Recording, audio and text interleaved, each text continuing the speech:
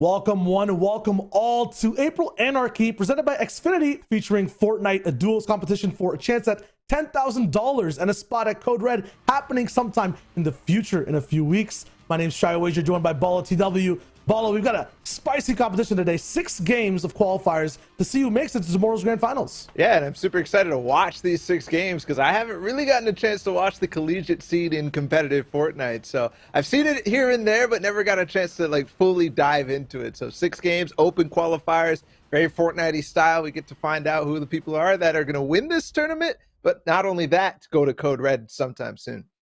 Yeah, there's so many people who are just signed up to qualify today and try their shot at that big prize pool as well. We've got so many lobbies running over and over again. We'll have a variance of games to watch. It'll be amazing throughout the day. Running through the format a little bit as well. It is very, very placement based from what I saw. Yeah. We're playing games on the East server and then the West server alternating. In first place, you end up getting 41 total placement points for 2 points per elim. Now, that is stacked for the end game. Yeah, that absolutely is. I mean, when you talk about balance, right, that's 20-ish points for the same amount of victory royale, or 20 elims for basically the same amount of a victory royale. That means that, yeah, these guys are going to play for placement. That means we are going to get stacked games no matter what lobby you're in, right? Because people are going to realize, hey, I need to win these games in order to actually have a chance at those top spots and qualifying for tomorrow's finals. Yeah, so basically we kind of rolled in and took away the W key from everyone's keyboards. We're chilling out, looking at exactly how people play. We have to think smart overall for the competition. Now, in total as well, we have Rocket, who's, you know, helping us with the prize pool and giving people a few little goodies for winning today as well too. So for the prizing, first place overall will walk away with $3,000. Rocket will also give you a care package and that invite to Code Red, so we'll see exactly how that rolls down. That invite goes all the way up to the top 3, so we definitely want to see people rolling in over there. And today I believe it's the top 46 or 45 teams that are qualifying tomorrow for those grand finals, and over there we'll see the top 8 rolling through towards their prizing of choice after the fact. So knowing all that, Balla, today, if you're trying to hit that top 45 spot, what are some of the tricks, some of the trades that, you know, people who might not be hitting top 300 are looking for? Yeah, to me, it's all about taking advantage of the new patch, taking advantage of all the things that you, if you did your research, will know over your competition and have practiced through. So that means drop spots with all the new NPCs in the game for Season 6, or also taking advantage of all the upgrade mechanics that they have with the primal and makeshift weapons and so on. So definitely paying attention to that. I mean, yesterday there's a bow buff, so definitely some one-shot headshots with that. Take that into account, and I think your path will be clear towards winning a game. Yeah, for me, I think you mentioned drop spots. That's going to be the scariest thing to look at today, because you're not going to know who's dropping in your game. There's no drop spot map per se. Every game will be different no matter how good you play your POI. So, you know, people playing with fear, that'll change the way the game plays. Oh, yeah, absolutely. Like you said, you have no clue what's going to happen. You have no clue who's going to be there in every single game. You've only got 6 chances. It's not like a cash cup or anything like that where you have 10 tries. You have only these 6 opportunities to really rack up as many points. So no eliminations off spawn. You don't lose that chance. If you lose that chance, that's a whole game towards getting towards that top 45. And don't forget how many people are playing in all the different lobbies today.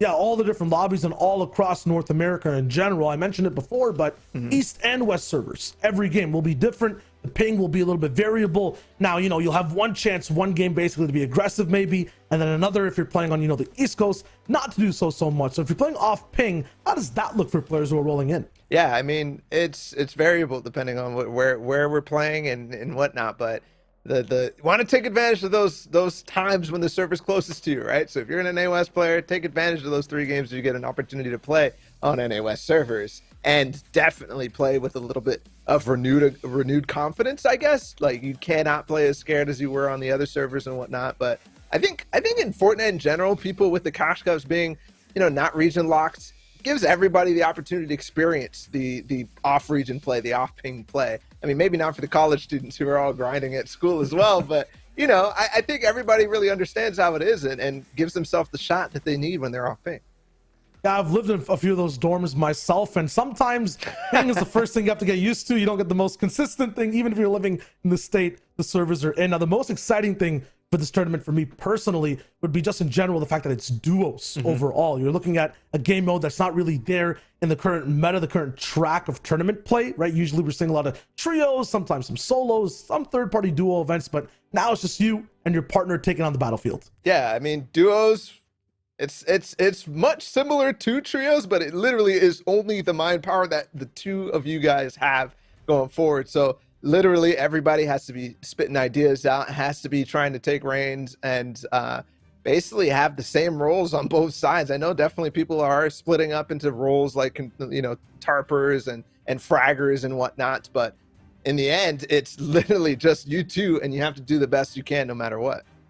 Yeah, the end games get really spicy there too. You never know exactly how things are going to be rolling around, if someone's by themselves or if they have a teammate left. So definitely a lot of surprises in store for the tournament today. Yeah, but also clutchability, right? It's not a 1 versus 3 or, you know, the amount of players left in the game. It's not you by yourself against potentially full trios. It's only against duos. So you definitely have more opportunity to actually win those fights. Also have less options, right? A lot of teams right now are used to, in trios, splitting up the loot they have. You know, maybe one person carries a primal bow, the other person has that close range loadout, one person might take the mechanical option. With just 10 inventory slots, really changes the way you're going to approach the loadout of your game, which kind of changes the way you have to play the game entirely.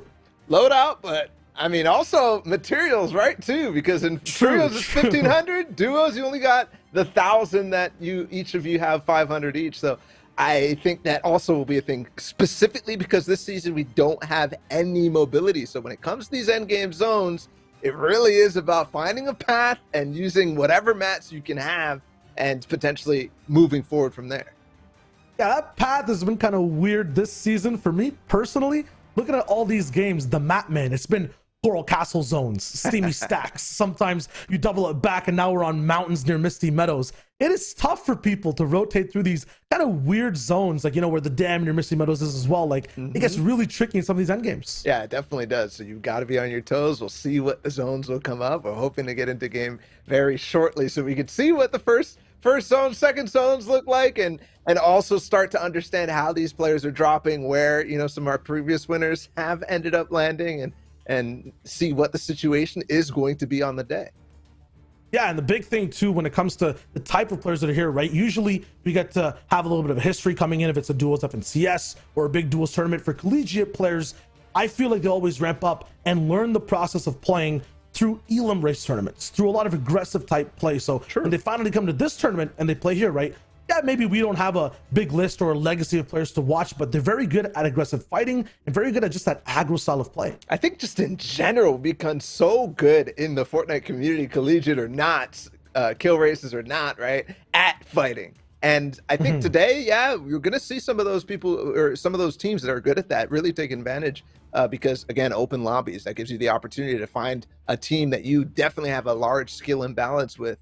And the ways that the really good teams are taking it, are trying to win these games, are finding those players, finding those teams that they could load up on mats with, or get extra mechanical parts, upgrade your weapons all the way through, and just have yourself a solid loadout, solid chance at winning the game. That's a tactic that these good teams are really going to take advantage of. It's also a tactic or a side of the game where I feel like these collegiate teams actually fall into trouble with, right? We're a few minutes away from game here, so I can talk about this kind of cerebral stance of collegiate play. Every time teams are in the lead or they have that extra added pressure of, hey, here's my score versus everyone else, the tricky thought process parts of the game, like you're mentioning, you know, mechanical parts, crafting, the kind of story you kind of have over the game, gets into trouble for a lot of these duos. They're very good at that off-spawn fight, very good at holding out endgame. I feel the mid-game is the trickiest. When you add your score, you add your placement onto that as well, that's where some of these teams can fall. Agree? Yeah, 100%. You have to be able to have a game plan that carries you through all the way. And I think when it comes to placing top 45, again, we're kind of hearing what the amount of teams registered to play is today, but it's a lot. So when you only have 45 going through to the next day to be able to play in those finals and give yourself a chance, dude, there's a lot of variance, right? So closing out every single game, maximizing the amount of points and elims you can get, even though it's only a minuscule fraction of what the Victory Royale is worth, is still going to make the difference. That's going to make the difference between a team who's 50th place versus a team who's 45th place. It will be by elims and not necessarily by placements, or also by getting through those extra thresholds, by getting that Victory Royale and closing out the games itself. Yeah, just to remind you guys of that format, first place, 41 total placement points. Every elim is 2. And if you're looking at that and what Bala just said, yeah, you're not going to be able to have that, you know, last game thing. All the classic Fortnite players love. I think Mega and Dub started it in the World Cup. Hey, we need a 40-point game here or we can't qual, you know. Usually you can push that forward with elims, but it's not just you fighting one team at a time, at a time, at a time. If you want that 40-point game, you have to fight the whole lobby for first place. That is a different story. And that's tough for these type of players. I like that. At a time, at a time, at a time. Well, it's only 6 times. That's true. So you're right about that, for sure, for sure. I think the other really important, I mean, we talked about drop spots already, kind of, but we literally have no clue how they're going to look. So there's not much we can talk about in terms of the players themselves. I was wondering, like, the ideas and the feeling that we have going into season 6 competitive seasons and for duos as well. Which one of these drop spots do we have our eyes on the most? Man, that's a tough one. For me, it's honestly the places that have crafting available on both sides to the absolute potential, the maximum. I'm looking at Dirty Docks, Sweaty Sands, a little bit of Misty Meadows, but I feel like that's one of the POIs that's the most contested. Yeah. Some center portion of the map that really gives you the most control, gives you cars, is the best. And for me, that's Sweaty and Dirty. Yeah, I think that's definitely the places I'm looking at too. I think honestly, like, as much as I was talking about NPCs or whatnot and what they can give you, because for sure there are some of those NPCs that are just like, wow, like, I can't believe what I can get from these guys. Some of them are like, reveal the next zone. There's like rift, you like activate a rift. But you're right. I think it's the metal, it's the cars, it's the mechanical parts that you can get and get yourself the mechanical weapons rather than having to go into the primal path. Yeah, and you mentioned rifts, which also makes me feel bad because I forgot about the pumps. I forgot about upgrading. It's a very big thing. The two other POIs that have one of the things you're talking about, which is the rift, is Lazy Lake. That's a big part of it, and it has those cars. It's just central, so sometimes I knock it off. There's so many fights there. And then Craggy Cliffs and Pleasant Park as well. They have the chance for upgrades very easily. You can get to a purple pump, and then you can craft something all the way up to a gold. It gets kind of crazy. There's big potential there too. So you're looking at 4 of these main spots on the map. I feel like that's where we see the potential for most W King and the potential for the best loadouts. So it's a big mix. We'll have to see, man. I literally have no clue how these collegiate players are going to play. I assume that there's going to be some big dogs, you know. I think what's his name, McSweaty Queen or something like that, who's won like every single collegiate event that I've personally watched. There's those guys, but other than that, I really don't know how what is the behavior. Are we spreading across the map? Do these guys kind of know what the lay of the land is in terms of drop spots, where they can form a picture of this path is going to be relatively uncontested for most of my games? I mean, it's a probability game at this point when you're really in the open stages. Yeah, there's also a little bit of legacy through opens as well. One university or college that comes to mind for me is John Hopkins. Opportunity I had to cast over them a little bit in the past. They always have a team coming in. Might not be the same players, but for some reason, they're in the top 2, they're in the top 3. They look very good. So if it's whether it's that college or one that's used to being in these games, I mean, it might not even be the same teammates or players playing. Could be huge rolling in overall. In general, though, we'll see exactly how things look once that battle bus is up in the air. The players are out and through. I'm hearing that, yes, indeed, we are up in the skies. We just have to wait for our eyes in just a little second. Bala, first impressions, game number 1. What is on the player's mind? What must they do? Well, that's the thing we're going to burn into our minds here as we head into game number 1. You're right. We definitely got the word. Just waiting now to see exactly all the things that we just talked about. This is game number 1. This is the chance to put your mark on the rest of the potentially thousands of players going into this.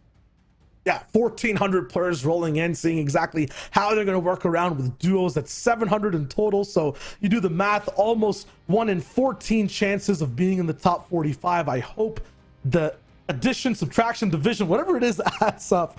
But in general, we'll see exactly how it rolls in just a second. Game 1 is huge for momentum and kind of like is the building block for your entire tournament. And it's here for April Anarchy, presented by Xfinity. We'll see exactly how it rolls.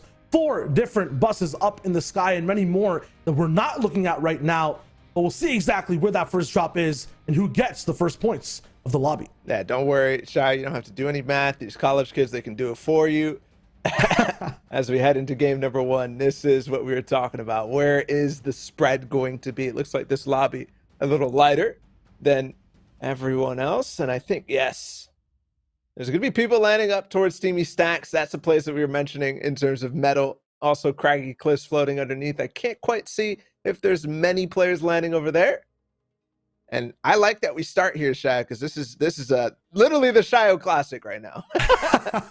Yeah, Logjam has gone through a few evolutions, de-evolutions, and now it has a fast food joint next to it. So I rate it one of my drop spots. I like it a lot. I don't know in this season the biggest changes to it, but I feel like everyone who runs in here walks out with the best shields, a very good balance of mats, and always a compact SMG for some reason. So Mello's already following that story. Ackerman or Frosty's there with them as well. We'll see exactly where these guys roll out to. They do have a burger NPC to take part with and of, getting a few things here and there. And then past that, they'll be rolling up, but I don't see anyone around them. So finding that surge, if it is a thing, could be difficult. Yeah, I think we'll definitely be chilling on Surge for quite some time in this lobby, at least, as we'll get the first zone moving over towards a different portion of the map. Already some trouble for Wisdom Warfare, only a makeshift pistol. He's getting chased down by Barlos and his teammate. Might be wraps for them. Quamatron somewhere nearby as well. He's inside of the restaurant. And Damien's already poking through the windows. Got a shot on him. 13 HP. I don't think you can escape this one. This is going to be tough. Quam goes down. Big shots over here. This is one of those spots of an impasse, basically, between Orchard and Colossal Crops. It's so difficult to actually end up fighting here properly. Everyone always has, like, half loot available, but we'll move past there and go straight back towards logjam where Mello took a little bit of damage. Oh no. Not sure if it was from Raptors or from something. It was the but... NPC. They took him out.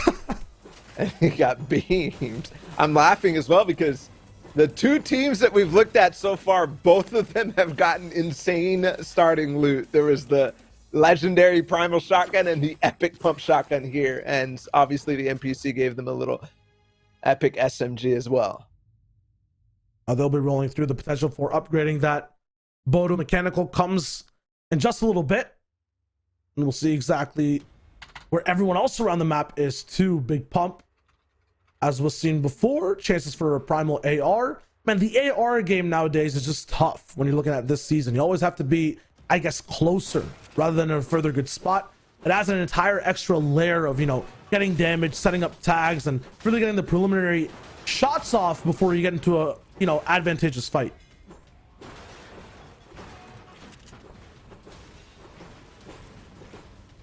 So where do they move from here? Slurpy Swamps is definitely a target. Weeping Woods is definitely a target as well, depending on if they want to fight or not. I think based on their loadouts, I'd love to see Frosties. Based on their loadouts, we could expect them not really to be pushing any fights. Just try to get maybe a mechanical bow, and then we'll move from there, right? Not necessarily looking to find any upgrades based off of fights because their loadout looks ridiculous. Yeah, I'm looking at some of these big spots on the map, though, still. One we failed to mention was Steamy Stacks. Looks like there's a lot of people dropping by and a fight going down as well. I want to rename it the Sticky Stacks, man, honestly, because every time people end up there contested, they never end up ungluing and moving towards the map. They just end up stuck at that spot and fighting for what seems like the whole tournament. I mean, it looks like the savage Mexican made out with an absolute treasure trove. So he's gone. He unglued himself. So yeah, I'm out of here. Look at that. Legendary Primal AR, Legendary Primal Shotgun 2. This is ridiculous. And, already a loadout that I'm pretty happy with. I definitely need, basically looking for heals at this point. How can he make it out of that Spire spot, Balla, with two legendary weapons? On. Give me a break here. He came from Steamy Stacks, my friends. All right. Still all the way here, though. We got Jimbo and company looking at Flaco. Let's see if they can take a few fights. Oh, they're out too. Everyone's ungluing, actually. Okay. We'll keep it steamy for now. Dude, this is the difference between watching, like, NA East, like, pro level, highest level egos versus watching egoless gameplay, right? From our Fearful college gameplay. players and EU players as well. They had the same style, It's crazy because you can kind of picture the comms too from both sides, pro and like these. Yeah. Nah, disengage. Don't take the shot, please. I think college, the college scene and like the lower tier scene from pro uses the word police. Actually, I never hear it in pro play ever. Polite, respectful, and always thinking about the next steps. That's what our Fortnite community will turn into. Respectful college students at some point, right? That's the dream. Jimbo getting a little bit of trouble riding the zip lines. The team down below disengaging out of dirty docks as the zone starts to move in first zone. They took a couple pot shots, but not too many. Always got to be careful on these zip lines, especially when your teammates are a little too hasty on the jump. But they'll be moving through, and I'm pretty sure, yeah, they're getting some loot out of this as well. I think their lucky path will end as time goes on, and they'll have to drop down because I saw builds up ahead. Now, one big thing about this lobby is that I believe it's just 53 people are alive in it. It's like half the size of what we're regularly watching. So even getting to a fight, I feel like just won't happen for a lot of these teams for a long minute. It'll just be people hiding up in boxes, and then we'll see what happens next. That or like, the first fight that breaks out, huge third parties happening 24/7. But for now, just look at the map on the bottom right. There's no one in sight for Stick and Jimbo. They're chilling. Absolutely chilling. I definitely saw a team rotating out of Dirty up north. They passed them. A team was at retail. That's where we saw the builds, but didn't quite see them too much. So Potentially move on to somebody else. Yeah, there's a fight here outside of Stealthy Stronghold, just north of Pleasant Park. And we catch the tail end. It's T-Guy and Wiggs, unfortunately, losing out in their first game, but not before taking out Gomez. So they at least get a point on the board from what I can tell. Yeah, that card will be easily picked up by Hybrid. We'll see exactly where he goes. And this is kind of the stressful time. The time that I think you're used to more than me when it comes to clutching up for the team, right? 100%. I like Gomez's perspective. I live in Gomez's perspective. Sit back and watch Balla do all the work 24/7. There's the respect. There's the respect that I deserve. 100%. Rebooting my teammates. That's too much, man. Too much. It's just a habit that I have. So he's spending a lot of time in zone. This is okay. He has the med kit. At least he has the vehicle. He's just basically trying to make sure he has as much loot as possible. And when he gets to Pleasant Park, he'll have something to give to Gomez. At the same time, nobody else should be there. I mean, if there was a vault here still, maybe there'd still be teams, but I think we're past that. Different time. Does he That's not crazy. have the card? I honestly, so one thing in like a spec or replay client, I can never tell. Yeah. Sometimes there's an X, maybe sometimes there's a reboot logo. But in terms of even having weapons for his teammate, like, a man chose the 15 bandies over the extra shotgun. This is not a ball. So he must not have the card. Yeah, no, absolutely. Yeah. It was all about just maximizing the loot for himself, and he does find a blue makeshift, so you can upgrade that. If he finds the mechanical parts, he should have them based off of not only his truck, but the other truck that was there as well. Back with our friend Savage. He's just gotten even more in terms of his loadout, right? He's got the bow now. Epic variety as well. Increased damage on pretty much everything right now. Stink bow actually too, so he's going to be rolling into every single box. A little bit stinky. And then Primal SMG. You don't usually see people keeping this with them throughout the whole game. Might be an extra heal slot, but he's really looking for those fights. I mean, we saw him have 2 empty inventory slots before this, so yeah, it makes sense. In the feed, we see a fight breaking out. Oh, it's Jimbo and Japstick again. Right back into the mix. As they come off and rotate past those zip lines, they find themselves a fight. They get 2 elims quick. And I just see Posick in the feed. Potentially, yeah. Posick, oh, I think he's a college player, yeah. This is going to be a saucy lobby for everyone else then, because definitely a Titan to kind of reign with. Yeah, he's up there in terms of tiers of pro players. But I remember in specific college tournaments, him at Posick and who was it? Who was playing with him? The guy who I can never pronounce his name. Pledge. I say Pledge, but it's Pledge. Pledge, yeah. Posick and Pledge. They played in one of the other college circuits.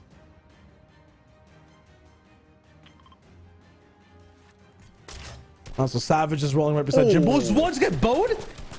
Bowed in the head? And that'll make it easy for the makeshift to land. TJ's in trouble now.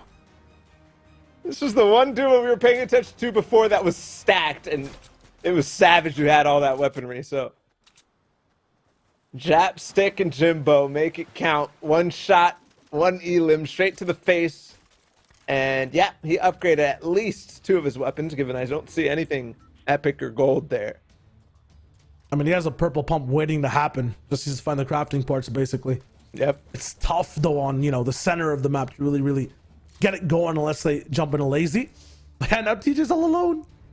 I was worried for a second there. He wasn't covering his back. There's Posick right behind them. And he's actually not paying attention to his left. So, yeah, he will get shot at. It looks like he's by himself, surprisingly. I don't even see a pink arrow on the screen. That's the color that his duo would have. I mean, is this guy just solo playing the tournament? This is crazy. Possibly that, or possibly he lost his teammate. Moving by himself. Almost, he's on a pepper as well. So moving into Lazy Lake is a good opportunity for a lot of people. If Lazy Lake was not super heavily contested, that there might be some extra parts lingering, and also a spot that you can definitely base up for quite some time. A lot of people hate fighting against teams that are really established, and from what we can tell, there's nobody who took advantage of that position early on. It's a reboot. Posick's going for it. A1 and NJ will be pushing him for sure, but I think he's got the timing. Almost. They'll have a big fight to have. It'll be kind of a solo situation as well because teammate will spawn with nothing but a pistol. See A1 crouching solo. You'll see the difference in engagement. The college scene and the pro scene. If this was posted in a regular tournament, he gets jumped on completely. Walls all around him. But these guys are taking a patient, waiting for their opportunity to strike. It's Posick and Hush that are actually playing together, and they get everything up for free. Japstick and Jimbo, though, they heard that reboot. They go and investigate. And A1 and his teammate NJ also want it. Oh, Japstick, I was going to stay, bro. Thought he was going to go for another shot, but that fight is breaking out down below. It looks like Jimbo and Stick will take the box fight approach a little bit safer through the building if they do want to engage. But now that we don't hear any shots being rung out, looks like they're chilling. They go up a little bit as well, so they're forcing Posick and A1 to be on the same layer, fighting each other. They can chill out. Stick finally got the parts for that purple pump and rolls it in. Just in time for the fight. But it's not just them here. We see a bunch of people. It's kind of even doubling back and looking over at Lazy Lake. This is going to be one of those spots where whoever gets shot first is going to be in the worst position. So for now, these guys are going to hunker down, farm up. Don't forget the point format, heavily placement based. I'd love to see who's over towards the central mountain range up on the west side of the third zone right here, because that might indicate some players who moved early and got somewhere very fast, while keeping an eye on this game, or on this Lazy Lake engagement that could happen. Posick and Hush will actually farm up, get Hush the materials that he could have gotten in that building, and move forward towards more, which is very nice for him.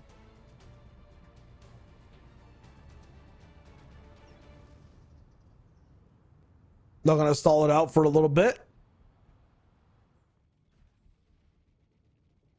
See a bunch of different people in the circle now, so crazy things happening overall in terms of how people have moved into the circle. I barely even blinked, and now there's 3 new duos to keep track of. Ooh. Wow. Very aggressive from Derpy. He wants in on the action right now. It looked like Stick and Jimbo were like, what is this guy doing? And that's also the cue for NJ and crew to come in as well. Third party's also firing shots on. You said there's a lot of people joining in the zone, and it looks like just that happened. NJ, A1, takes some shots at Derpy. Just a little bit of a tag. Might dissuade him from going more, but right now it looks like Derpy is the reet of the lobby, the way he approached that fight.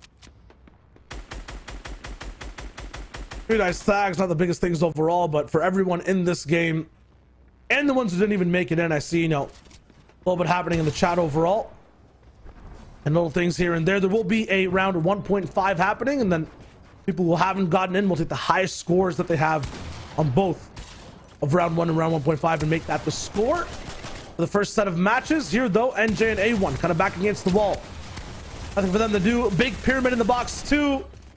And now they just get blended and completely turned up by Dylan. Dylan and Derpy, they've got 8 already. And you know for sure, based off how they played, they're going to go for more. 8 elims. Nobody else seems to be in even the slightest form interested in taking one of these fights. Hush and Posick disengaged. Obviously, they had the reboot troubles. Jimbo and Jap disengaged. So many others, too. And 2 of the teams that we just saw fall, who were there moments ago, are now gone. Dylan and Derpy have the free reign of zone. They get to choose where they want to go and who they want to engage in next, looking for a wood box. The wood box is basically their version of a pond, and they definitely are fishing for elims over and over again. Every single chance they can get, but this is not going to be one duo that goes down easy this time. We'll have a dynamic range of how to respond on defense. Dylan will be the one rolling in first. Looks like he's focusing on the rotation before anything else. Derpy will find a different way across, just taking the boat. Okay. Looks like the fishing duo has been quelled for now, but continue to fire AR shots, and that's why they get tagged once again from the team on height. 35 blue. That's not going to be enough for them to really decide to engage off of this, especially because they have to find the time to heal. And they're also very much by themselves. If those teams on height up on the mountain range do decide to end up focusing them, that could be a very dangerous thing. Right now, they look to be inviting that against Postic and Harsh. Well, they kind of, you know, have a conversation back and forth. We'll see exactly that. TJ ended up falling down. Frosty were falling earlier as well, goes down in the feed. We saw Japstick, we got 2 more eliminations, so their reign of terror down towards Lazy is still continuing. Dylan and Derpy, though, should be the scariest duo to watch because they are the current lobby leaders for elims. As Bala mentioned, 8 is the highest we've seen so far. Now, just based off their play and how the lobby is really fighting back against them right now, I don't expect them to run into too much trouble. But, given their position way down on low ground, the 5th zone will be pivotal to see if they actually have a chance to bring this through. And also, depending on how these teams play, Flaco, King Javin, and also on the other side, Control and Harsh, the highest point in the lobby right now. And still a lot of materials as well. They can bring this to height in the end game. I think we were casting over this duo in autumn or something, but I recognize these names definitely. Elim races before, they were up top. In custom lobby settings, they were also really good at understanding how to play. And now they have their eyes set on April. We'll see exactly how they move in, stopping Flacco on his tracks. Elim right behind him finds a better position because of that. But when will they move? Their path is easy off the left side, but they might have lost the opportunity to actually go for the top side of zone. By the way, Gomez did get rebooted from that fight in Pleasant Park earlier on, and they positioned themselves first, but not highest. Dylan and Derpy are still trying to phase into a box. He's got the edit, he's got the wall, he's got the stairs almost. Not quite. And the player escaped. But their question is for how long? They're going to go off different paths. And he's in the box now, actually. Derpy's got him. King Javin gone. Quick wrap-ups, more meds and heals. 6 big pots and 6 minis with a standard loadout of pumps and ARs. Dylan is ready for the end game. Gotta find some time to pop these, and I think he is going to find that right now. It's Madinka and Archer who end up taking the high grounds. Harsh and Control also did push up a little bit. Back over the side of zone right now. King T is not in, and he's got the lobby focus that I was mentioning. He's going to be out of here in quick time if the server continues on the way that it is. The shells will pop up. 20 players left so far for the end game that's about to start. Stingbo's also raining in. Big Riv will have to see exactly what to roll with next. We'll look at the top-down view and see that the bottom side of the lobby is a little bit more congested, so anyone up top of the zone does bounce towards the top left will be the ones in favor so far, and that happens. I actually really like not only the high ground team's positions for obvious reasons, but Jimbo and Japstick's position. They were already on the dead side of the 5th zone, the side that's least congested, and this path that they are able to take is even further into the dead side, so I have no problems with that. Both teams on height. Hold on.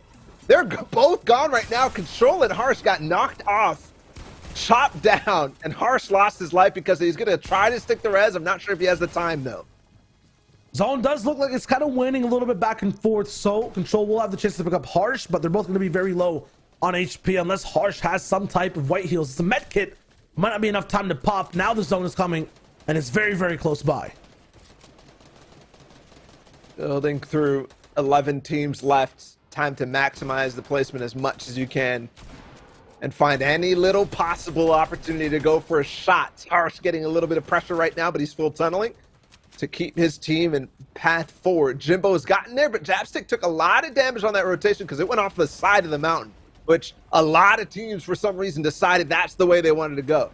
And you were talking about Mandinka. He goes down all the way towards the top. Derpy and Dylan now control the lobby with no one able to stop them or have a say. Dylan reconnects while Derpy actually extends. And now they have a 2x1 tarp to beam down from. Hybrid taken away from his box. The roof falls down and stones come railing towards his head.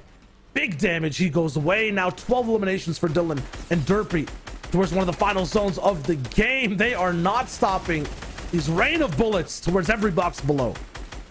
One more opportunity right now. This player lost down below. White HP as well. They're very high, though, and nobody is really containing a mid-ground layer at all for them. This high ground could get dangerous if anybody decides to look up, but they're all focused down below. It's chaos. 4 teams look like they're in the zone right now. It's about to end. Dylan and Derpy on top with 16 elims, and they're just right now, they know they've gotten the game. They're just trying to get any possible tag to get the elim credit to, this looks to be, yes, the final player. And they're going to drop down and make it stylish. Up close and personal for some control, and the big shot over to the ankles. Break him over, hold him by his Achilles. Flanco gets eliminated. The top team in the lobby on elims and placement points is Dylan and Derpy.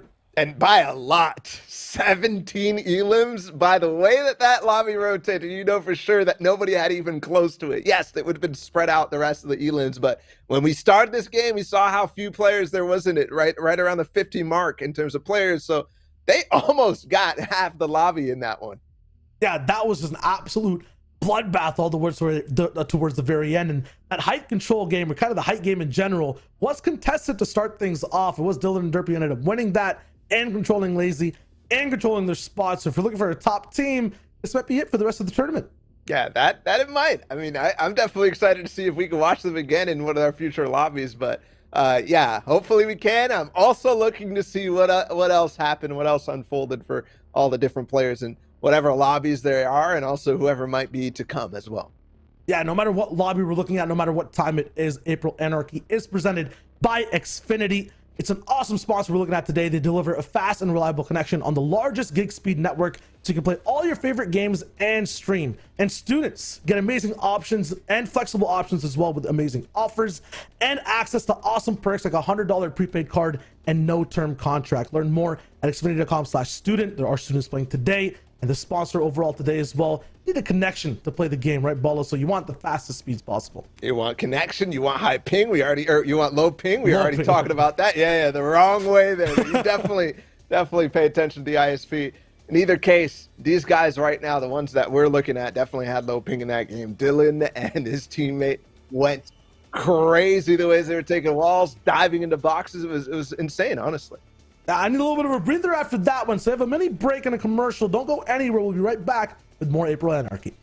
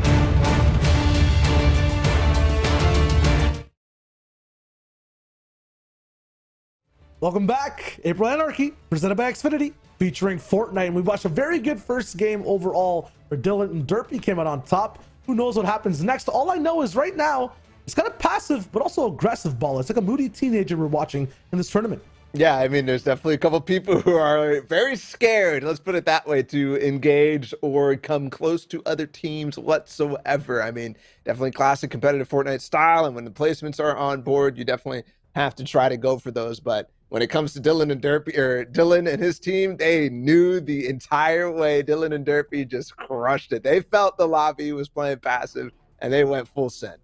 Over and over and over again. Posick in that game too, he got rolled. Everyone who had a chance, who looked like they were up to a spot or to be at a position to contest Dylan and Derpy, just got smashed down. So I'm wondering which lobby they end up in next, because they're a powerhouse to be reckoned with. And just to remind you guys too, right, people might be playing nervous because there's a $10,000 prize pool on the line, invitations for Code Red that's happening in a few weeks, and then also Rocket gaming equipment for some of the top teams that end up placing inside the competition. So when it comes to, the stakes, they're a little bit high for all these guys who are playing in just, maybe off their classes or not hanging out with their friends. But actually, I guess you can, I'm kind of distanced from the world right now.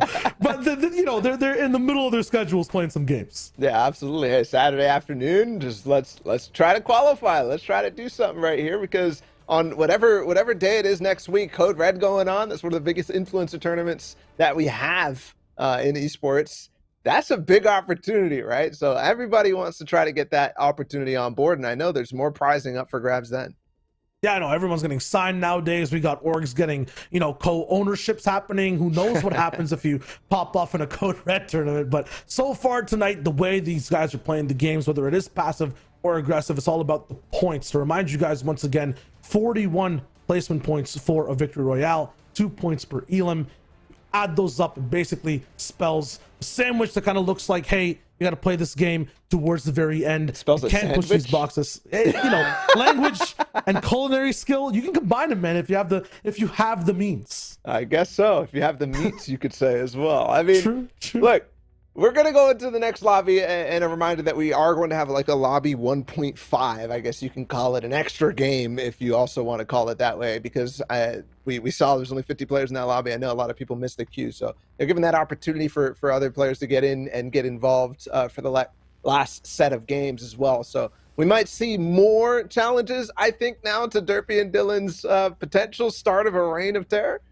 Maybe, but like if you have a guaranteed 3 or 4 duos to roll through, you're feeling confident no matter who you're rocking up to, right? No matter if it's the best duo in your region, you're hot and heavy. But the one thing you mentioned though, right, if you're asking about these guys' chances in the next game, we are playing on different servers. It's NA West, so they have a little bit of a interruption in the push. True. But who knows? They could have been Central players in the first place, or they are already up on top. But no, I don't think so. Not the way that they were playing, not the way they were diving boxes and getting really, really into it. Although we have seen so many of the players, when there is a skill gap, I guess, in the lobby, when it is an open style tournament, no matter whether you're off ping or not, if you have that confidence, you can just take it to the lobby, and typically it works out. Oh, absolutely. And the biggest thing we saw last time that kind of showed you guys that Lazy Lake fight, a big pyramid slide rolling in, 2 people in the same box, no expansions. It looked like me and my clone brother playing a game versus other players, man. It was absolutely rough. So when it comes to rolling in for these games, you have to be confident. Maybe you end up hiding. I've seen players, sometimes consistently end up in the top 5, but it's tricky when you have hunters in the lobby. Yeah, that it is. I think we didn't really get to see where, those hunters started off, but I think we can assume some of those really, really big POIs towards the center. Maybe the Spire, maybe it's Bony Burbs, or one of those POIs where there's just a lot of fighting potentially at the start and a lot of loot as well that they can move throughout the game with. We also saw a couple of nice bow shots, I think, from Jimzo, his name was, and it connected, but they didn't even get much further than that, right? Yeah, Jimbo ended up landing a big mechanical bow shot somewhere in the center portion of the map, so maybe sometimes the drops don't matter. I ended up getting a few more elims after that with the Primal Shock and the Primal AR. But yeah, it's all about who ends up making it in the top 5. It's crazy, right? Because it's a 25-minute game. You play for about 24 minutes, but those last 30 seconds can change your whole story. Yeah, I mean, the last 30 seconds brings it from what it was in that game, 15 players or something like that. All of a sudden it was down to 3, and we're like, oh, it's the last 2 versus 1. oh, they should clean this up easy, because you talked about how they won and choked the lobby out essentially down on low ground. That's what happened. They looked down below and everybody was stuck on the backside of it. So yeah, those last 10 seconds, if you can get out of yourself or get yourself out of those little pinches that occur, all of a sudden you're talking tens of points in the lobby entirely. Yeah, we're talking about Dylan, Derpy, different crafting, bow shots. The scariest thing for a collegiate player was also present in the lobby, and it wasn't a player, it wasn't even sentient, it was a mountain zone. It was the lay of the land, right? Sometimes it's really tricky for these guys to work that vertical maneuverment, when you come towards an end game. When that happened, you're talking about Dylan and Derpy having a chance to shoot down on the lobby.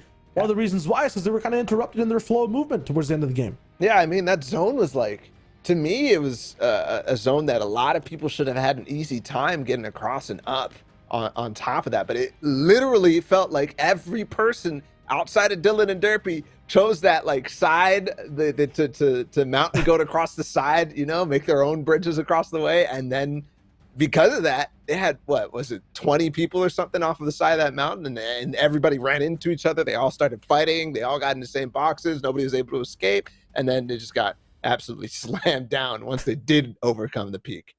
Yeah, that ski hill was just kind of too occupied with too many people at the same time going downhill. So sometimes it's cool to be on low ground, even though it's tricky. Sometimes it's nice to just spend a few more mats and live longer overall. You mentioned though, right? A lot of these guys might be coming down from trios, might be coming down from a solo game. It's very different on how you end up tarping out. When we watched, I think it was Control and Harsh do their tarp at the very start of the game. It was just one person. It was very classic Fortnite style of this guy builds the whole time. Second guy just watches out in the back, makes sure everything's good, and then they keep splitting mats over and over. Yeah, I mean, that's kind of pretty much what duos do in the traditional sense. But yeah, it's kind of evolved on a lot of different fronts. I mean, if you see an opportunity, you have to be able to take it. And if you don't have that freedom, then you do get yourself stuck in a lot of situations or lost and separated from your teammate who's doing the majority of the tarping. I do prefer the roles being pretty strict there, but in either case, I mean, if you have that opportunity, it's really nice. And I think Dylan and Derpy will have that opportunity going forward. Yeah, for Dylan and Derpy and many other duos who are kind of in their shoes, it's not just a play or a performance you have to do over and over again in these 6 games, right? For a play, for a performance, the script doesn't change. You're kind of doing the same show over and over. The stakes definitely change when you're in the lead, right? The way you play, some of the decisions you might make might be more confident for them. They might be rolling in. Likewise, for other duos in the same lobby, they're not just going into another game of Fortnite. It's game 2 out of 6, and they're down a few points. So they might play differently. Now we might see the lobby getting a little bit more aggressive, and that might continue all the way towards that final game. We always see shifts in how the games play out. I think game number 1 that we saw is going to be drastically different because I don't think we really got the full picture of what the tournament will actually play out as, but we always see shifts from the beginning to the end, and almost always it becomes more aggressive down the line as people need to become either more desperate or lose hope. So yeah, you're right. I think down the line we will see more people get more aggressive, do more box diving, and just be more confident in the end games in general because they know how they're going to play out. If you get ahead of the zone, that gives you a massive opportunity. Yeah, lock down your mentals, guys. Don't let your ego get too big. Don't lose complete hope, right? Stay in the game. It's very easy to get that comeback. One mechanical bow shot is a possibility now of you coming straight back into the game, but getting some word that we're almost ready to start over in that game 2. Once again, 1,400 people playing so far today, and it's been crazy along all the different spots we've seen. Been Steamy Stacks, we looked at Colossal Crops, big fights at the Orchard. Never know where in the map those first fights break down, so I'm excited to see what happens in game number 2. Yeah, I think the one really early game fight that we saw in that game was Colossal Crops. We also saw the one about Pleasant Park. I'm super interested in around that area though because of the amount of the treasure chests that we have up there that basically give you insane loot. I mean, without having to do anything, all you have to do is loot a chest, right? Compared to everybody else on their routes, they have to farm cars, get their mechanical parts, get the upgrade on sometimes W key another team for mechanical parts. Those guys have it easy, but that means there's more risk because of all the teams trying to fight for those treasure chests. Yeah, it feels like chapter 1 up there, like a completely different game. They don't care about the changes of the notes. They have purple pumps, gold pumps, scars and ARs. It doesn't matter. They roll in a classic game and they have that game plan to play with. You combine that with, we saw people playing for crafting material all the way out of Dirty. We saw people in Misty struggling with loadouts, makeshift weapons, Bala, in the 5th zone of Fortnite. That is a rough spot to be in. Yeah, it is, but sometimes that's just how the cookie crumbles in terms of your looting and your ideas, because especially makeshift pumps and makeshift ARs in general, it's like if you come out of spawn with it, it's like, yeah, maybe I can make something happen out of this. But generally, after first zone even starts to move, everybody else around you is already going to have an advantage against you. So there's not really even that opportunity to take a fight for getting an upgrade, because you're already at a disadvantage inherently just because of the loadout. Yeah, but I want these cookies overcooked. I want a rock solid core, you know, immovable, unnerved. Everyone who's Overcooked cookies. Ugh. Yeah. Dude, there was this one time, like an off story. There was like a project we had. There was a cooking class. Okay. One of these guys in my class ended up putting salt instead of sugar for the cookies. I'm not sure what Fortnite analogy there is to, you know, maybe equate gameplay to a salt cookie, but we never know what we might see in the tournament, right? The guy failed, of course, but his heart was in the right place. Hey, there might be some failures here as well, or some actually good cookies with sugar in the mix. I mean, that's the ones we're going to be looking for. The rest of them, potentially, they'll come back next time, you know? Try again another time. A little bit of a repeat little system right there, but we'll see what ends up happening for game 2. We talked about the stakes, the format, lots of different things in the minds of different duos who are ahead and behind. And talk about the fact that there's 6 games to play as well, right? How game 4 and game 5 look in the horizon. Some people might already be thinking of that, but let's not think about the big numbers. Let's keep it on game number 2, because we're ready to jump into that bus and on to the island. We'll see if these points can keep racking up, or if some people can get their first points of the tournament so far. Who knows? Game number 2 is about to start. I have a question, though, in terms of the format and points in general, or just the eliminations. Are we going to see a bigger game out of anybody, or is it just going to be the 17 elim mark as the record? Yeah, 17 total elims, and it's duos, right? And every time you take out a trio, that's 3 different people. You're gonna have to stack many different teams up in a lobby that only has 22. So we'll see what happens in this 44-man situation. Yarley, YT108, many different names that you guys might know back home, playing and waiting for their chance at that $10,000 prize. Off the bus, it's a complete opposite situation as the game that we just watched. But don't forget, many different lobbies occurring at the same time as well. So plenty of different buses also going down. We'll see if we have any of the similar players we saw from game number 1 in this game. It's possible right now. It's cake. And we talked about how Dirty Docks is strong in this patch, and they've got it completely uncontested. I got a lot of time to work with as well, with half the people available in the lobby. I don't even see any umbrellas in the sky near them. Yeah. They're going to have Dirty, an extra split, and an extra split, and an extra split, and a half. They're just open up the mountain, get the grotto as well, you know? Like, it just comes back. Type in a secret code. Yep. I think this is the quietest drop I've ever heard in any game. Wow. And the funny part is they land both at the NPC. Just collect those quests as fast as you can, because, of course, the gold will start to accrue from then. And if you do any of the quests by accident without having the quest, you have to redo it, everything. So both at the NPC and also the fresh item that you can get. That's the big one. There's been many instances where you end up looting up an entire POI, crafting, sludging, working a 9 to 5 to get off the job spot. And then you go to the NPC at the end. You go to the NPC at the end, and it drops you a gold pump, and you're like, oh, okay, true. I saw Cake. All he got was 100 brick. He's or like, that, oh, that come happens on, man. too. Got a primal boat, locked and loaded. SMG though, so they need a lot more to go. Switch POVs to a different side of the map. There is a fight breaking out with only 22 teams. I did not expect this. Hold on. It's a 3-way fight. Yariel, Raku, they're going to be the first to engage onto Sin and Onyx. But Hush and Postic on the backside as well. They can start a pinch very fast. Darley going all the way up for high ground, goes for a big pump shot, but blocked by a floor. Onyx looking so rock solid. It ends up finding a big shot, and now Rocky's all the way towards the top side. Going towards La Sin, not going to find anything there for the moment. Everyone running low on mats. Big shots coming through, but a primal shotgun stops Darley in his tracks. Another one traded onto less in and out. 1v1 situation. Where's his teammate? He's very low HP, Onyx. Raku will get the Siphon as well, and this Siphon's not going to come through. No builds here to protect, but I don't even think that Onyx can get up. So he will get the revive unless this gets chopped, and that's what's happening right now. And I believe Posick and Hush have joined in the fray as well. Yep, they're here, full HP, ready to take the fight and clean up. You must have forgotten there were 3 teams here, boys. You can't just go all in into one fight. The easiest 2 elims I think I've ever seen Hush and Posick pick up. I'm laughing because the fight is over and you still hear them shooting. It's like they're making sure, man. They're making sure. It's like a basketball shot. You just got to follow through, you know? It's like an extra point whenever you follow through. So, okay.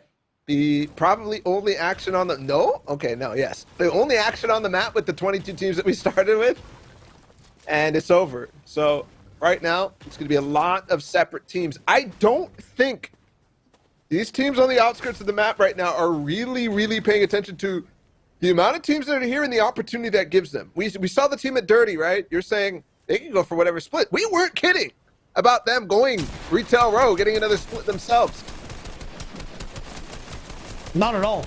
And they're probably going to. I think the biggest thing everyone's doing, even on the other sides of the map or the outskirts of the map, is NPC collections. Completely. It's just they're looking to get an extra item and then moving on to another spot and getting another extra item there.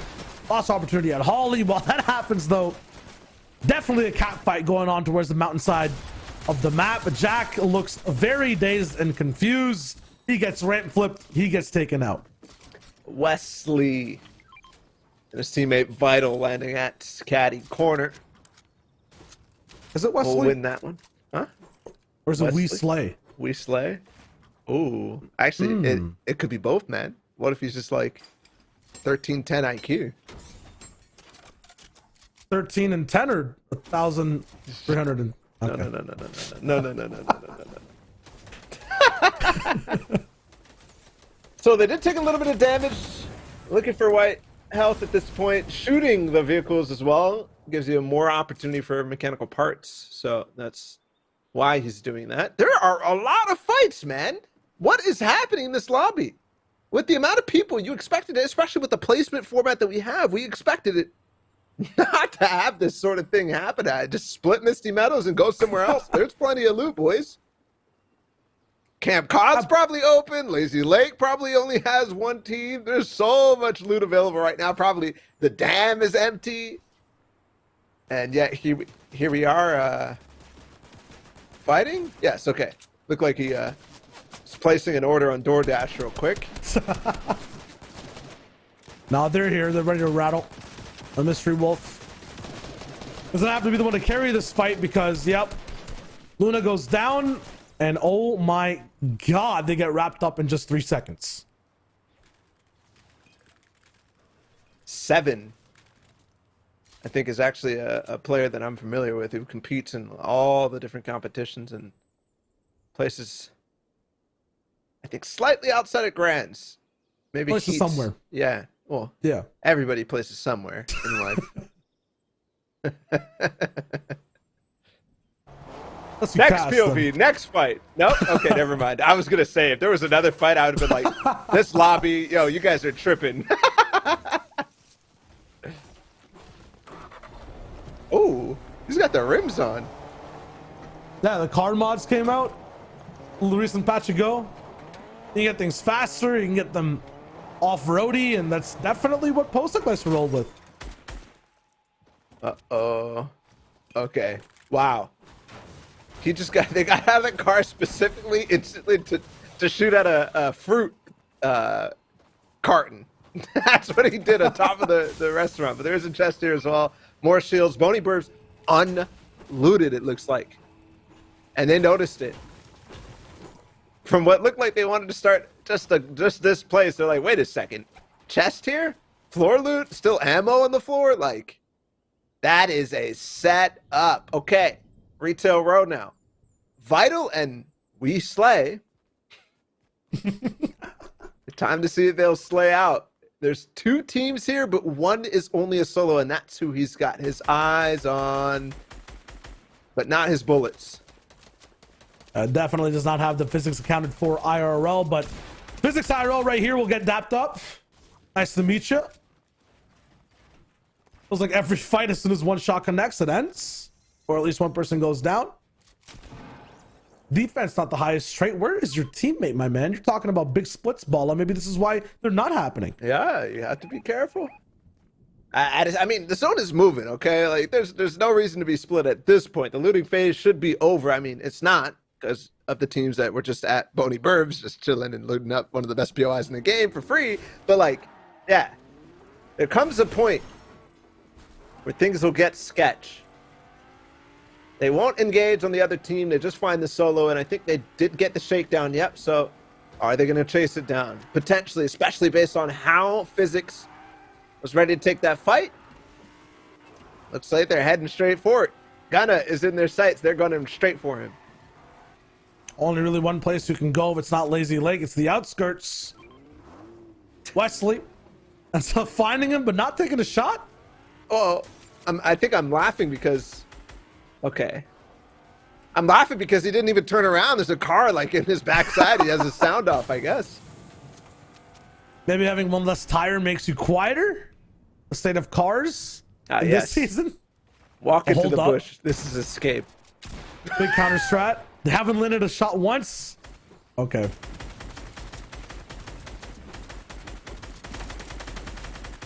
This is just... This is a 1v2 right here. Very, very hard to deal with already, but just making one box. He gets reset. He gets away, though. Neither of them get in, and he seems to be holding on to his walls quite well right now. High ground once again. Another team joining the fray. There's a third party. Nobody stopping the pace right now, and it looks like ever since this fight really started, the AR tags were all they got. It was Gunna who actually responded with a pump shot of his own. And I think they're kind of chilling now because JaCrispy and Smarty may want to enter into this fight, but no, they're chasing him still. Nah, they're just appreciating the art project that's going on towards the left side on the big hill. Gunna is going to be left alone with no help. This is where you want a third party, but he gets enough time to pop a mini and deal back some damage. The wall reset's coming in. Wesley can't find the ping to take it over, but finally does and rails in a few more shots of his own. I got to remember. Go for pickaxe? I think he almost did. I mean... It's an NAS game, man. This is where things actually get spicy. This is why we're seeing more fights. Ah. Nah, it's just in the name. He's going. It's just in the name. He knows. He needs to live up to it. It's like a old solo snipe. Or it's like an old snipe scrim right here, you know? That's true. It's like there's the people who know and want to be involved in fights. And then there's the people who don't want to be involved whatsoever. Another one breaking out on top of the Slurpee Dam. Posick is out. Hush. Left alone. Gets Crater and Cut. In the background still another team, though. Man, look at the potential these guys had to play out their full game. 6 peppers. With a pretty good loadout, too. And almost max mats that are now obviously depleted after the fight. Hush will pop one.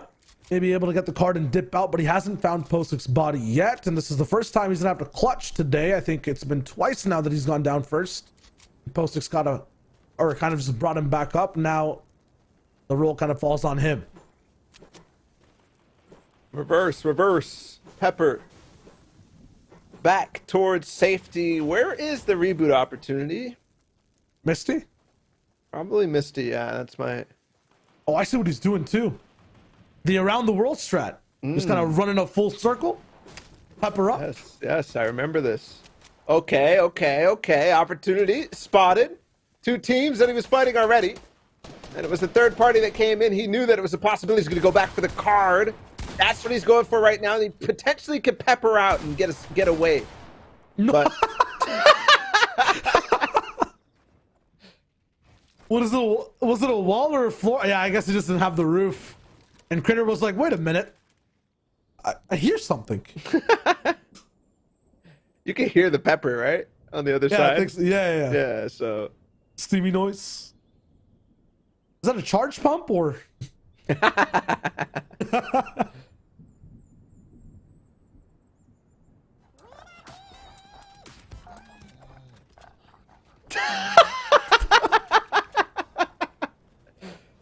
Okay. All right. So, what's going to happen in this lobby, Shio? I'm pretty sure, yeah, it's continuing to happen. There's going to be these teams that are eliminating everybody on the outskirts. And Slay and Vital are going to do just that right here in the middle of Misty Lake. Eventually, there's going to be enough of them that they're all going to take separate build fights across the map, and we will end this game somewhere in the 5th zone. I think that's already a guarantee. I'm thinking 4th, man. You think? I'm thinking 4th zone. Yeah, that's too early. There's still 10 teams up. I mean, I see 3 of them. There's 4. Red arrows inside Misty. There's also probably half these guys are looking for the engagements and the other half are hiding, right? Maybe. Yeah, that's... Oh. Even if they're hiding, I don't think there's anywhere to hide over here. If you're going to be at a good spot playing passive, you're up top on a hill somewhere. Like we see that yellow arrow team in the zone. That's just kind of like a beacon, a lighthouse for Slay and Vital to kind of go to. They landed the first few shots. Moving towards this pink arrow team. It's just about hunting right now. This looks like basically an aggressive arena lobby. Yep. I don't even think you need to add the word aggressive to it. I mean, 20 players on the 3rd zone. I guess if it's the start of the season. Ooh. Wow, big shot from Wesley. He's hyper aware. Ooh. And he can take walls too. Putting the West and West. Okay. Show me what else you got. Where's the classic? Oh, here it is. Another wall take. Yep. Yep. There it is. Give it to him. He's gone. Putting in work. Archer's out. That was a player from the last game who's on a height. He's way down low now. But still has good points. 2 top 10s technically. You make a good point. Thanks. Mandinka. Oh, another player from the old lobby, yeah. Oh, true. Stick to skating? What do you mean? Like, was there a memo we missed about sports? We got Fishers playing. We got skate roasts. Is Fishers sport? Like fishing, you know what I mean? Like, okay, we got Derpy and Dylan fishing, and then these guys not liking skating. Bonix, I think, is like a... Sounds like a sport. Sounds like a kids' education program. Hooked on Bonix. Oh, yeah.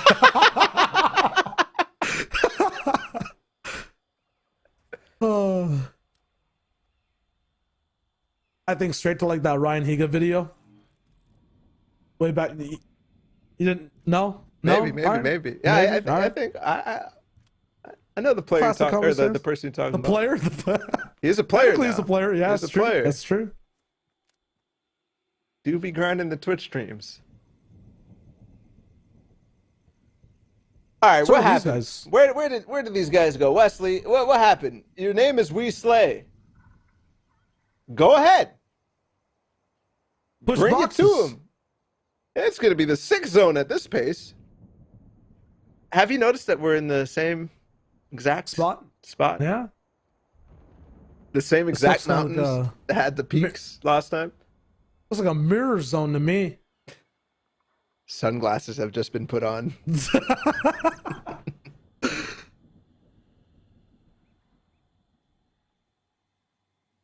Got a little bit of Twitch TV going on with Porky and Wench as well. Some more streamers. Are they The most live, surprising though? thing. Let's see. Check. And I guess Mandinka has an aura around him as well. This dude is sharing a base. Okay. Another dude. Are they live? Yeah. Dr. All Porky's right. live. Let's go.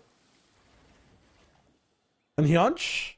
They're chilling. Yeah, both of them live. They got a loadout, bro. Max mats, half metal at least. An legendary explosive bow. They're vibing. They could win. They got the arena points up too. Okay. 5.5k each. Okay. Oh, I don't know then, man. Not champs. Nah, those are placement gamers. Those aren't. You know what I'm saying? No, they could be the guys who just W King the entire time, but they're just not. You know, that would be me at this stage of the season, like 5,000 points. I'd have 10,000 personally. Yeah, because you'd be in a helicopter every. Yeah, that's true. Play the game. Don't play the player. That was the God strat, man. I miss vehicles. I'll say it. The aerial vehicles, pinnacle. Stop. Bring them back No, right just now. stop. Just stop. Just I stop. want patch notes. Just in stop. 3 minutes, I'm checking Fortnite status. This might be the time where the stink bows are the weakest ever. You just have so much space. You're just like, yeah. There we go, Weasley. Ron Weasley. Bring it back to him. Close quarters now. It's box to box. This one in between. And he's got the tap. Now, come on, man. Fifth zone, you're supposed to storm fight. No. You're supposed to storm fight. Code red, man. Think about the code red. Code you know red, code red, code red. Yeah. True. That's what Vital's saying right now. He's like, think about code red. Weasley's like, no, I missed W key. I must push. I don't know what it sounds like, so that's what I'm rolling with. I must. We must. Look, he's looking for players down here too, man. He doesn't need mats. He doesn't need anything. Tapped on everything. He's looking for the next fight. All right. I'll shoot it down. Oh, are they sneaking it? Oh, he's chopping it. He's No chopping way. it. It's gone. Oh, no, a little blunder here. He's going to be able to take height from the side, but it's also kind of weak down below for Vital. His teammate regroups. Oh, no. You want a storm fight? The storm fight. Yo, he actually needs skates now. Like, he needs the freeze trap thing. Needs a season 3 classic, but he's not gonna find it. How is this bridge allowed to be up and alive? Okay, that's what I'm talking about. I was expecting a little bit of a dip of the pond right there, but nope, no swimming. Keeping high and dry. Gleason and Stick are not gonna take a single shot of damage. What? All right, it's official. That was the God rotate. Let's go. 0 mats, but hey, they've got their lives. They're going to get a top 10 too. Big fights breaking out somewhere else in the map. It's Wesley. Dr. Porky's involved in that. TTV Quench is also involved in that. They're Gone. gone. Just saw their stream. Unfortunate. Munched on by Wesley. Oh, did 6 Zone pull this way? Oh, Wesley's gone. Oh, no. Did his teammate leave him? Vital. Vital. You must. Look at the zone. Everybody is actually so unlucky right now on this side of the mount or of the island. Everybody is Lazy Lakeside. It's chilling, and they're going to have to be able to do what they were doing the other way. Revenge. So sweet. Or not. Nah, but he's not Or the God not. rotate. He's on Or the left not. side. What? It's the God rotate. What? It's the God rotate. The What? God rotate. We're in there. And Vital's found a way to almost get inside the same boxes people are ARing from. He could one pump turnaround this entire thing. Mendika stayed alive the entire time. A solo player since the top 20. Now 7 has height. Bonix down to 1 HP. What's going on? Tarps it over. Almost gets shot out, though, so it's not full safety for them. He falls down, but still has a lot of mats to regroup back up on top. But a lot of players way ahead. Kurt and company right now. Mendika part of that is too. Firing back on them. They do reconnect, so everything is fine. Stick to skating. All of a sudden, he's got 1 elim for himself. His teammate falls, though, and they both fall. Back in zone. It's tight. 5 teams remaining. Make that 3. It's a 2 versus 2 versus 1 now. 7 looking to wrap it up. We were talking about the 6th zone, but now he's on home territory. Cut. He's trying to stay alive and in the competition, but like a paper folded in half, possibly thrown in the trash. The second here by 7 and Bonix. Quater still spending time to put floors down. Meanwhile, Cut is on ultimate low ground, so 2 different pages of operation happening at the same time. Helps out though, because it's an extra layer that 7's gonna have to shoot through. Bonix is somewhere, but okay, they're actually shooting at the exact same time. This is synced up gameplay. They're still so high and mighty. Not a single shot in response from Quater or Cut. 7 drops down. He's the one who has to operate here, but gets a big shot down, a big flick to Crater's face. He gets shot up promptly. Cut gets double shot as well.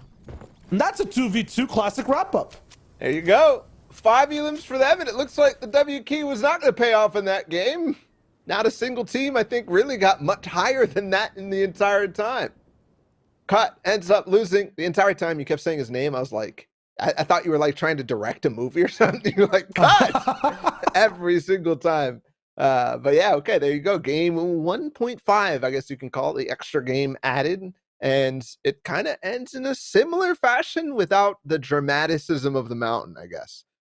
Yeah, you know, even if I was trying to call cut on that game, if it was a movie, too much action on all sides. 22-man or 22-team lobby, and there were fights almost every instance. I think Zone 3 was the one where we didn't have too many, but even then, that's where we saw Posick and Hush go down. So some top teams still taking shots, and I don't know, man. This seems like it'll be aggressive the whole night through. Yeah, that it will. We have plenty more action to go here with April Anarchy after this game too, or whatever you want to call it. So stay with us.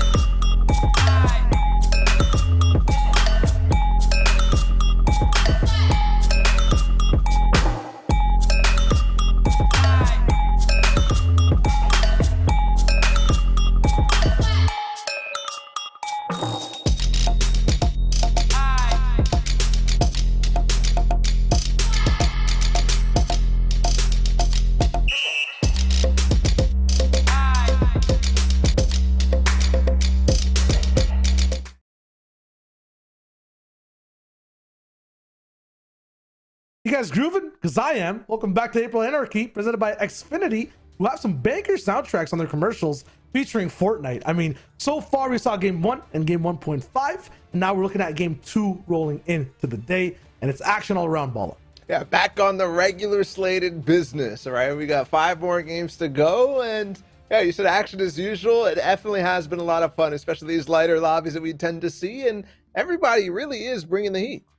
Yeah, it's like you kind of have a bad economy. These guys are still going straight for it. They're forcing everything on the map, no matter what teams are in play or amount of teams. They're looking for fights. They're looking for the next objective. They're looking for the next box to dive into to get more points, even if it is a placement-based format.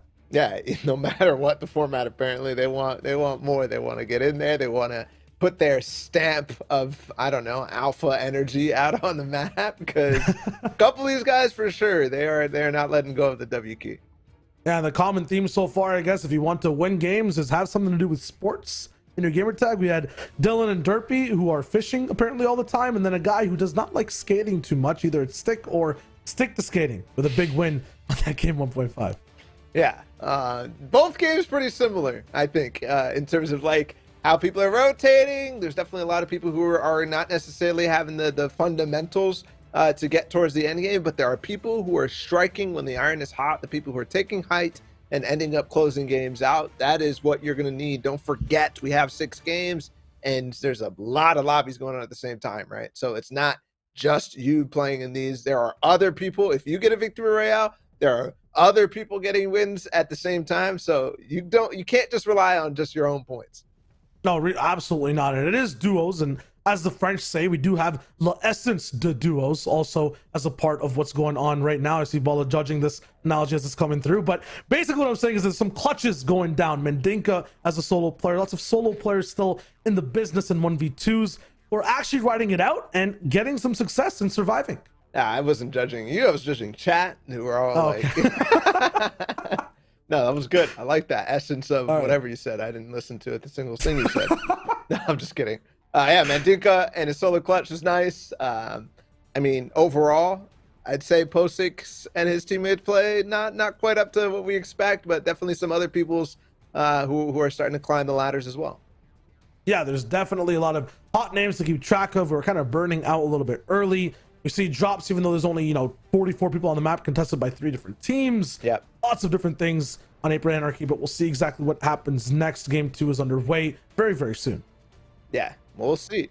We do have leaderboard ready, so we're gonna put that up and check out what has happened so far in the first game plus the extra makeup game. It in first place, 73 points. It's Egan Bosch and Zassimster. And then in second, Harsh and Control, who we did see in that game, 67 points for them. Yeah, Bonix is right there with Gcar. Looks like they might be playing with a different teammate. I believe it was 7 was playing with them in 5th place. We watched their game go down too. Relo and Detrada are right there, tied at 51 per team. Arrow and Clark, who are also a team that we were watching earlier on in the year for the college scene, are there in 7th place. All these teams, though, kind of look like they're in 3 different thresholds. We have the ones all the way near that 70-point slot. Lots of people battling in the 50s, and then some rolling in that mid-40 threshold as well. Yeah, but everybody in top 10 has at least the 1 victory royale worth of points, essentially. So plus their elims and whatnot, it makes a lot of sense what we see on that board. We also saw Cut in 10th place there, the players who got second in that final game, or in the last game that we watched. So there we go. Now we have some sort of picture of how this is going down. The top end is around that 90-point mark, which is 2-ish wins in terms of the format. So that's what we can expect from a good game. That's what we can expect potentially on average from some of these really good teams. Yeah, total for the top 5 is definitely a win, and a little bit of a top 10 combined. That means that any team that's rolling into this next game is going to be there with that one total win, right? If you end up winning out this entire game, you'll be up there in the top spots. If you have a very good performance, a lot of elims too, which is what people are riding for, you'll be up there too. What I'm surprised to not see is two, like, you know, a good game here is a win plus, you know, probably what, 15 elims, I'd say. Yeah. What Derpy basically pulled off. I think we can expect that to happen more often, honestly, based on what we've seen in the lobby so far. So that would be what, around 60 points? I'm surprised not to see two of those games back to back. In open lobbies, we usually do end up seeing something like that, right? Yeah, I think right now I just also caught it when trying to explain the scores in that leaderboard in itself. That game 1.5, if we saw people repeating the game in a sense, they're just taking your highest score of the two games. So it is essentially just one game that's played there. That's why we have, I think, just one team just up there in the 73. Derpy's up there with the 17 as well. But essentially, 4 lobbies of people have had one of those pop-off games happen. And we have 4 teams near the 70, 60-point threshold. Yeah, for sure. So we're waiting on the next game to start. That's now. Everybody has a picture of how this is going to unfold, and potentially we'll start getting more in sort of the lobbies that we're watching as well. So definitely these guys are forming a picture in their mind of what the path is, how the players that they need to be facing and fighting are looking. And those guys as well are starting to figure out, okay, I need to move towards the outskirts of the map, get away from this sort of area, and also not necessarily box myself up in the ways that I'm doing, like wood and in some cases just boxing up on a mountain. That does make you susceptible to getting pushed from other teams. Yeah, and that's all inside the player's control, right? They can make those adjustments. For me, it's like I'm looking up to the Fortnite gods. Please get us away from the center of the map, because 2 games we've seen so far on the exact same hill, basically a mirror zone. I want to see something that's crazy. I want to see some Coral Castle water type action. I want to get spicy, man. I want to get spicy. You're complaining about Coral Castle getting games. You're wanting the Coral Castle. I'm that guy. I'm that guy. Okay. You've always been that guy. Yeah, always. If I'm in there, I'm with the people. I'm with the players. Hey, man, give me a natural neutral zone. Yeah. If I'm not there, I'm with the viewer. Give me some excitement. Spice it up. True. I mean, we could get really spicy. We could not. We kind of expected that game to end in the 5th zone, so I'm surprised we even got up that mountain in the first place. It was still a pretty quick zone in the first time, or in that one, anyways. I think 6th zone is when that ended, when they come off a height and took down the last player. But in either case, Game 3 is launching. Game 3 is about to start, and the players are going to go for the 3rd drop of the tournament. Yeah, we went from spicy hot expectations to simmering mild 2v2s towards the very end on both different games that we watch. Now for game number 2/3, we'll see exactly what it might be that we see drop down. You can assure, though, that all these big spots, Steamy Stacks, Lazy Lake, different portions of the map, will have contested, teams fighting each other. I'm going to lock it in. I'm locking it in. I've seen the future, and the future is now. Although these guys are not on the island yet, I can sense trouble. Well, you potentially are right, given that we have upgraded in terms of the amount of teams in this lobby. 78 players, 39 total teams. So, yes, we will most likely have all the big POIs contested. Still begs the question, though, in a 22-team lobby, there was nobody at Bodie Burb. So, I don't know. Maybe not the case. I might be running away from the 2s, but we still have an essence of it remaining. On the top left, in 2nd place, Control and Harsh are going to be one of the POVs we see in this lobby. And now they're also on the top right side. So both perspectives of both teammates rolling through. And they're going straight to Lazy Lake to start their action. And I don't see anyone else there. Nope. Everybody chilling. The other picture that we got was a team going over towards Steamy Stacks. Looked to be uncontested as well. No early game fights breaking out right off the bus drop, which would indicate that Misty Meadows, Caddy Corner, they're not necessarily any fights there. If there are, they're more controlled and more normal than you would normal. Oh my God, actually, look at Misty Meadows. There are 3 teams there. Meanwhile, Pleasant Park getting a little contested here, yeah. A couple of different teams rolling in. Is this flying in from the Spire or something? How is the drop so late? Why are there already 2 teams set and ready to play? Were they on a different bus? Different bus, different ideas, lost in their thoughts. But yeah, somehow they actually grab a house that didn't have anybody there. So they paid attention from the skies and they make it out pretty, I mean, this is bad to say the least, right? They're going to have a rough start, but they can make it work. And another contested POI. This game number 2 has brought the heat. 3 teams at Craggy Cliffs. That is more than it can support. Now, listen, right now had a little bit of a tragic ending towards Pleasant Park, so chose a little bit more of a northern spot to land at. Meanwhile, in Pleasant for this game, we have Flock, who ended up second last game. So lots of different fighters, lots of same names and same faces from the previous game. You're right, though. This is not a 3-team household. The spot can, for duos only really support 2 playing passive coming out of it? Yeah. A 2 split would be okay. I'd say both of those teams have the opportunity to go on and do, mediocre things, not great things. 1.5 probably would be both sides can do good things, but you ain't splitting your duos like that.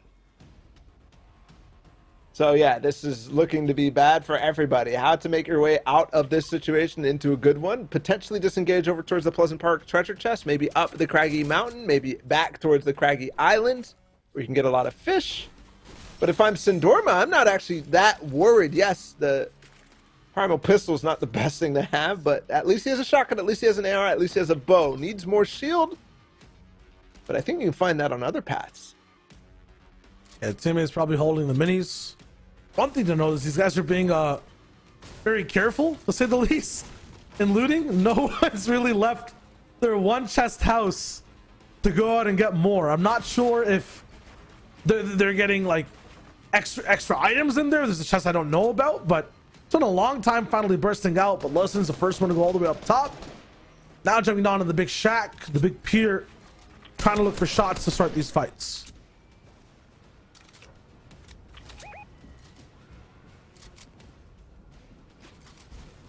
No holes, no gaps. For now, things are okay. The other team has disengaged, so they can take this fight with no repercussions. At least from other external factors. He gets the wall, but he doesn't realize they're in the box. And he pays for it, but thankfully his teammate gets a lot of damage done on the other side, and he's stuck. D-bag gone. Ice Hockey 2, a clean fight that started off a slight mistake from Le Sin, but everything else was clinical. See if the confidence rolls through the mid game. Basically, that was the spot where they had trouble last game prior. But all of Craggy did themselves, or at least all of it minus 1 house.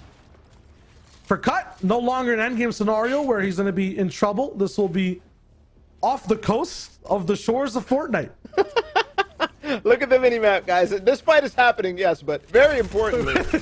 Another team swimming away. What? There are some little fishies, real players, swimming away right now. Either case, the fight back towards the real importance. Cut and Crater seem to have taken the advantage off of Trix and Musty. They're both low. One more shot on either side, and they will clean it up. I thought for a second Cut might go down as they flips their edits back on them, but no, they win the fight and live to survive another day. No upgrades, unfortunately, for either of them, though. I'm wondering how 3 different teams find themselves on this side of the map. Meanwhile, no chance for escape out of Pleasant. You will get hunted down. P-Hound taking his sweet old time on getting that shot down. Looking like a Fortnite trailer out here for a new weapon, man. This is iconic. Man, they make it work. 2 elims. Let's go. Random Nut and P-Hound. They clean up a team. Leaving Pleasant Park. Yes, maybe a little bit of shambles, but they've got the confidence. You know, they took the fight. They went for it. That's what I like to see. Okay, another fight. Sap Games and Clumsy. He gets the cone on them, decided it too. Now trying to find a different angle. Just accepts his teammate. The other guy's gone too. Clumsy cleaned him up, and then the stare as he fell down. That was gorgeous. Perfect. Executed to a T. Watching various different levels of players inside this lobby. Really up the flavor of what we watch once the zones start to get smaller. Clumsy and Sap Games, I mean, definite force to be reckoned with. They are. That was nasty from Clumsy. His teammate kept up with him too, but Clumsy, we were watching the other POV. As he fell into that box, boom, stare comes out. Very nice. 2 versus 2 now in Sweaty Sands. Soup, Lord Bubs against the garage of Zass and Bosch.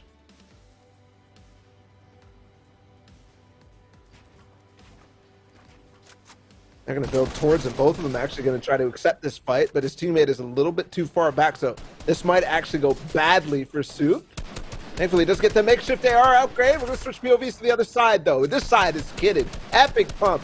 A lot more arena points, too, and they know how to take the fight, breaking it down, pressuring as much as you can, and staying together, most importantly. Those 2 flubbed edits might have made the difference on a lot of the map game that's going on over here. Would have been a big waste for Soup to rebuild and reconnect, but fortunately his teammate comes by and makes sure everything's fine. As I say that, no time to take your heels up. They'll have to reinvest, actually reassess what they're going to be doing right now, because big shots are railing in. Bobs has to be the one to kind of keep the dream alive and make sure no more structural damage is taken for either team, trying to relieve pressure from Soup. Zoss claps back again, and now both players are so low, although they still control height. Impressed so far by both sides. Bosch and Zass with the reset, the patience from them. They know that zone's on their side, so they don't have to go too crazy. At the same time as well, another reset gonna go through. Almost gets the box, but a little too slow. The reconnect leaves both duos now grouped up together. Material's gonna be on Bosch and Zass's side, I'm pretty sure. Although only 17 builds here, 38 on the other side. Guessing based on the build, yeah, they're dropping down right now. They want to make sure that they can get back into a house before it runs out, but he's also grabbed him at the same time. No shakedown, though. They don't need it. They're confident. They can see where Soup's going, and they'll hunt them down. He's gonna have to build here in just a second. That shakedown actually might have helped a lot, but this makeshift will what? Maybe tickle someone as they run in the door? I don't think it has the power to really stop a purple pump in the same room. Okay. This is hiding spot from different angles. I think they've lost him. Nah. This is for the content. They know. Okay. Just want to be on screen longer. Okay. Gas can that he picks up and throws down. Breaks up a little bit, but not even that much. The building will burn. For how long? Well, that's cool. cool. Honestly, building? I'm not even sure, but like I haven't seen this like mechanic used in this way in a competitive game in a competitive environment. They have to know then that he's in the one they're on, right? Nah, there's man. the basement too. I think they know he's. I think they think he's gone, bro. Either way, they wait the timeout for the card. They're gonna be here for a while. Soup has to make a decision. Does he want to play this solo or risk it all for his teammate?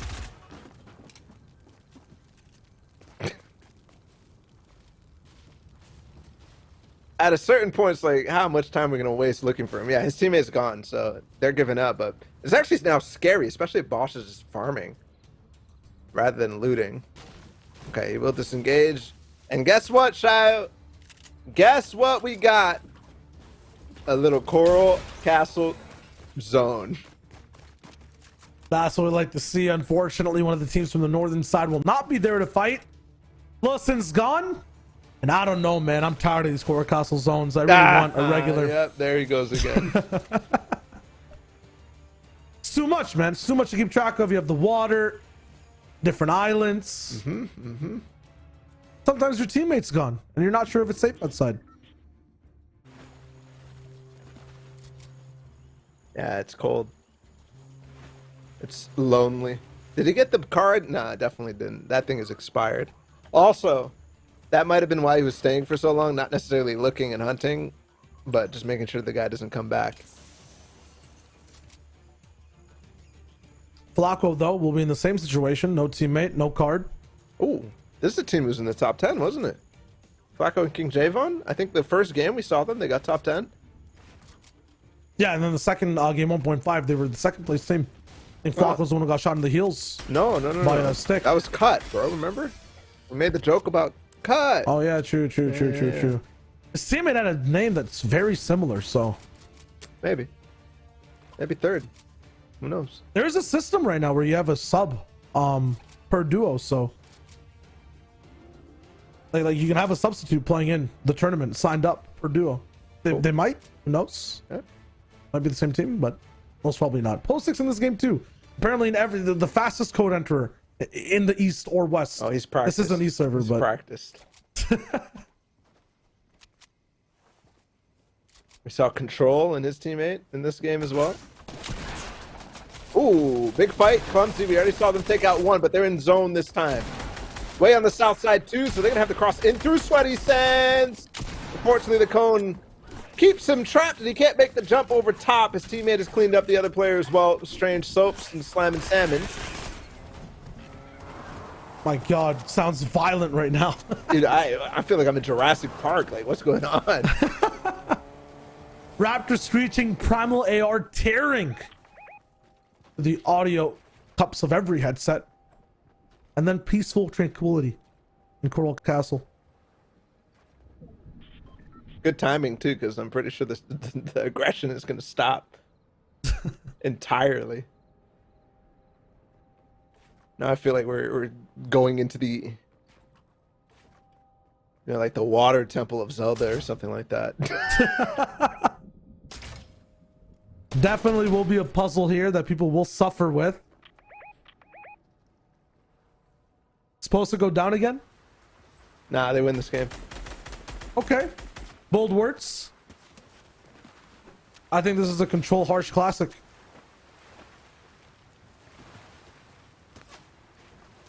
Actually, run that back. We just saw Sap take out like 2 teams flawlessly. Not at the level of Derpy and Darwin. Dylan. Dylan, there you go.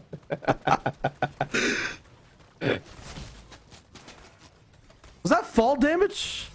No. He was Like 1 shot and like 5 fall damage? No. It sounded like it almost. Yeah, he just got limbed. That's all. He got knocked. This is the first time I've seen like more than 3 teams actually make it across towards the castle. Usually a lot of people are here to punish, but there was Crater and Cut. Okay, makes sense.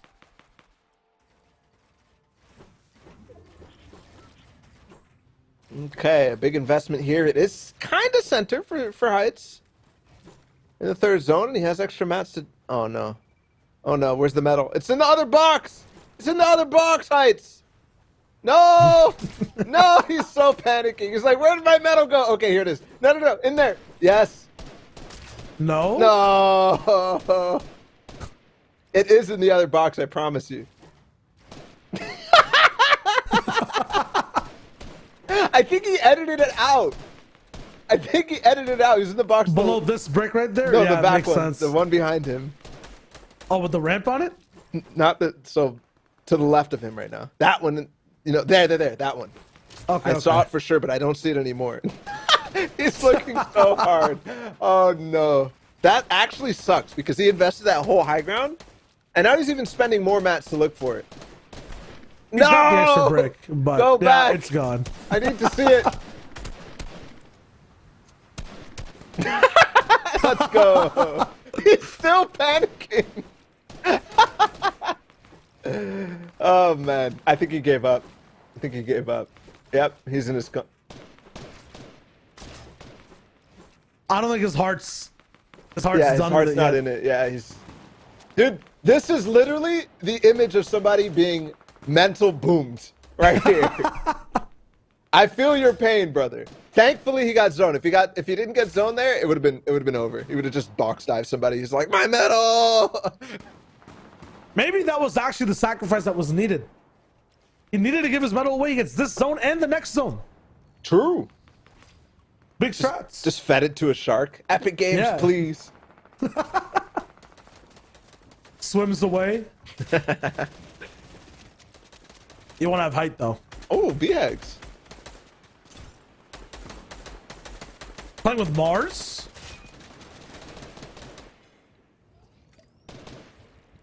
possible new winner of the lobby? No, Really? no, I'm sticking with Posick. Okay. I don't know why. I just have a feeling, man. Just have a I feeling. have a feeling Posick won't make it past the 6th zone. I don't know why either, but Oh, Clumsy's something got about another the castle. Elim. Did he find it? No, he's still looking, by the way. Speaking of Posick, oh, fight against Smarty. We saw them definitely have a ooh. Stink Bo's being fired back. He might sneak this, and I don't think he knows. Aw, come on, man. Look at the loadout, though. There you go.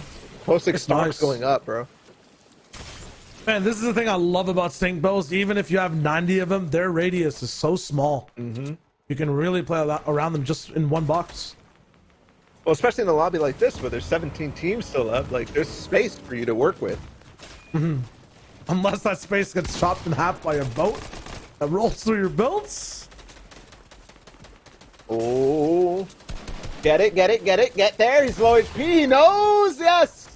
A refresh at the perfect time, but he gets tagged, his teammate at least. That's Hush, and they're getting focused. They're in the center of zone. The entire server knows, and there's another team rolling in. A big pump shot, though, from Posick. Wall gonna be taken? No. Hush being pressured, though, and this is what a teammate does. Right back into the fray. 1 HP, but he's alive. I can't believe that just happened, but still, the lobby focus is there. Hush gets a mini off, though, but Posick ends up trading his life and his shield. Right back at it. This team's Oh! diving too deep, and they drowned. AG. A big shot, and it's just a normal bow, thankfully. If there wasn't any extra effect there, it would have been a little bit of trouble. Who said that Posick's team was going to win? I didn't say that. You did No, I not say didn't that. No, No, no. Yeah. that was would be chat. silly. That was chat. really... Yeah. That take. Especially after we saw game 1 and 2, like... It's just Yeah. makes no sense. Man, Man. the thing that's all. The thing that's weird is the team that made this happen now has no AR either. I know. And, Like- well, one of the guys is entirely, like, just... deleted. Deceased. Yeah. Okay. Oh, okay. Oh, Oh, they're no, he's back back up, up. He's back up. Let's Yeah, go. but still look at it. 51 AR, 21 on the other side. Yeah, but they got Oh, the but boat they got the tape. boat tape. Yes, yeah. sir. Yes, sir. Let's go. They're in. No, they're not in. They need to get up that hill, but that would have been dangerous for his teammate in the back. Oh, no. My gosh. Was that Smarty? It had to be. I saw Stinkbow rolling with that. That's Uh-huh. revenge. You think Yep. people forget? They see your boat, man. Well, I mean, They're getting technically, is targeted. that revenge, or it's just like, hey, this is like the guy in the heist, you know, who's like leading the thing, and there's like his people, and they're getting to the vault. He's like, I don't need you anymore. Pop. It actually could be kind of like that. The Smarty, That's how it is. Yeah.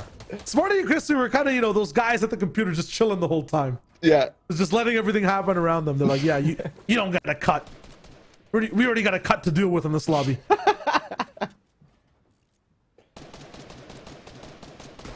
Still no medal for Heights. Watch, he's gonna find it right as he rotates. Imagine.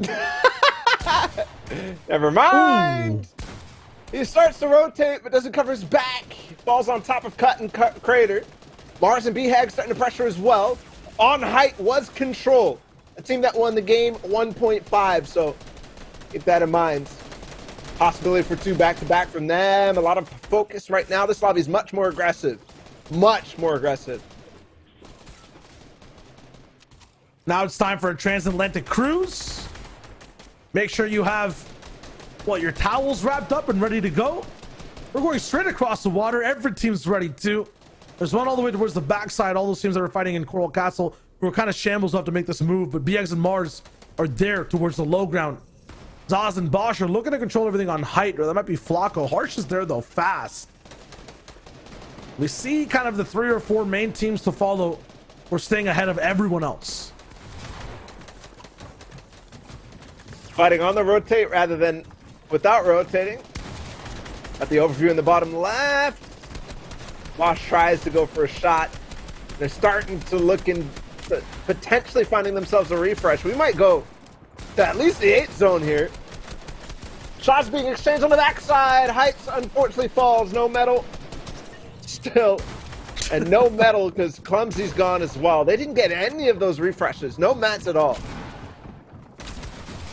There's Bags just picking out one of those eliminations though. Sky takes all the way towards the clouds and finds Flacco. Our new height team will be in place. Smarty finally going down, and Natrata picks up the scraps from the castle as Hush goes down too. Now Crater beamed up, battered as he moves towards the zone. Has to take a few minis, and we'll see Cut rolling in too. Flopper play potential is there as well, but they have to make sure. No, he goes down on the run up, and Crater does not have the zone heals to be able to stay alive. A quick ramp edit with patience from Control. Keeps it in his hands, and now Joe Skill is there on low as well. It's chaos on all layers. BHEGS is still alive, but with his teammate as well. Box to box with him. He's going to pop a mini in the zone. Oh no! And he falls. Detrata goes on the backside. It's Control and Harsh still fully in this situation, but they're out of mats. Never mind. BHEGS is looking for the edit down. He's going to go for mats. Mars next to him. They're both going for it. Oh! He gets the big tag, but that's not enough. Harsh will be able to trade. Now 1 versus 1. BHEGS versus Harsh. And Harsh didn't even find any materials there either, but I think BHEGS might be out too. No, 31! And it's a big game for BHEGS. You called both the top 2, Shio. But 16 eliminations for BHEGS plus the win as they join in and potentially are probably going to push their way up to the top 10. Silent warriors though the whole time. I barely even saw one of those elims anywhere high profile, while at least on the map. These were isolated box fights on rotation elims on people like, you know, Heights, who were kind of shambles rolling into solos. Very smart play from both BX and Mars. That was clinical. That was just really good. I was thinking, I was like, there's a couple of different ways that in a lighter lobby, in a lobby where you have the skill difference, I guess you could say, where you are definitely far and away above everybody else. There's a couple ways where you can like guarantee yourself a win. One of those is fighting for height and holding height and just being dominant, like you would see a team like Zayt and Saf, if you're familiar with the competitive Fortnite scene, do, right? And the other way is it's stay ahead of zone on the dead side. And that's what BHEGS did. And they looked back and apparently, you know, we didn't see any of the elims because they weren't on height. But at the end, they're there and they're healthy and they have a lot of materials to be able to actually just take that last 1v or 2v2 against Control and Harsh in the final situation. Yeah, that was just like, you know, when it came down to the top 5 real teams and that proper top tier gameplay that you assume, you know, from height retakes and whatnot. Yeah. Funnily enough, at the very end, it was someone that finally found metal that went up down again. So hey, you know, Harsh almost had it. He jumped into the water for a refresh, only picked up 1 mat. It happens like that, but still, you know, good effort from all sides, from all teams that we watched in that game. Yeah, for sure. That was the most fun out of all three of the games. That was only game 2 technically. We've got game 3 and much more to come here for the April Anarchy. Stay with us.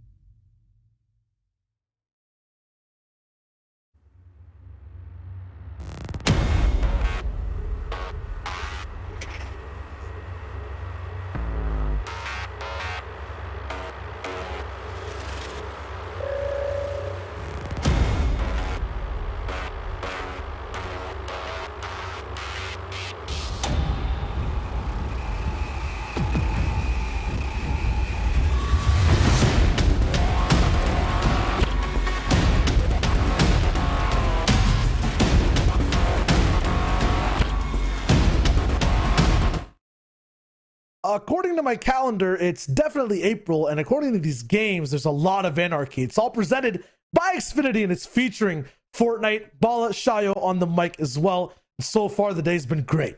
Yeah, it has been fantastic. We've had 3 games so far, and every single one of them has been amazing. Really, there's been so many good teams, and they've been just absolutely roasting everybody, and it's been a lot of fun. A lot of fun.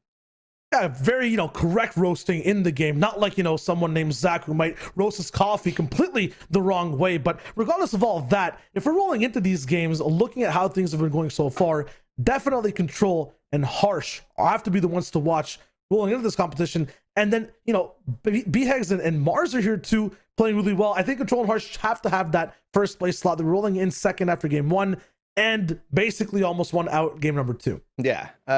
But definitely, depending on where B-Hegs and Mars ended up in the first couple of games, we should see them rise up in the next couple, because like you pointed out, as soon as we saw them in the lobby, we're like, hold up, this is a new contender for first? This is a new contender? You're like, yep, this is the guys that are taking it. And I doubt a little bit, but now I'm not doubting anymore, because that was very, very clean, and I expect them to do it again.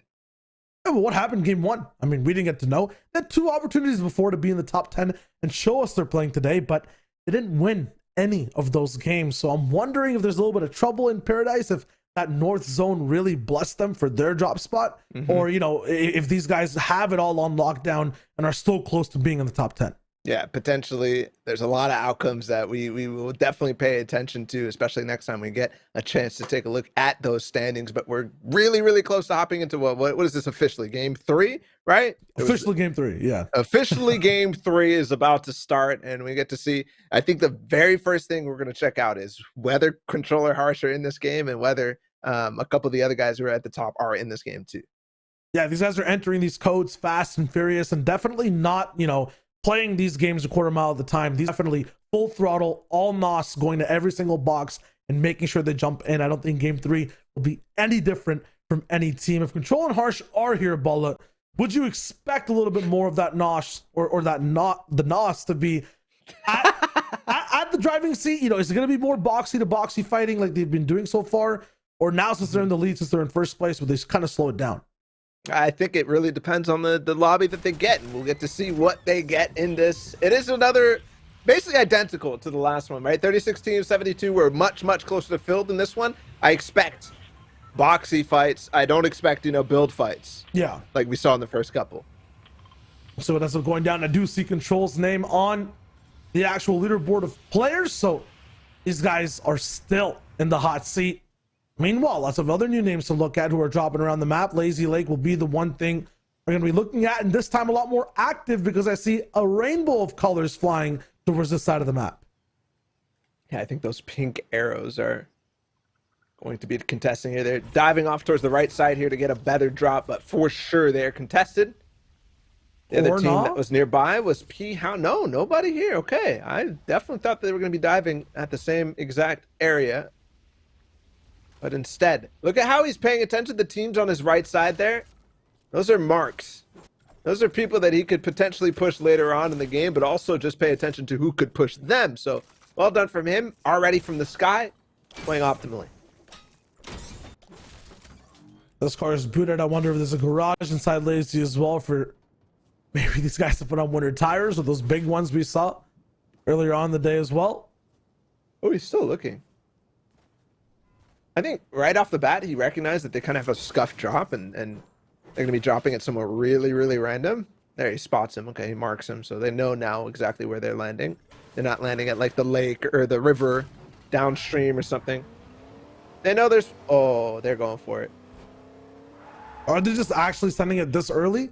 All Control has is a TAC SMG and makeshift weapons. Okay.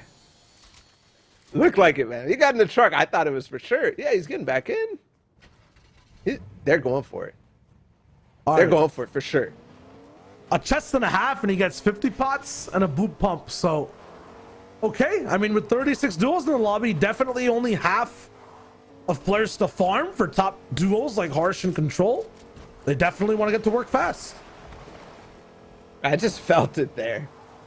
I think it's a good play. We already saw Random Nut, his teammate P-Hound in the last game, and how they ended up fighting out. They did get up to caddy corner eventually. I think they recognized that it was uncontested. They're going to move up there, but Harsh and Control, they paid attention. Nobody else was gliding past them, by the way, so they kind of knew that...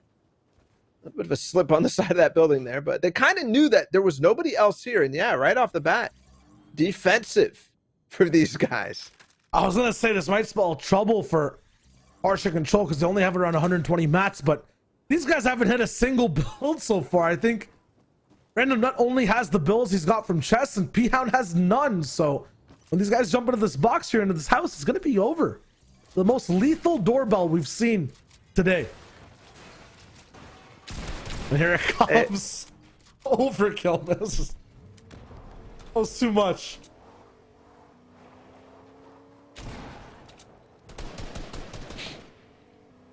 Is there an escape? I think that's not the same truck. Okay, no, the truck is still up on that hill. I was gonna say, they just yoink their truck and get out of here. No card for him again, though, unfortunately. And they're chasing. They're chasing. Uh-oh. Shao, we know exactly how this story ends. In demise? In demise, yeah. There you go. Oh. I'm just saying, this is exactly what Bucky and Macwood did to us. Oh, yeah. Yeah. I tried to amnesia myself. Mm-hmm. It was working until even the reference to it, I was like, yeah, I don't get it. Yeah. Now it's mega awakened. Hey, they're back. Let's go. I was waiting to see when we were going to get them again. Derpy and Dylan. Already 3 elims. Marcus Duck is the one to fall. Dude, they actually always look like they're fishing. Random solo inside the water. True. Next to a flopper pond. On high They've grounds. got the bait. Right? Like... Hook, line, and sinker. They've got the bait ready. And they wiped... Remember the last game? It was like 3 teams in Craggy. It took forever to fight. 1 team disengaged. This time they're just like, yeah, no. We just... all gone. Everybody's out. I think maybe one... Is that 1 player lurking or is that an NPC? NPC. Okay. Yeah. Everybody's gone. Because they just eliminated them in the first couple of seconds. That's crazy. Man, it's funny. There's a possibility, or I think there has to be like a technical chance that one of these NPCs one day, if Fortnite ever wanted a troll, could be controlled by a player. I suppose they think of like a retired pro and just said, "Hey, we're gonna let you loose if someone ever shoots you," and you have unlimited mats. It's like a concept of a dystopian sci-fi movie. But inside Fortnite. But inside Fortnite. Just imagine like NPC Jonesy winning an FNCS.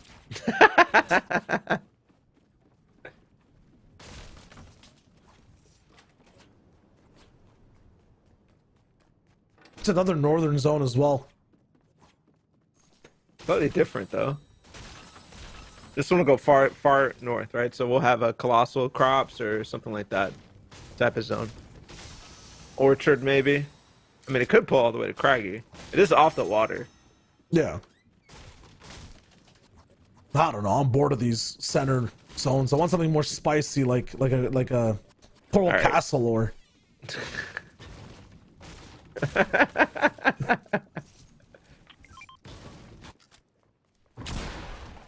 Ooh, I like it. Pleasant Park, but our comrade is gone.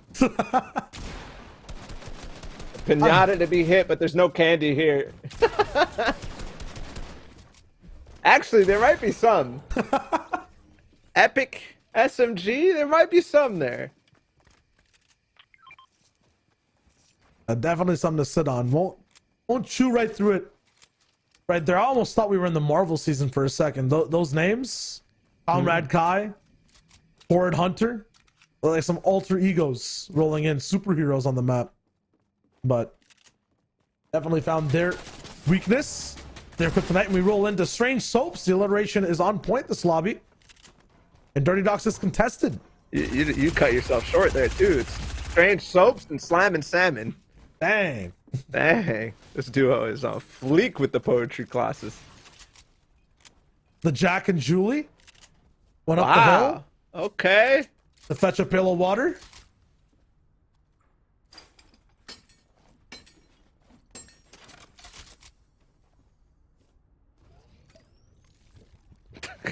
Do you see the team up on the mini map? Dude, there's these swimmers, man, every game. They're just chilling on the coast. I know these guys did not land Dirty Docs 100%. I know, right? They swam there. Ooh, did I just see narwhal? Every game we get surprised with more. No. These red arrows. It said A1 narwhal. Okay. So we got some sauce. Yes. Oh. No, A narwhal. Never mind. No one. No juked. one. We got juked. I was wondering. I've never seen Figment It was a before, figment of my imagination. Yeah, there you go.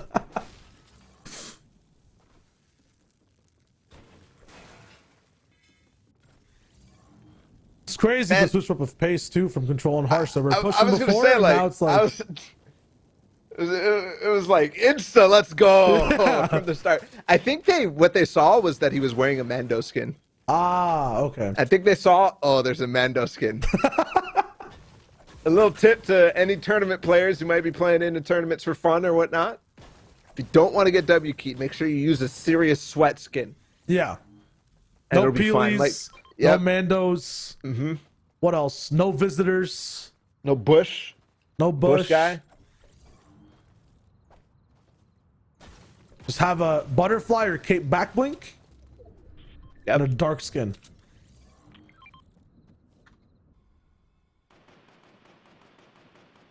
T-Guy, Wigs we saw fall early in the lobby, or early in a previous lobby. Now it's Big Cat Rocks losing their passenger. That's a 1-star ride. He's not stopping either. Dude, there's something about the ego some of these players get in cars. They just leave their teammates behind. It's like the third time I'm seeing it today. It's okay. He's got a new teammate now. Oh.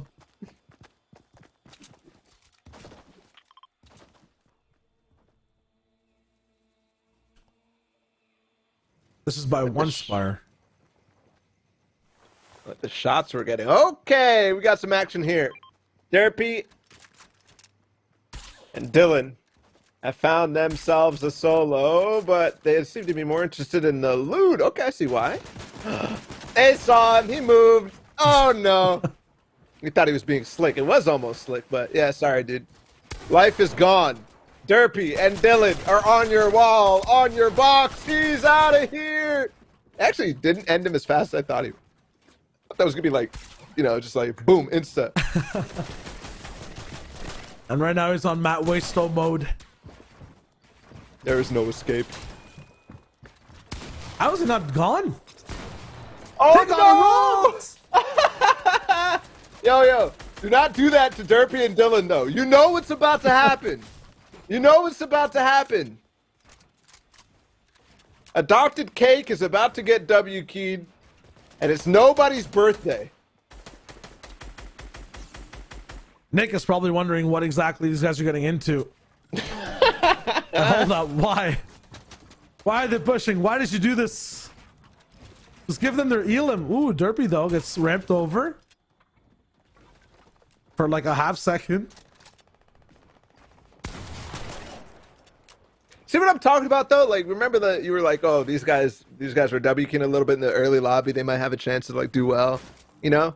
See what I'm talking about though? These guys have a different style, a different swagger about them. They just feel better. You know what I'm saying? Like, I don't even have to commentate the fight because I know for sure they're gonna win it. Like, there's nothing else about it. There it is. I guess they gotta get 2 for the price of 1. That's nice. Yep. It's kind of like they use the player as bait to catch a bigger fish.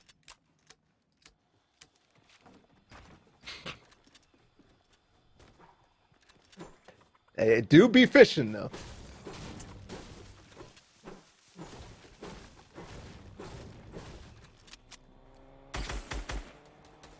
A lot more coming from the backside of zone right now. No, it's an NPC actually. Is that 2 different teams? It is 2 different teams rolling through. How is one of these blue arrows like in the zone? The other one's gone. Oh, they both got vehicles. They both got their own whiplashes. That's my prediction. Mine's they probably Spire flew, but one like delayed. Probably healing Is there or something. Spire up there? Yeah. Okay. I know there's a POI called the Spire, but like it's no, I call them all Spires as well.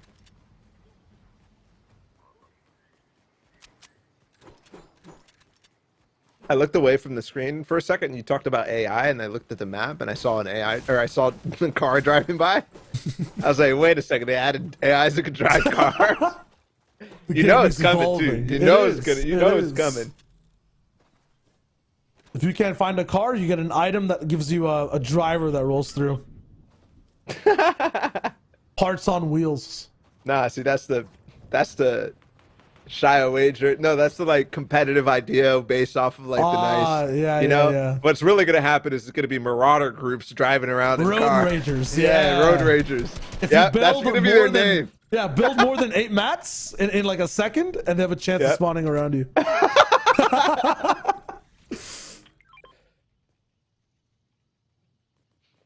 20% on all skins per that season, please. Thank you. Let's go. Let's go.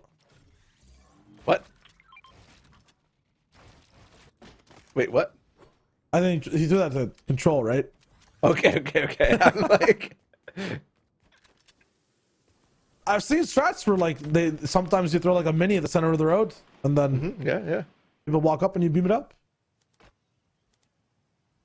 Nah, they were kind of split and they didn't want to fight. How did they end up all the way up here? They were at Lazy Lake. They went way too far north.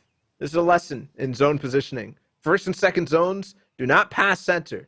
Your goal is not necessarily get all the way in the center. Your goal is just go towards the center because it can pull in any which way. They went too far north there. Honestly, go all the way up to the center and then stop. Don't go past it. That's my lesson. They probably just drove on a road and kept driving on the road until... Yeah, that's fine too. Yeah. That's fine too. But they got themselves in a little pickle.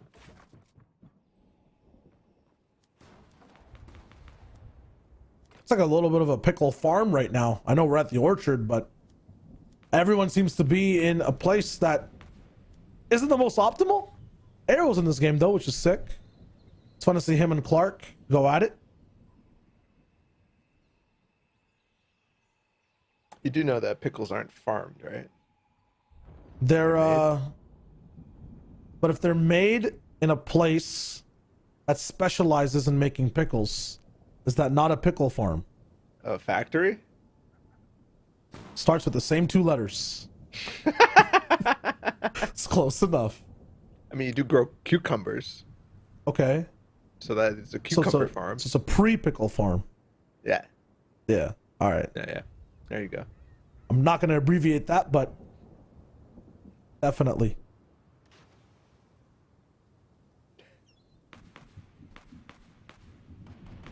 I'm surprised his position of control and Harsh decided on, even after they moved all the way. I guess they did get towards center, but they're kind of like down on low ground in an awkward spot.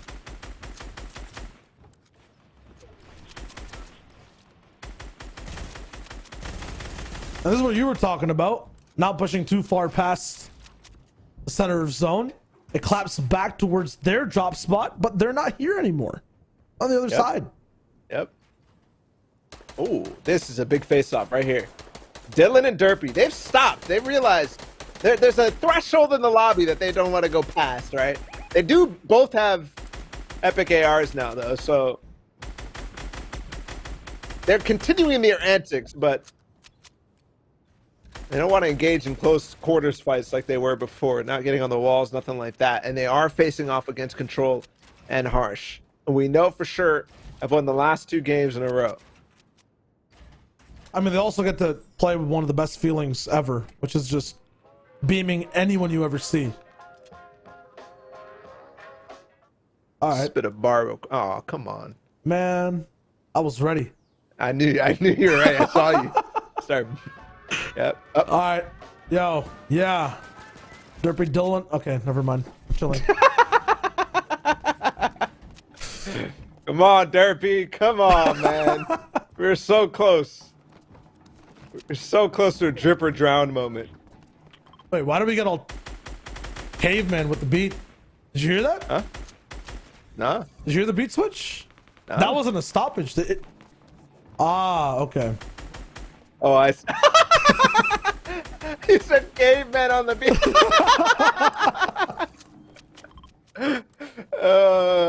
My man doing cartwheels inside the metal box. I like it. The other side. Damn, this is like FNCS Duos Grand Finals. Like on the other side of height, Control and Harsh. It's a different story for them. 104 builds. Empty inventory slot, only 1 elimination. But they are in the lead. What they need to do is take out their biggest threat. Not only to taking the first place spot from them, but also eliminating them from a good game entirely. Spot him on the backside, but it's open right now. Be careful. If you're exposed for too long, that's a bow shot to the head. Oh my God, this is, I'm not even memeing anymore. This was scary. Do it again. Do it again. Come on. I'm sorry, but you peeked for too long. You deserve to have gotten punished. See, the thing is, the team that was there that was supposed to punish them, Jaw, Crispy, and Smarty, these guys are scrap eaters. They're not ones to be proactive or even reactive to any bad play that's happening in front of them. They're waiting for one player to go down in a duel or a shield crack to happen and really actually activate. They've done that for the last 2 games. We've watched them in the same lobbies because of their passiveness. And everyone's passiveness? Yeah, what? Hello? Wait, shoot? Hello? Shoot him? What? Narwhal, Figment, open up! Anyone open up? There's 5 different duos. Just watching them rotate like, yes, yes. Okay, this is bad now. I don't like this. I don't like this at all! Oh, no, a build fight in the middle and Control is all the way back. Harsh has to fight against 2, and because of that now, Control very low in terms of matched. And he's going to take the fight to him. He thinks he can take him on 1v2. We talked about this at the beginning of the show. He'll stop, though, but as he stops, also the materials, also the hopes and dreams. No, never mind. It's a knockout. He gets it. He got the knock somehow. And he stays alive. He also caught the materials. He's back in it. insane tech at play. And I was talking about the scrap eaters. They watch one person go down, and it's Jaw Crispy and Smarty that take over the build fight. I think Control pickaxed the build as the entire structure was falling, so he gets the credit for having the last knockout of builds, and then he gets all the fall damage done to anyone who's falling in the builds too. Don't see it happen that often, but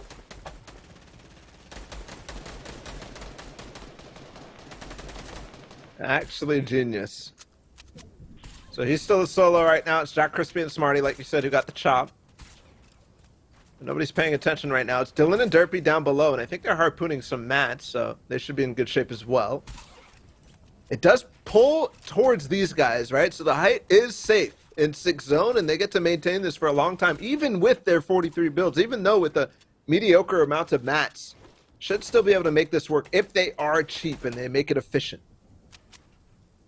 I'm wondering what else Jaw Crispy has in his inventory, if there's any harpoon there, or what that mat situation's like. I see a lot of hard mats being used at the front of this tarp, so maybe Smarty gave him up.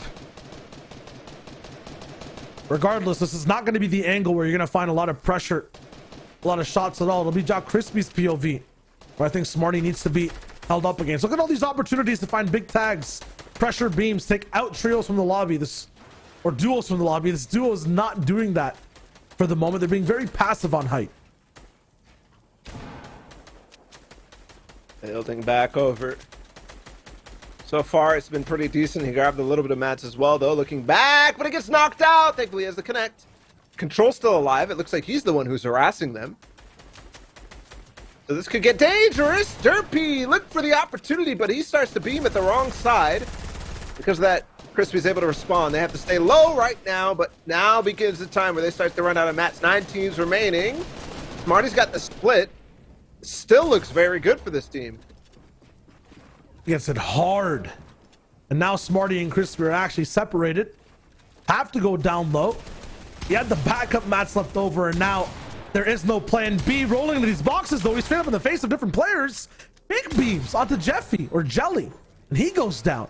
Smarty's still kind of in this game, but Jelly had no mats either. You can get back this teammate. Yeah, he does. Might have time for minis at least. No time yet for the med kit. No time yet for the big pot. Potentially as it turns. Yeah, just barely, but that med kit won't pop for Jar Crispy. At least he gets back up to shield, but no mats right now. They have to try to find him probably full ulti low. This won't pop either. Derpy and Dylan are still alive. Where's Control? Control went down in the same box that Smarty was taking minis in, so no chance for a solo play there. Derpy and Dylan aren't at height either, so this is going to be a fight to the very end.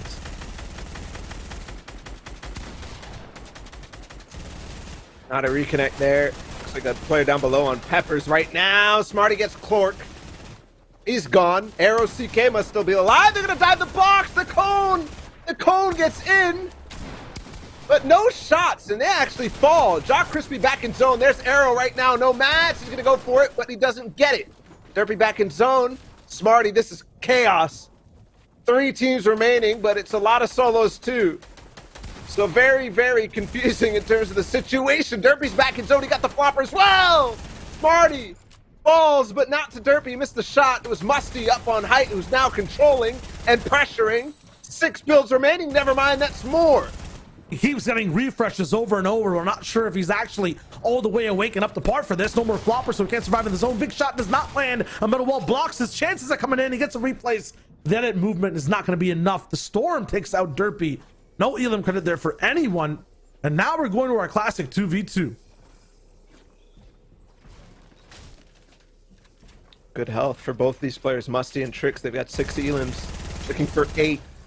Final zone now. Pressure coming in from Tricks. Meanwhile, the other team, very, very different situation. Low HP on both, and Musty is not being known, not making his voice heard. In the zone now, too. He's going to fall to it. No, he stays alive with 1 HP. Musty can finish him if he's careful. 3 builds. More time. Looking up. Medkit might be popped. No, on the edge. Not experienced with this endgame right now, but they do get on a similar layer. Any zone to tick will take him out. He'll go up, and Musty will finish it. Thank you for coming up here. 8 Elims in the victory royale for Tricks and Musty. That's huge. We see big tarps coming through from Tricks, the big Elam count from Musty as well. Wrapping up the entire game, a game of surprises, a game that's really different because of all the top teams, none of them actually ended up surviving until even the top 5.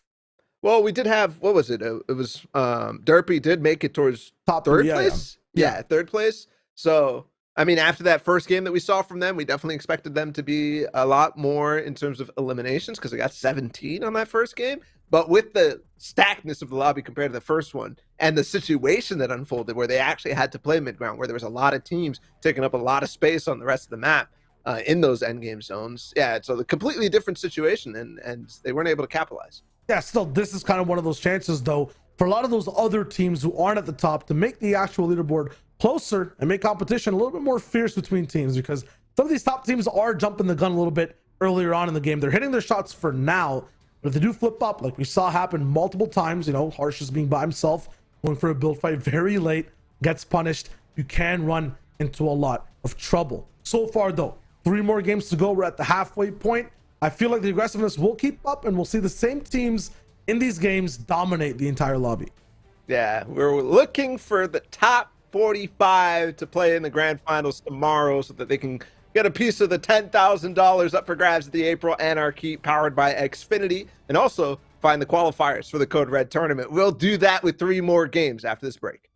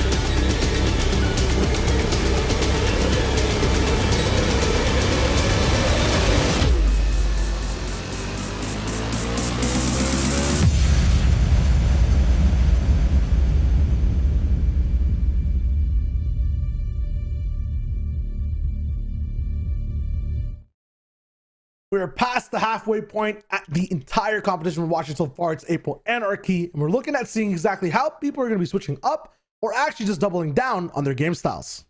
Yeah, we'll see. There's definitely starting to be a little clash in some of these lobbies in terms of the best teams. But like we said before the break, looking for 45 duos, 45 teams to rise up towards the top that we can see tomorrow in the grand finals.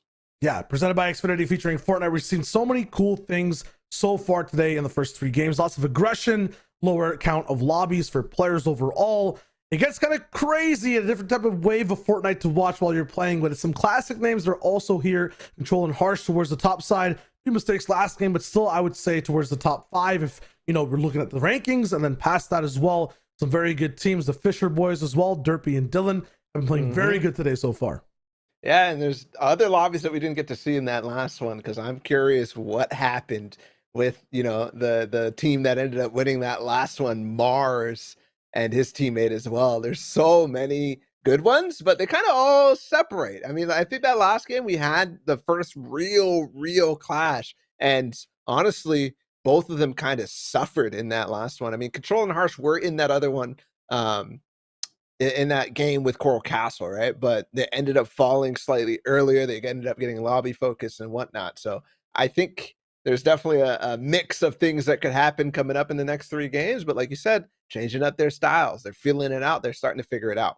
Yeah, for Control and Harsh, they're kind of figuring out the tournament to a T. A little bit of glitchiness happening because they know exactly who's where, how to push. They started very early in that last game. It looked really nice, picking up 2 Mando skins. And then past that, really taking risks in games. We saw them not even building at all, getting away with it, but then a little bit of a build fight scuffage got things down towards the very end. It is game 4 that's coming up. This is usually the game of change in 6-game formats. If anyone needs to make changes, they start to happen now, usually end by game 5, and then there's either desperation or a sound game plan that rolls through in game 6. So we'll see exactly what that might be. My predictions might be, you know, some of these more passive players actually contesting a big POI. Like someone that lands near, you know, the outside of Caddy might go to Lazy Lake. Someone that lands outside, you know, Pleasant Park might go somewhere else too.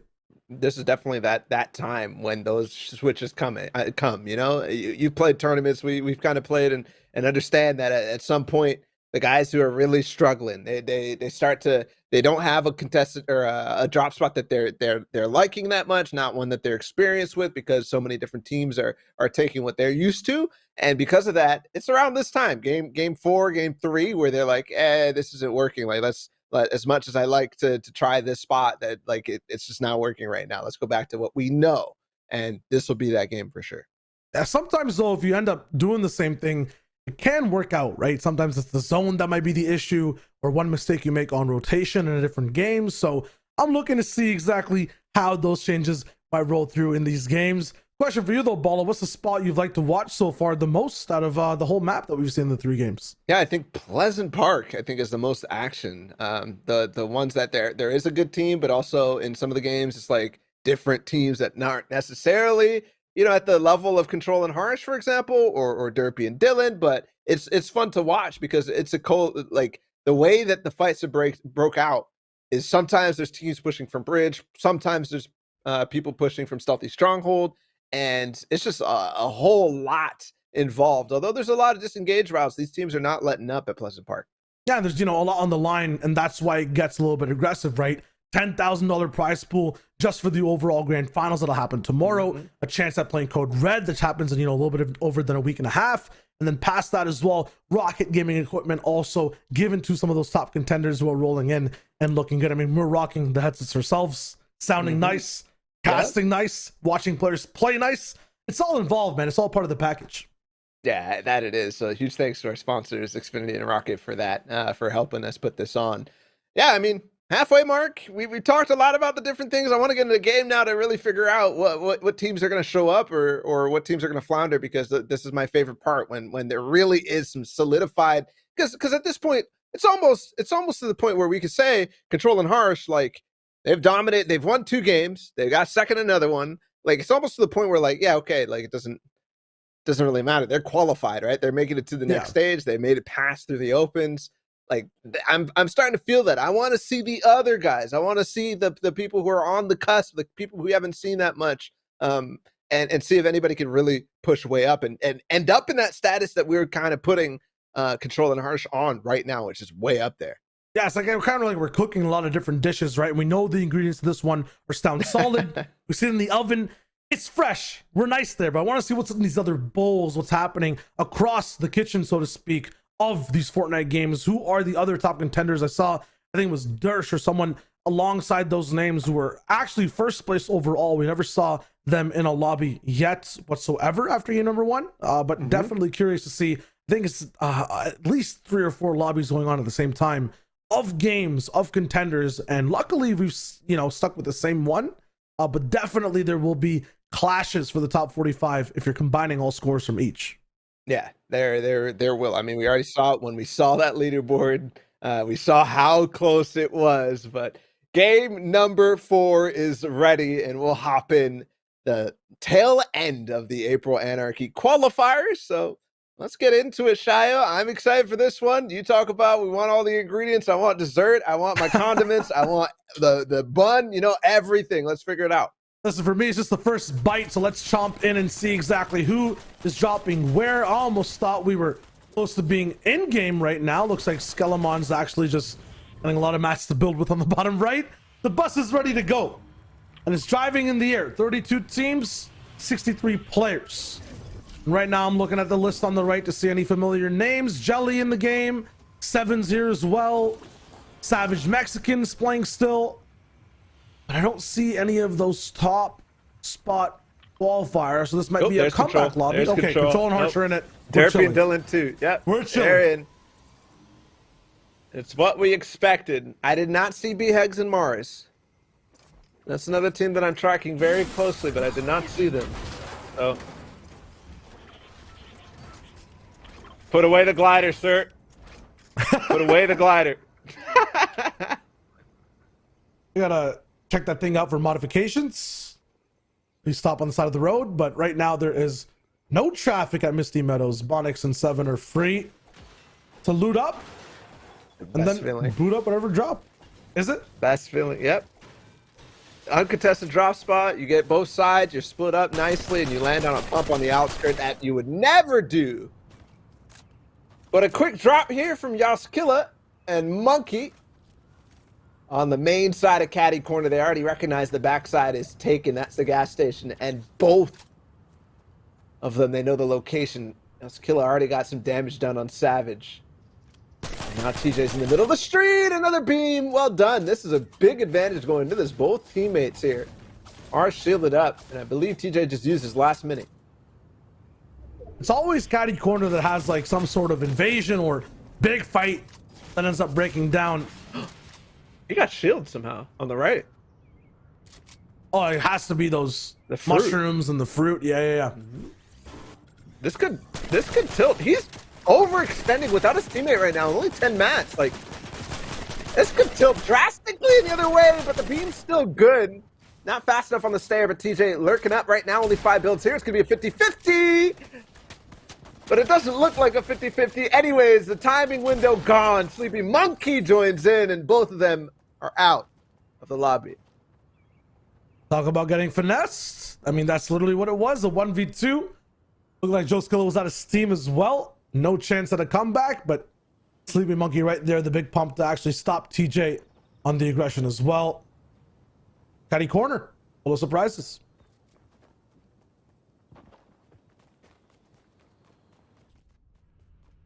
Swapping over to Dirty Docks. From what I can tell, it looks like 3 teams landed here, and I believe 1 is already eliminated. Yeah, that's that magenta arrow making his way up the hill. Draco. Walk of shame. He's gonna run into, he's good. Yeah, walk of shame, but he's gonna walk right into another team, and Wyatt has known his location as well. But I don't think he cares. Okay, never mind.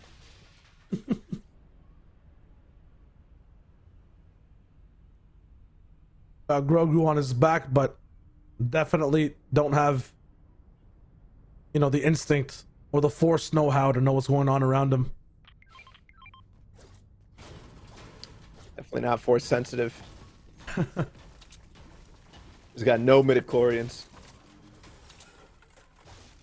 I would assume with the anime skins, it's either you know, you're with the mainstream Western force, or you have some type of superpower to know someone around you. But this man has no media on his side. Literally just what happens, amalgamation of all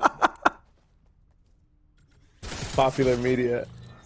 Okay, tune into a fight on the very out edges of the map here at the what do I call these houses actually, like the yeah, Steamy no. houses? Yeah, steamy houses, but I call them something else. But Not right now. yeah, no, not right now. They're up for rent. Yeah, Your ad space in Ballas Cast here. exactly. Didn't pay me my protection money. Oh, this is Duke and Bronos. This is also a squad of squads, so to speak. Yeah. Okay. What do you have against this building, man? Duke. Oh. Deleted. Goodbye. Bronos is not champs yet? Hello? Nah, it's Bronos season, so I think he's just enjoying life. Ah. You know, last month High Sky season, this month Bronos season. Yeah, it makes sense. Mm-hmm.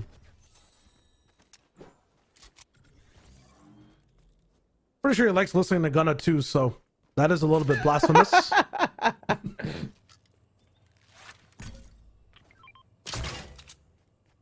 Oh. He hit the car at least. Ever since this change, watching again with Bose, before I didn't have the feeling, you know, I was like, okay, he might get a tag, whatever. Yeah. Now I have that feeling of every time. What? Every time.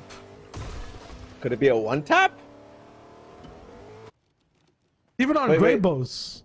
They're Wait a minute. Is this Fortnite or Horizon Zero Dawn? Aloy skin with a bow. It's too perfect. Oh, you said Aloy skin. So Canadian. That's the way you pronounce her name. Oh, is it? Never mind. Yeah. I thought it was alloy. This man Like a has metal. not played the game. I haven't. Sad. It's a good game. You say alloy as alloy, right? I know, but not that's like it's the play on words because they're like. No, from I get it. I'm they're I'm from asking you prehistoric now. time. I'm asking you Oh, now. no, yeah, no. Alloy is Alloy, right? Okay, yeah. Yeah, her name's Good, good, good. Aloy. Ah. Aloy.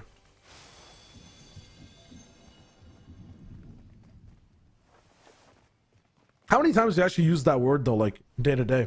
Alloy? Yeah. Day When was the to last day? time you said alloy? Before? Last night. Really? Yeah. Okay. I'm reading a book called The Alloy of Law. Okay. Makes a lot of sense. Makes a lot of sense. These guys are all about the metals, kind of. We got the alloy skin on one side, and then his teammate's name is Golden Expert. I like it. See, maybe it is alloy. He's an expert on all sorts of gold. All the Fortnite 13-year-olds have no clue what we're talking about. Don't just wait till 6th grade chemistry, guys. What are alloys? You know, you could give them the crash course right now. Alloy is like a mix. It's like a slightly different metal. I was getting there, producer. I was getting there. Alloy is like a, you know, you have aluminum and then there's an aluminum alloy, right? It's like a slightly different version of the metal. Okay. Now make this explanation Fortnite friendly. A competitive gaming analogy from Fortnite. You're now in the Shadow Wager zone. So like, you have a pump shotgun, and then its alloy is the mechanic, or is the primal shotgun. Okay. And then there's another one that's the makeshift. You know, it's a mix of materials that come and make the alloy. So, okay. You see, I knew what alloys were, but after that explanation, I'm more confused. I'm more confused, to be honest, too.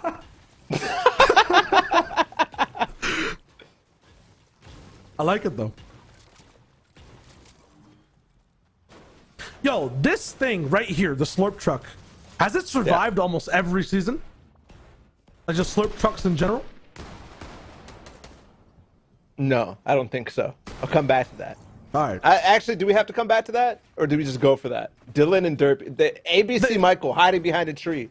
KISSI. Never mind. No love here. No love here. Yeah, he definitely wasn't the fighter of that squad. With a name like MLG for Dashed, I would assume that guy is the straight shooter. But he got taken out early. Not anymore, bro. Not anymore. RJ, better have like a super license to get away from this duo, man. This is gonna be tough. This is a lobby, bro. This is a lobby. Derpy and Dylan, no. They're like, yeah, no. I understand. Look, there's a threshold for us. You know, 64 players in the lobby, and we're not going to be keying a little. You know, we're going to take it chill. 63? Uh-oh. Flip the switch. We're going for it. And then, one of the skins they face, Grogu back bling. Okay. They're feeling more aggressive. FNCS skin, but the skins are off-colored. It's yellow, not black or white. Got to push that too. Uh-huh. A truck coming in from the zone. We got to find it. Uh-huh. Aloy skin. Gotta hunt it. You W key the bunny?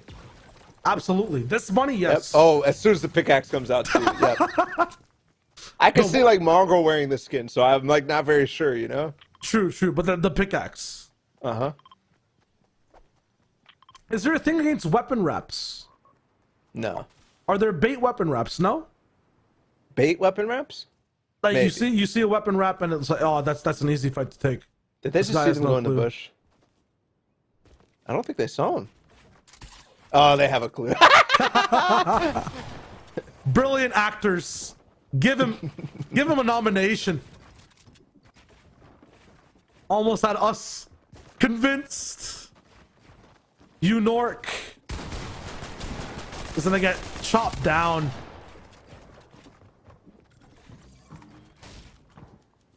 An guy also gets eaten. Nice try. Very nice try.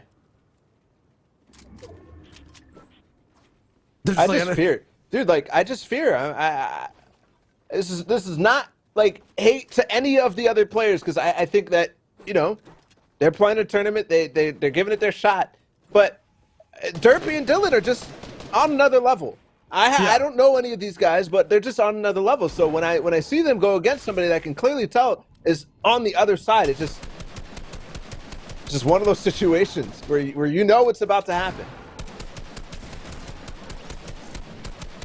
Different fight here, though. Nice spray from Golden Expert. And our Alloy friends potentially is going to get rebooted. They did get the card. And they've gotten now 2 elims off of that and plenty of loot, so. Hold up. Zone's coming. Gotta speed it up. Oh, no. We'll tune back in a sec. Duke and Bronos. In a fight against a team. Wait a minute. I don't see Harsh. I see Control. Did it happen again? It might have. Teammate down. A build fight that went too high. Control's in trouble.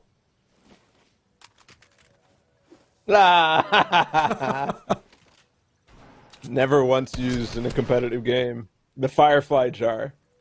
Brono's coming up with innovative ways to use it, but this is a storm fight that they don't want to get involved in too much, right? They definitely want to look for possibilities of getting the tags down. But I don't think they'll do that. He got hit by it. Who got hit by it? Control got hit just one tick of a Firefly.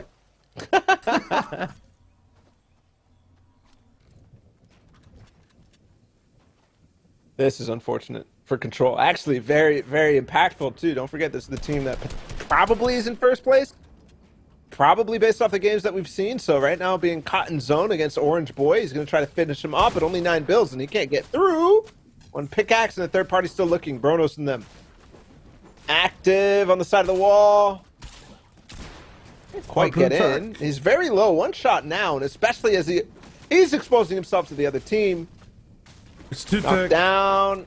Yeah. No time. And that Orange Boy looks kind of blue. Mixed with purple in the storm.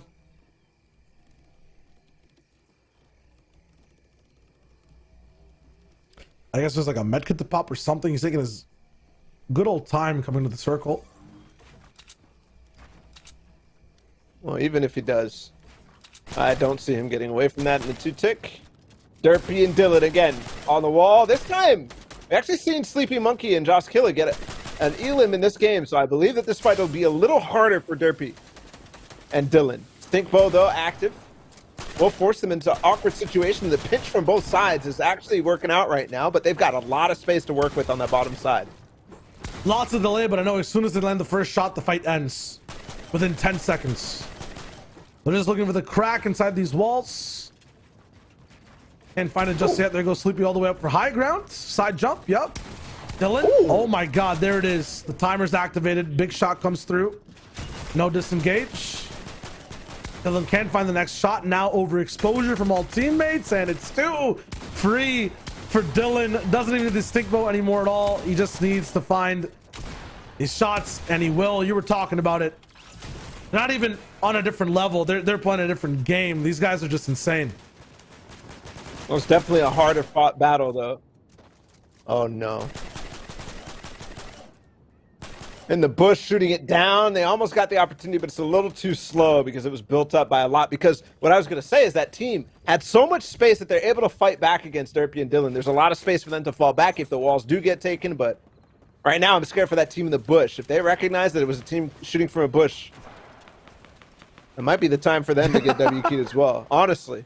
Don't even need to see the skins, the back bling, or the weapon. Nothing. Art at that point. And you're talking about fighting back or having room to fight back against Derpy and Dylan.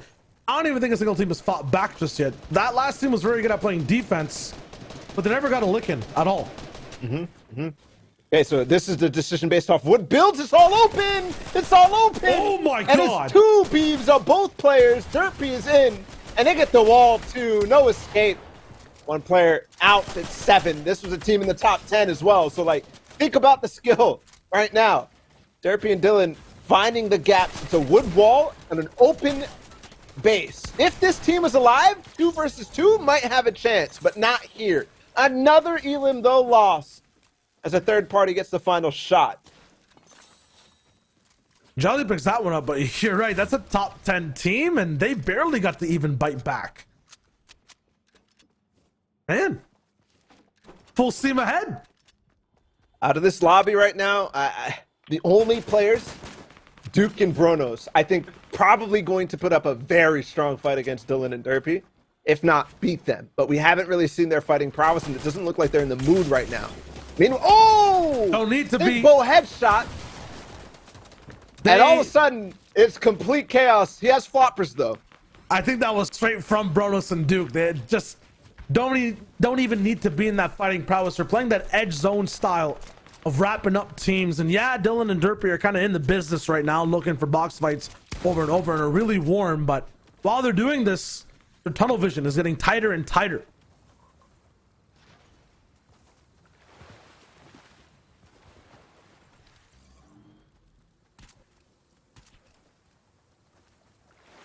Jimbo behind the tree, inside the building. No, he's in a bush. Oh, Duke, careful here. All right, gun out now. Bronos leads the way into a nice path. It could actually build up over top of this as he pauses for a chest at it. Mechanical bow shot in the back for the 85. Every time I'm holding my breath. Outside of zone still, there's 4 different players that he can get shots off on. And it's working. Bronos is going to join in as well. Their backs are covered from the natural builds. They might be able to knock both of these players. The zone is really starting to pressure them as well. Have 30 seconds to work with. Time still on their side. Elevating a few layers too. Now it gets really tricky to find shots, but man, Bronos is too fast. Good switch, though. It's a weird angle now, though. It's a very good switch from the team that's trying to come in onto brick there. If they continued on wood and they didn't really start to build up those stairs and that extra space for them, like I talked about in the last fight, they definitely would have gone down. So you can tell that there's at least some chops for them. I honestly don't even think they switched. That was a lot of wood. Maybe it's just they ran out. Yeah.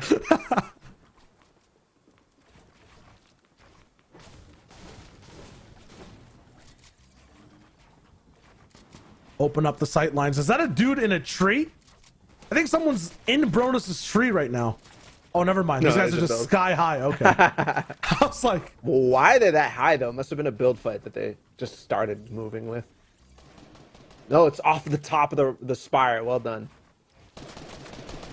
That's not gonna get shot down at any point. Nope. No RPGs anymore.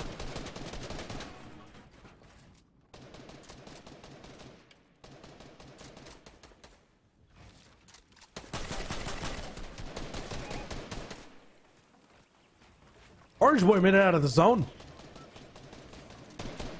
Impressive. Bronus and Duke are still kind of on his sights. The same team that was holding him. And he still made it here. Somehow he's still in brick too. Teams have made the rotates. Jimbo's by himself, roaming life, and TI Nation once again being held by Duke and Bronos. Starting to run out of AR ammo, and they need at least 100 for this endgame in my mind.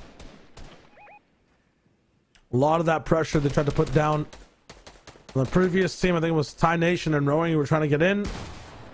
Cost them a bit. Orange boy might actually get 2 more points while staying alive. Jimbo's here. No stick to be able to help him right now.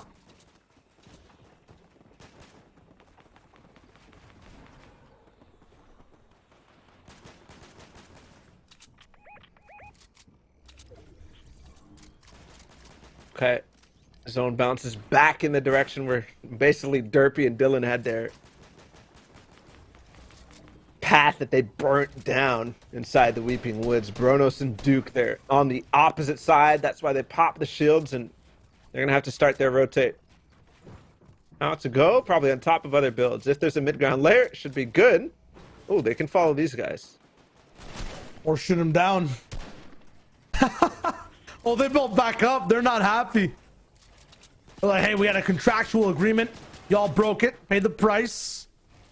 No, they finally end up going through. Lots of builds, though, invested for Bronos there that probably didn't want to actually put down. But they have ultimate high ground now, so profits.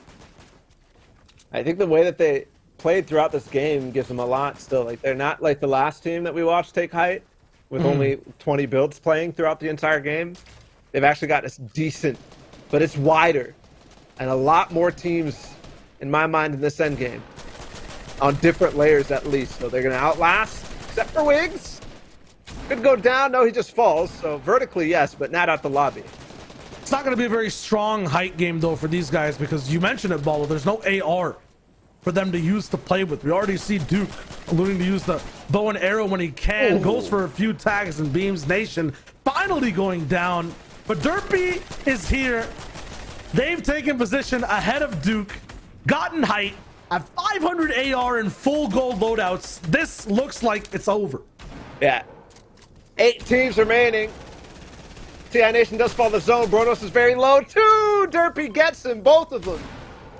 Bronos and Duke, the biggest threat in this lobby for them. And right now they're at 14 eliminations. They're going to try to get 17. They could do that. Better than their first game win. I'm looking for 18, maybe going all the way to 10 times 2 here in just a second.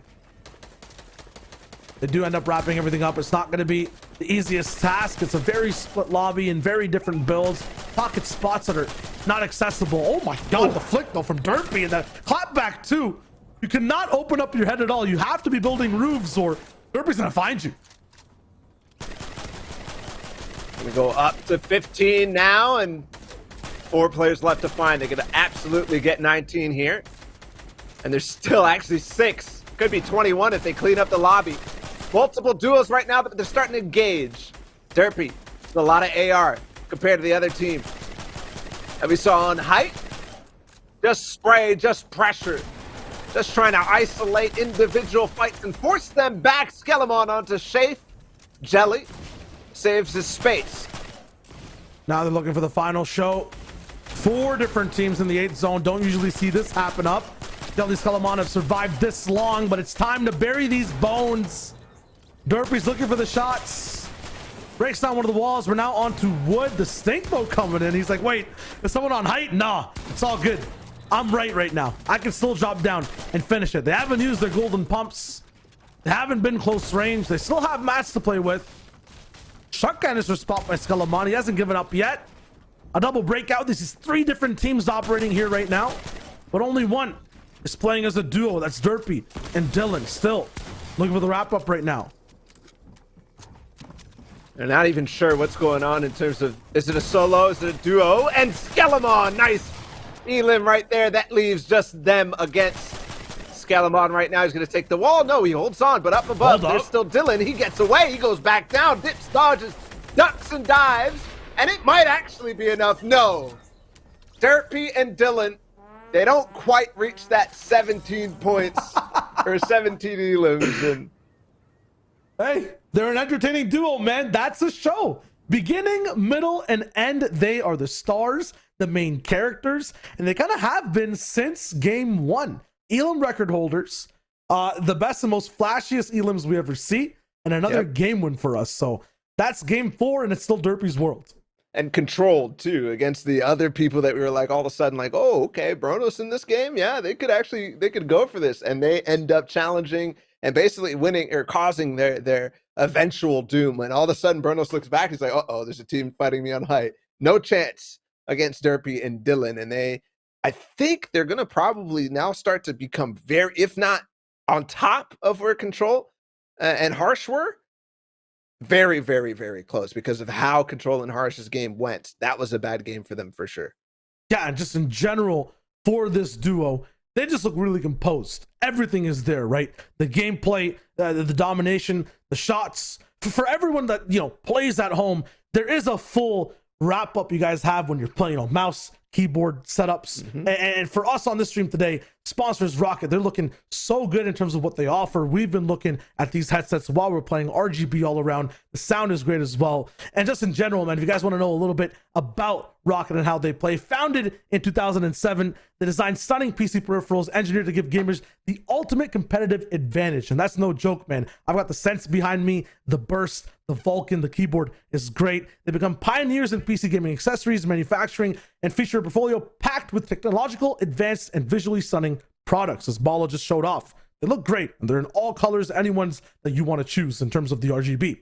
They offer all designed in-house, or all the products they have are all designed in-house at their headquarters in Hamburg, Germany, uniting a team of professionals, visionaries, and gamers with years of industry experience. Not weeks, not months, but years to innovate tech for gamers of all skill levels, from casual to esports elites. So if you want, you can use code RED for 10% off your next Rocket purchase on rocket.org. Go ahead and check them out because they make great stuff.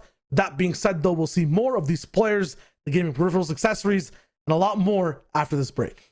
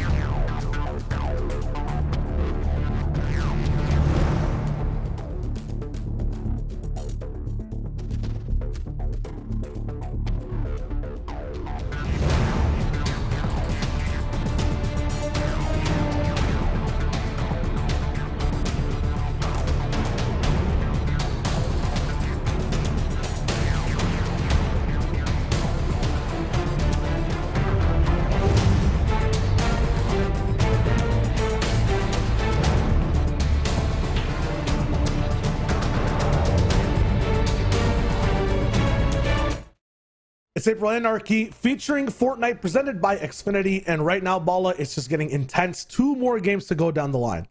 Yeah, 2 more, and that means that the top 45 are going to be solidified in just 2 games. Basically, 1 more hour to figure out whether you're going to move on to the April Anarchy Grand Final, or if you're not going to, and you can go ahead and spend your Sunday doing the homework or whatever it might be. Yeah, the cutoff is top 45. That's what we're looking at for duos who are rolling in. And right now, some of the top duos have fallen a little bit. Some others have risen up. Not sure if we got the leaderboards on deck ready just yet, but lots of changes past that halfway point that just rolled through. Baller, if you're looking at things now, if you're a team that's outside the top 45, does your mental have to change in these last 2 games?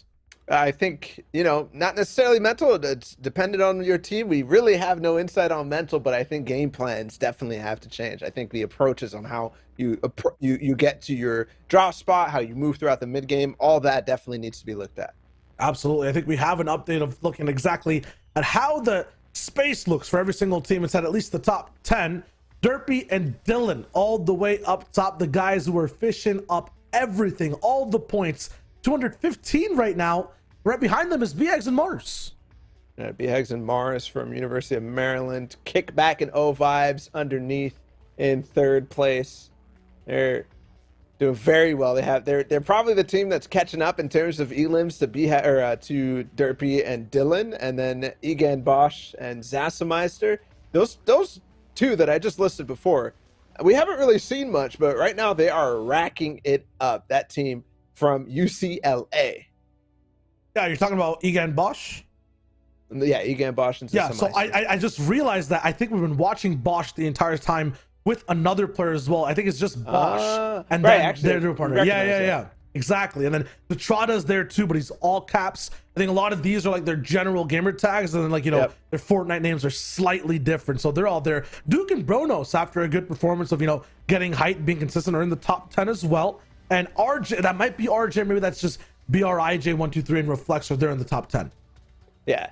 Well, so 145 points is where they're at right now. The rest of the tally still to be moved. The needle, we'll see where it ends up after the last 2 games. But yeah, I mean, there's a lot of teams here that, just playing for fun, having a good time, and that's great. And then there's the other teams that are really, really trying to work their way in right now. They need to avoid the Derpy fishing and Dylan fishing duo at all costs. Like, if you even smell them in your zone, you need to rotate to the other side of the map. I swear, I promise you, that will get you to top 45.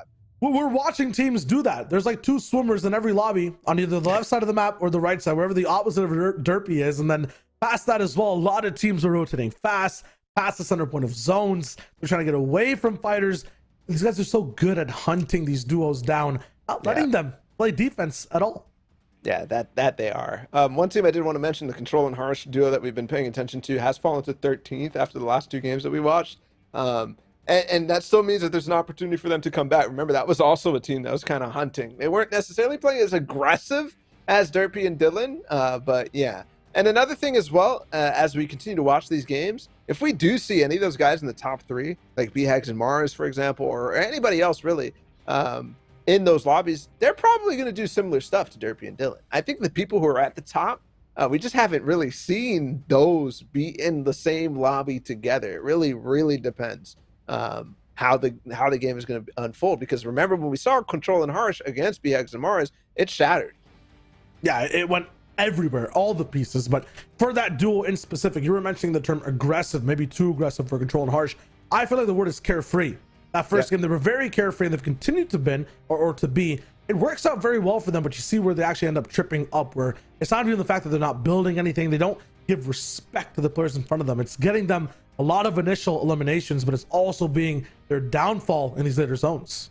Yeah, that's for sure. Their Lazy Lake drop is really, really, really good for them, and I hope that they continue to do that. I think that when it comes to carefreeness, I want to return to the care that they took in games number 1 and games number 2, where we saw them with the back-to-back first place / second place, because that was, a controlled height take. If they do that again, they have an opportunity to catch back up. Although at this point, it is a combination of having to win and also to frag out like Derpy and Dylan. Otherwise, you're not catching them, because they're doing this every game, man. It doesn't stop.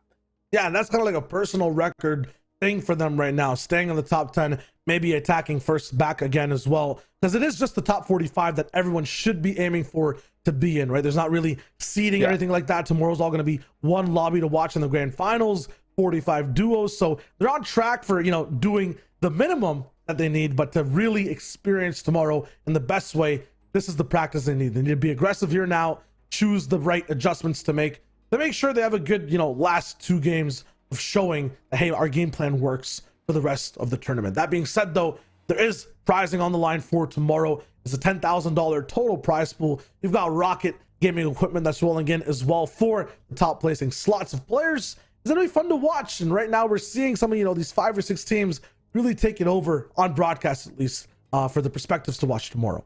Yeah, and I think one other thing to mention is those qualifying spots for Code Red. That's the $25,000 tournament happening next week. And yeah, that one I think is the one that people want to get in. If Derpy and Dylan continue the way that they're playing today over to tomorrow, I think it's what the top 3 teams from tomorrow's grand finals in the April Anarchy will qualify for Code Red, where they'll be able to play with really, really good pro players and potentially get their shot at you know, the upper echelons of competitive Fortnite. Yeah, they can make their name a grab at fame, so to speak, as well. Like, there's so many different things that could be there, and every game they're playing right now has a chance to affect that. But it seems like we have that game 5 ready to go right now. We'll see exactly how their stories continue to evolve in the April Anarchy entire system, cup, qualifiers, whatever you want to call it. There's so many different suffixes to throw after the title's name. It is the quals, though, and for this game, I feel like I'm going to call it here. Things will change. It won't be one of these top teams we see winning things out. Okay, well, let's see. Game number 5 is underway. The bus is launched, and we are hopping and loading in. Just a few more games remaining. The last opportunity these guys have to make their mark. Here we go. Got Wyatt in the business. Base Assassin. Vital is here again with Wesley. I think this is the fan favorite. I missed them. It's been a few games. We Sly. We Slay. Wesley. That man's got to work on the capitalization, man. And who else? I see Toasty in the lobby. Bonix is here with 7 again. You see Bosch, Bronos, yep. Duke and Bronos. Archer Control and Hush. Yeah, okay. Oh, Hush is by himself, unfortunately. Ooh. Yeah, I was looking. I only saw Hush, and I saw him next to. Oh, never there mind. It is. They're supposed never to. mind. Sorry, I'm an idiot. Who's Control's teammate? I thought that Hush was Control's teammate. That's why I got confused. Yeah. Okay. So Postic is actually up there in the top 10. Yeah. We kind of, I guess we weren't in his lobby for the last couple of times, so we didn't get to necessarily see how they were continuing, but they did win a game, and they did get basically second, third in the last couple. So they've been on the come up since that game in Coral Castle that we saw. And they've been landing pleasant mostly all the games, usually contested. Maybe this is the change they needed to hit top 10, is not having anyone around them. Even though they might be free Elim points, they have to be at peace as they play. At peace, nobody gets to spend the heals, nothing like that. Oftentimes, even when contested, even when you're like, you bully them very fast, sure, you get the siphon, but what you don't get is the minis back that they spent to get shielded up. You don't get the big pot that they spent, the bandages, the med kit, anything like that. You just don't get. And you got to sit up in your chair. You got to ruin the vibe. You know what I mean? You got to get into nerd neck position for that fight. Even if it ends in 30 seconds, it's a difference, man. You got to keep the vibes nice. And for Duke and Bronos, that's kind of been the wave. Just ride zone, look for bow shots, let Duke do the work, and Bronos is there for the aura. I feel like his AR shots sound louder and hit harder every time he shoots them.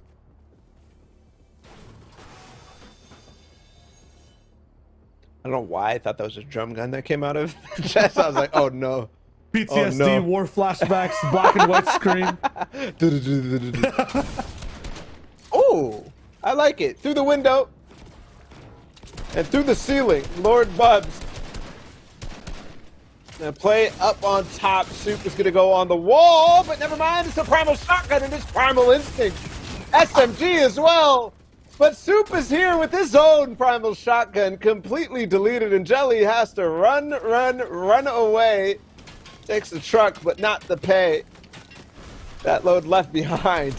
He tries to get as far away as possible from Soup and Lord Bubs right now. They definitely put that fight. Actually, I thought that they were going to lose that fight the way that it was playing out with the primal shotgun, the SMG spray. You never know, man. For Bubs and Jelly, it was like, you know, this protagonist versus protagonist mega strat blueprint fight through the windows. I only have a pump. I got a wall up now. It's like, okay, I'll go over him. The other two teammates are just pew pew pew pew pew. They walk up to the walls, spray those guns. Wow, ideal play. And Complex looking for their comeback, try to burst into the top 45. They find a big team or a quick team to pick up. Ooh, pokeballed. I choose you, I caught you, and now you're back to the lobby. Good stuff from Complex. You caught 2 points. So, Holly Hedges now for them. I mean, clean, but like we said, again, contested. No matter what affects you in a way that, oh, 7 and Bonix. We saw them get deleted by one of the teams previously. I believe it was Derpy in them. This time, chasing down Slamming Salmon. Saw them come in the chat after we talked about their alliteration names, and yeah, it might be the same way. Nice names, but unfortunately, Ooh, it's like the my first God. like that was like the first time the primal shotgun like felt good, like, you know, like it The was, first time we it was did a it with nice, yeah. a nice transfer. I was like, nice, you know. Yeah. Whereas jumping in the box, I'm just like, oh God, what's happening? You're scared. No fear. From base assassin, bass assassin. I don't. Bass, it's a fish. Yeah, He then base assassinates was, fish. Or He assassinates the low Guitars? ends. oh. The low ends of your audios.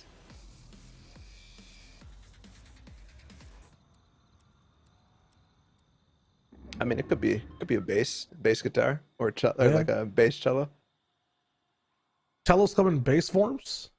Yeah, it's massive, bro. Doom, doom, doom. You know? Oh, it goes crazy. Yeah, it goes crazy. It do go crazy. Zach and Toasty, I think we've seen them at Steamy the entire day. It's not hot though, man. It's not hot. Steamy? Yeah, You would it think is it'd be steamy. bugging.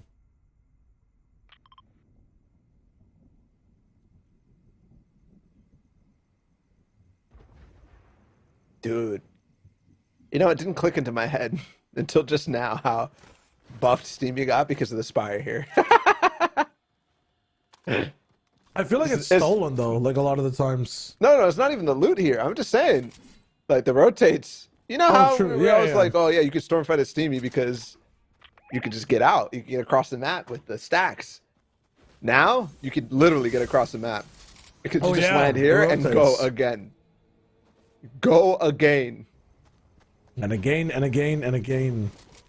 No way. Looking at my sheet here, yeah, it's duos. And I see 3 people on the screen. Something here doesn't belong.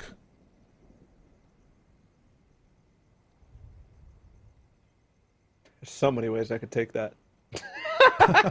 The guy on screen called not here. It's a guy in a bush with no weapon. His teammate. Oh my God. These guys are legends. Actually, so smart. The placement format, bro. They each land on different sides of the maps. Okay. Land in a bush and go AFK. And with the format and the lobbies the way that they are, But then explain to me.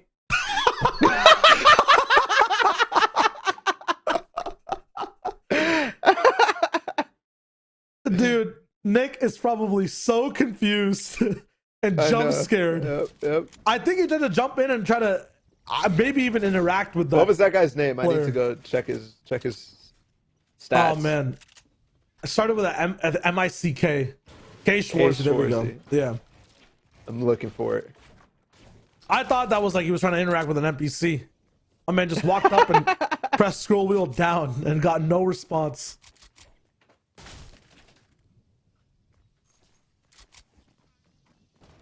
Can't find them yet. Yeah, I'm looking at teammate like had some shields, people though, around like- the top 45. No, he didn't. He was. No, he was... his teammate had shields. He was in the bush, but his teammate was fully shielded. No, he did not. I don't believe you. I'm gonna look swear. on the stream. Go for it. It's delayed. His teammate was fully shielded, but nowhere near him.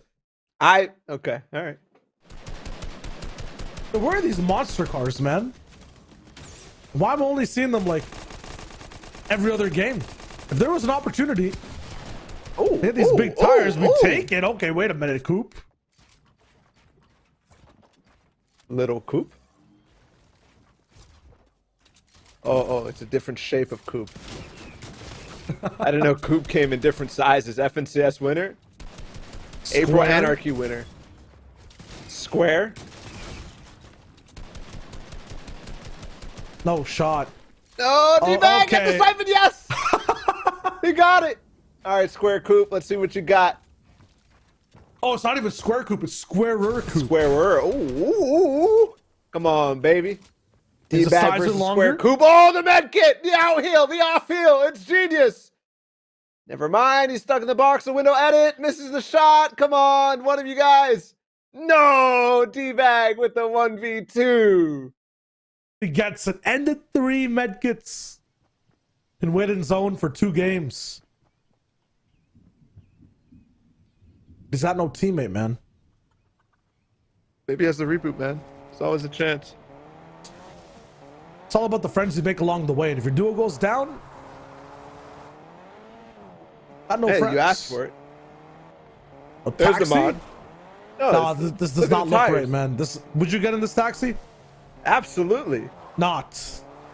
Absolutely. Yes, I would. Have you ever gone off-roading, bro? It's the most taxi? exciting. Yeah, heck yes, bro. Not in a taxi. Go no. off-roading in a taxi. I bet you it'd be lit. With Life tires like changing. these? Yeah. Have you ever seen like those Japanese prank shows? Yes. And they like they bring people in taxis and like go off-roading in them? Like actually. That's actually wild. That's a concept. And they just film their reaction. Well, sign me up. It just seems suspect. I don't know.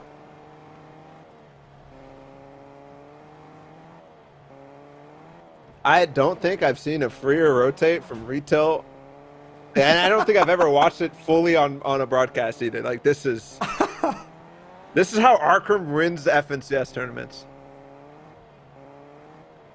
He just did this without the wheels. Yeah, just full dead side. No, actually, you know they did use the cars one time. Yeah, but not like that. Not like that. Not with the big energy. Yeah. Zabonics. When did cars get added? That was what season? Was that season 4? That was season. Oh, the end of 3. season 3 after the Yeah. water. Yeah. There were roads. And the insurance company, no sweat insurance. Yeah, no sweats, bro. Only peelies.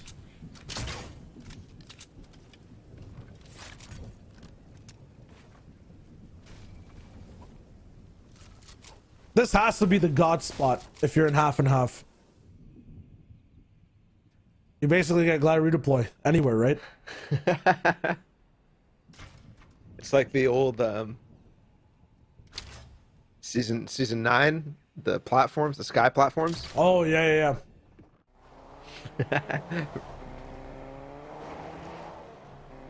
Different times. Kelly's still alive. This man's going the distance. Yes, sir. This is the guy who escapes Slurpee, right? Yeah. I think his car ran out of gas. Now he's on the run. Actual fugitive gameplay. This man is Harrison Ford. You think chat knows who that is? Yeah, Chad knows who Harrison Ford is. Come on now. I don't know, man. Come on, man. Which Marvel movie was he in? Come on, man. This isn't a Disney movie. Kind of. What do you mean, kind of? Yeah, this is the god spot. It's so good. So the bows, man, they're so good in this position. Only 18 bullet. I'm terrified. I think it's this variation of it is the first one to have the potential to one shot. Is this mechanical or is this primal? This is mechanical. Okay, looks primal-esque to me.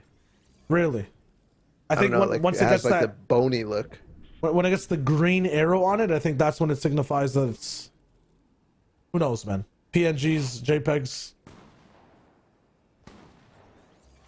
Oh, BX is in this game. He's down below. Okay. He looks like he's by himself. Hold up. Nope, never mind. There's Mars.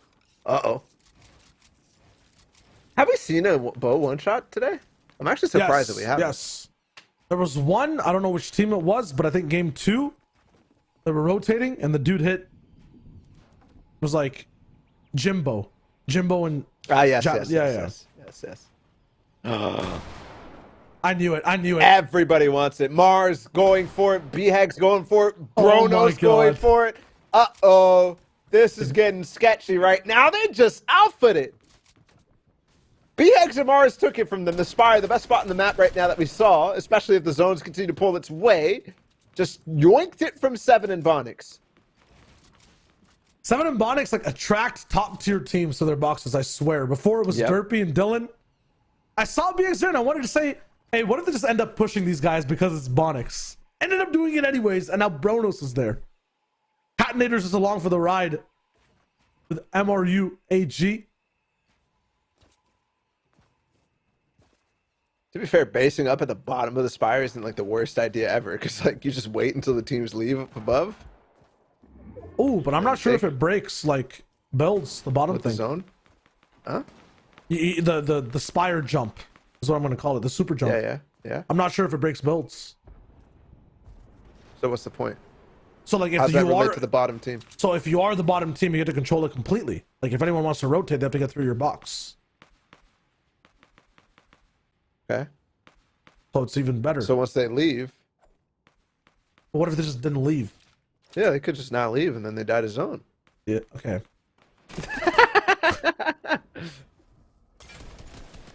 Whoa! Okay. What is happening? We're in the zone! We're in the zone! Rotate! Rotate! This is illegal.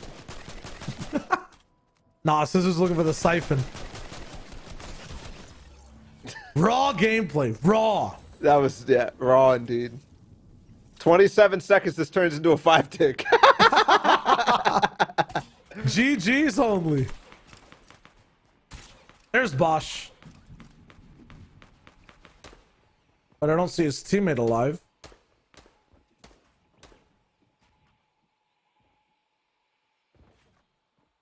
Hush and Posick in the distance? Have you seen these guys play height yet? BX and Mars? No, this is the first time we're seeing them.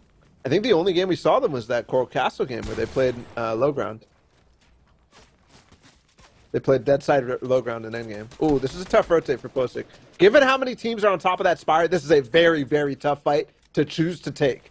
Yes, it might be potential points, and it might be easy for them, but the path ahead is dangerous if this takes too long. Seems like Physics is always into or just ahead of these teams that really want to dive into boxes. Gunna ends up going down first most of the time too. Try to signal them out. They're building up, which is dangerous for third-party angles. Nice. Close to getting juked. Okay, Hush finds one. And this is where, yep, the pattern repeats. The Gunna goes down, and then Physics falls shortly after. Mm-hmm. Yeah, this is what I was worried about, though. Yes, they get the mats back up, so they're not really in danger, right? Oh, careful here. She's actually directly below. And they do know. Okay, so they're paying attention. They know where she's at. Oh, they have a car. Okay, they're chilling. Dude, see, that's the level of play. All right? You see a team make that decision, and then they have no follow-up. But for Posick and them and Hush, they have a follow-up. They know there's a safety factor for them. So they get the car, and they're going to be able to rotate there into zone just fine. Even with 4 teams on top of the Spire looking straight at them. See, they're in. But okay, I was going to say, that car could be stopped. There's too much of a dip though, and too many builds blocking.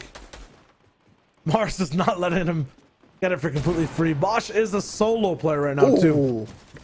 That was a scary type for Mars to be peeking out of the box right there, trying to pressure. That's Duke. And Bronos' opportunity to strike, and they make it work.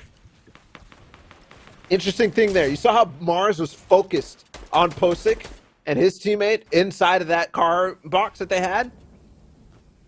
They're paying attention. Nice shot from Beggs. They're paying attention to the Elim feed and who is a threat in their game. So he followed him instead of Physics Searle.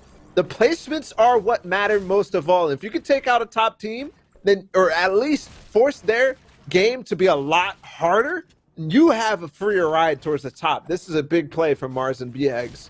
But unfortunately, they don't get to do it for too long before Bronos and Dukes make a play on them. Oof.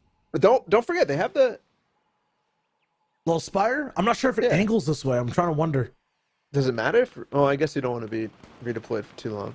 Yeah, I guess it matters. It actually does, because it always angles towards the center. So all these guys on the spire, BX, Mars, Bonix, their glider will shoot towards where Frosty and Mellow were. They're just running. Okay. Forget it. Duke and Bronos neither. Oh, they spotted an opportunity to go in. And yes, the third party, I think BHEGs and Dukes know again that this is an opportunity for them to strike at a team that potentially has a chance. No. So no use of the spire. They're going to rotate through. These big bricks are very, very useful to hit on your rotates no matter what. There's just so many materials. And this should be actually easy for them. There's nobody on height because that's in the center of zone. And a very, very, very good rotate here from BHEGs and Mars. Ahead of actually Bronos and Dukes. Lots of Guardians though, kind of, in all these builds. We have Vital. We slay many people who would not let anyone else get away for free. Duke finds another onto Jolt while they rotate their way here. And Not Here finally loses a teammate. Yeah, you're not going to be able to pick up free Bush babies inside the early game. Now it's the end circle. You're going to be looking at players who've been here surviving, thriving. Complex all the way up top looking for shots too. Bronos and Duke make it in towards the left side of the zone. A bit greedy there. They base up a top Hush and Posick. Trades a little damage. Bronos did lose his shield. Hush almost lost his shield. Would have been a crack. Posick takes the floor. Duke responds by holding the wall. Everything fine, but both those teams right next to each other gives an opportunity for the rest of the lobby right now to maybe strike. Talk about good rotates. BHEGs and Mars have been left in the dust on this one. Both zones pulled max distance for them. And they have to go on foot once again. Splitting mats, splitting metal, I think, all the way. Ideal play. This high ground looks so good. And the bow shot hits. Double dink onto Duke. Ideal play. Reminding me with that name, the way it's set up of I drop bodies. Very similar shot as well. This man is not missing at all. Popping off, making sure this left side of the zone does not actually end up getting to any advantageous position to stop him. But BHEGs, Mars, they're here already. Fast rotate on the right, and they have height. How? This lobby's something light for them right now. They just took height with no effort whatsoever, just getting ahead of zone, looking back, and they net themselves an Elim. And net themselves height. The biggest opportunity now for them to take the game. Live Storm. Hush is still alive. The complex and ideal play. They get out, pushed by a sliver, and a lot of elims for them too. We didn't notice this, but 7 and 6. As one of them falls, Mars and BHEGs, complete different story in terms of elims, but the game is locked up for them, it feels like. Should be an easy wrap up unless there's a surprise coming through, but no one's really close enough on second height to make the climb. No one's free. Mellow trapped in a box, no HP. Frosty going down too. Yeah, those guys aren't teammates either. Wesley getting his last shot up before he goes down. This is Mars's game. This is BX's lobby. Ushno and Posick are trying to get as many elims as possible before things wrap up, but they get taken out too. A fourth place for them, 9 elims. BHEGs and Mars now starting to try to catch up to iDrop or iPlay. and his team, but it's 2 versus 2. Mars already pressuring. One's knocked as well. Last player in zone is Kevin. Very, very low HP, and it instantly, as they recognize the situation, it is a wrap. Max distance zones every single time, but it does not matter. It's all according to plan. You know what I'm saying? Like, for these guys, they knew the zones would pull. They chilled on either side, had the spire, had the right side rotate when everyone went left, and then had height as a result. We saw the previous height contenders getting a little bit greedy with the shots, and because of that, they had a free take and then a free lobby to win. Yeah, that was very easy for them. I really like the rotations, the decisions, the path off of the spire that they took. Clean. Compare that to what Posick and Hush went through, and they ended up having that engagement off the side of zone against Bronos and Dukes, which honestly might have cost them. We don't know how that ended for them because they were on low ground. We weren't quite watching them, but we definitely know Hush did survive, get a couple elims, but just not quite enough. It seemed that, though, everyone was kind of on their game, on point entirely. This entire tournament has been as well. It's also thanks to Xfinity. Now, if you guys don't know, April Anarchy is presented by the awesome sponsor of Xfinity. Xfinity delivers a fast and reliable connection on the largest gig speed network, so you can all play your favorite games like Fortnite and stream at the same time. And students, all the guys who are playing here today, the guys and girls, get amazing offers with flexible, options as well. So you get access to awesome perks like a $100 prepaid card and no term contract. You can learn more at xfinity.com/student. Shout out to them once again for helping with the prize pool and the structure for the tournament. And right now, man, it's the Quals Grand Finals tomorrow, Bala, and we're looking at some top teams with some top tier gameplay. Yeah, $10,000 on the line for those lucky few who do make it through today. 45 duos will go through, and we've got one more game to figure out who. Stay with us after a quick break. We've got Game 6, the final one for April Anarchy, the qualifiers.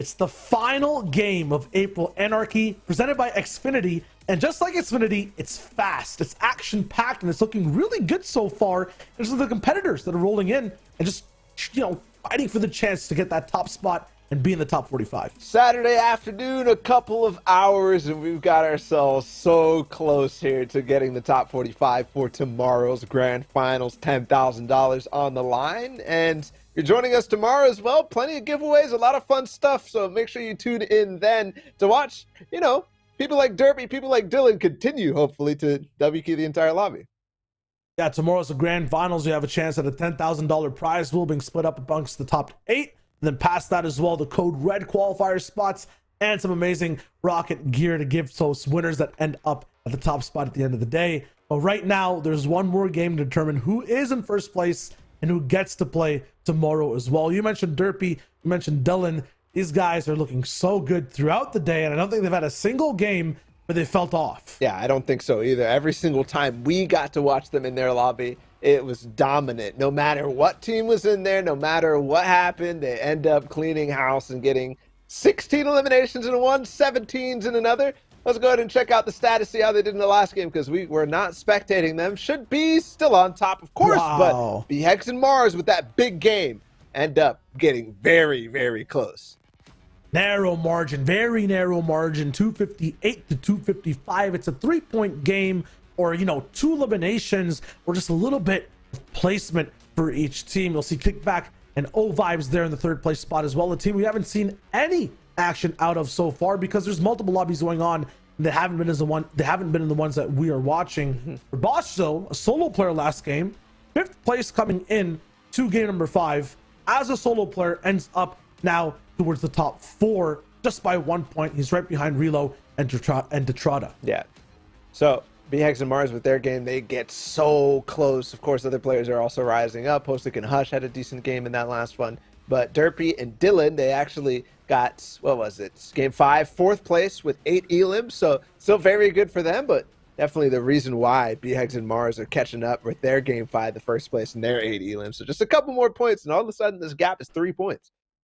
Yeah, the craziest thing about this is that both the BHEX duo, Derpy's duo, and Bosch's duo end up finding themselves with Postic actually in the same games. I think for the entire tournament so far, they've kind of been in the same lobbies. There might have been 1 or 2 where maybe BHEX and Dylan are in different ones, but if this happens again in the last game, this means 4, the title spot of 1st place, and 4, honestly, rankings of who is higher than who. It all comes down to this. Yeah, same drops, same games. All comes down to the last one. And just for reference, 169 there is 10th place, but going down and checking out what 45th place is right now, it is around, I can't actually see the points, never mind. I just debated all of you. I was literally gonna but I can't. If you want to take a look at the standings, it's over at avgl.org. You can go over to the April Anarchy webpage to find out everybody else's standings as well. Derpy, Troller, and Dylan, though, they are cleaning house.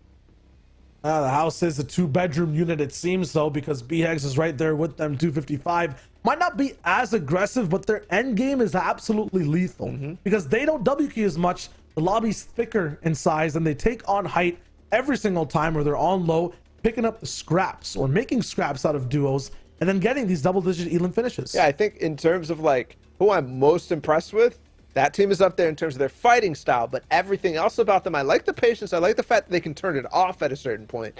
But for me, BHEX and Mars, I already know the potential of these guys, but it's just clear cerebral gameplay coming out of it. Consistent average placement over all the games and having fantastic rotates, ideas on how to play a lobby like this and adjusting their game plan to play in a lobby like this. Because to be honest, like the Derpy and Dylan way, while sure it's flashy, while sure it's exciting, when you look at the format, it makes no sense in the grand scheme of things. You know what I'm like, because it's very, very placement based. So yeah, I think that both sides I'm impressed with, but I think BHEX and Mars, if we had to put it to a grand finals lobby, they might be my favorites going into tomorrow. Okay, for me, I'm kind of on the side of Derpy and Dylan because they have this old saying, which is if you get elims, you're kind of also getting placement. They're kind of forcing that top 10 to come faster. You know, it looks really nice. They're playing, and they'll be facing off against the same teams. Now in customs, it might be slightly different, but I've only seen kind of 10 or 15 teams really have the prowess to control a lobby. Everyone else seems like they're surviving, doing really well, but not captain, so to speak, or have, you know, the power to do that in the way they play. So if it's the same people tomorrow, I think Derpy and Dylan might be on top. That being said, though, you're right. BHEX and Mars, they have experience, right? FNCS's, reboot rounds, third-party tournaments. They've been teammates the entire time, whether it's trios, squads, or duos, and they've played for so long together. If it's a grand finals lobby, they definitely do have a big advantage. Yeah, well, we'll see how the studies affect them over in college. You know, all these guys playing. True. I believe UMD for them, very prestigious school as well. Everybody else, you know, playing on their team, school, or on their school's team. There you go. So yeah, I'm excited to see what happens tomorrow, man. I'm very excited, but we're still not done here. Maybe somebody else can impress us. Maybe a last game come from behind, absolute domination to get into the top 10 or something like that. That absolutely takes us by storm and takes us by surprise. That would be welcome for me, for sure. Hey, so someone stopping, you know, Derpy in a box? I don't think so, man. You know, these guys they're pretty serious when they roll in. Would it be cool to watch? I just hope these guys are in the same game as BHEX and Mars. If not, we're kind of going into the Phantom Zone, trying to, you know, ethereally track how the other game's going and cast another dimension maybe while the first game's going on our screens. I don't know how it's gonna work out, but hopefully they're in the same game. If not, still big contenders in there. You know, you got Posick, you have Detrada, who's been alive the entire time. Mandinka as well has been a person who's been playing solo some of the times, clutching up for his team and staying in the top 10. I think he's in top 15 now, so maybe he claps back, but still a chance for redemption for a lot of these teams. And still now the final game up for grabs. We'll see if these guys are in the same spots. We'll see if we have a big title showcase on our hands. Final game for the qualifier starts now, and it's right away. We're looking at that name list. I love that we get to see this, by the way, because it tells us who's you know in the lobby. Very useful feature here. Very nice. So I've seen who did I see? I already forget at this point. Some people here. Some there. people. Yeah, there's people in the lobby. There are people in the lobby. We have Heights. We have Diditian Heights. These guys are they're top 7. They're looking good. Even if the top 2 aren't here, it's all Gucci. But I mean, we haven't seen this perspective yet. The only time I think we've seen Heights, I think he was running away from Dylan. I think in game 1 or 2. Yeah. Playing very passive. But now they can be controllers of this final lobby. I did get word that 77 points is what it takes to be 45th. Out of all the players who played today, 77 points. Okay, so it's a Camp COD drop. How do you feel about this? You know, contrary to what everyone else says, I feel good. I like it.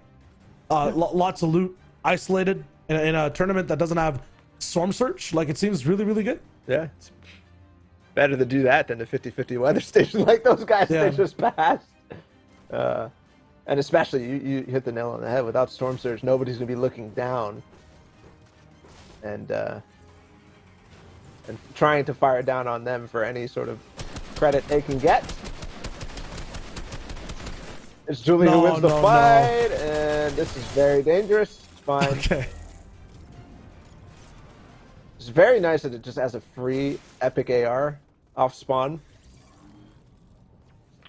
from Weather Station. And then they get the NPC afterwards, where it's like the other way for everywhere else. Wondering what happens at Catty Corner, though, for these guys. Jack and Julie, though.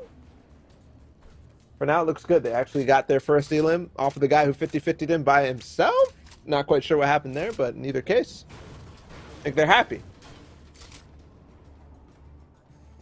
They like it. Just have to get some white heels to get rolling. 28 duos in the lobby. A little bit loose compared to what we've been watching before. With 47 people, there'll still be some opportunity for funny action.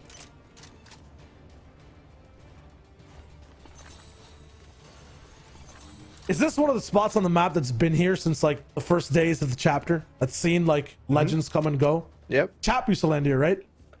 I mean, yeah, chat. That was like actual like FNCS drop spot. Yeah. Booga. He was the first one in the cash cups to popularize this spot. I think like literally the first cash cup, that was where he was landing, and then Weather Station was like the spot that everybody was talking about for solos for the next week. Yeah. Like I was landing Misty, of course, and every arena game, I'm just like, why are there 15,000 people landing at Weather Station? I'm like, oh, okay. I bot reviewed. I'm like, oh, okay. It's Booga lands there, yeah. Does that make it better or worse for Misty droppers?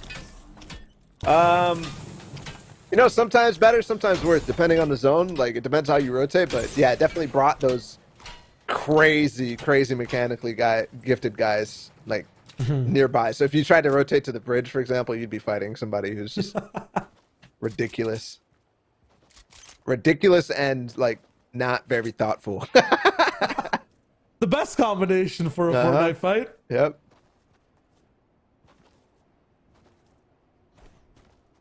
Could be a little bit of a off game for a lot of people playing right now. I might not see many fights in this one because you guys didn't know. I haven't mentioned it since like game 2. We are switching between NA East and NA West servers. This should be a NA West game. Did we just switch games? It almost seems like it, right? But nah, 28 duos still. 45 people. No, let's talk about the game itself. I thought we just switched games. True. Okay. That does look like a warthog from some sides. Got the logo that definitely looks straight out of Halo. Okay. Ooh, llama ferment. What? Am I seeing this right? Did they just get the hookup? Is that a double llama? They just got double llama right next to each other. Yo, I need their stream reaction because this is hilarious. They just got double llama, and he already has a purple pump, bro. We'll see it on his TikTok, right? Makes sense? Yep. That is nuts. Gotta give him some free TikTok advice. How would you make this video? Gotta have like... Dude, honestly, for TikTok, I don't know. The stuff that's supposed to work works or doesn't work sometimes. Just have it zoomed in. I always feel like they're so over zoomed. Yeah. I should only be able to see like this character's feet and the llama. And we're done.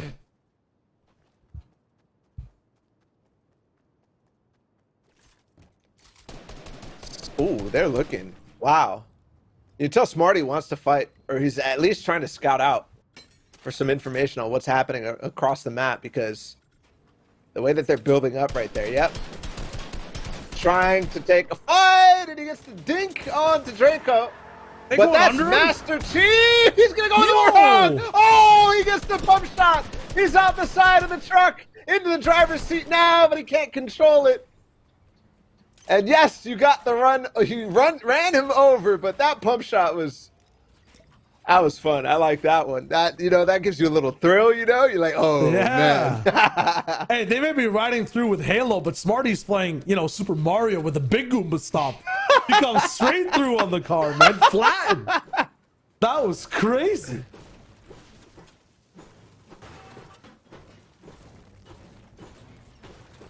And they got theirs. They got there too. You know, Yeah. they're happy now. They're like, okay, last time we were building up and stuff, like, well, were they building up to like farm the metal at the top of the bridge or what? Like, Nah, he was definitely scouting, man. This Yeah, he guy was did scouting? not build up. He built out. He was Yeah, on yeah. 2 wood floors Yeah, yeah. and yeah.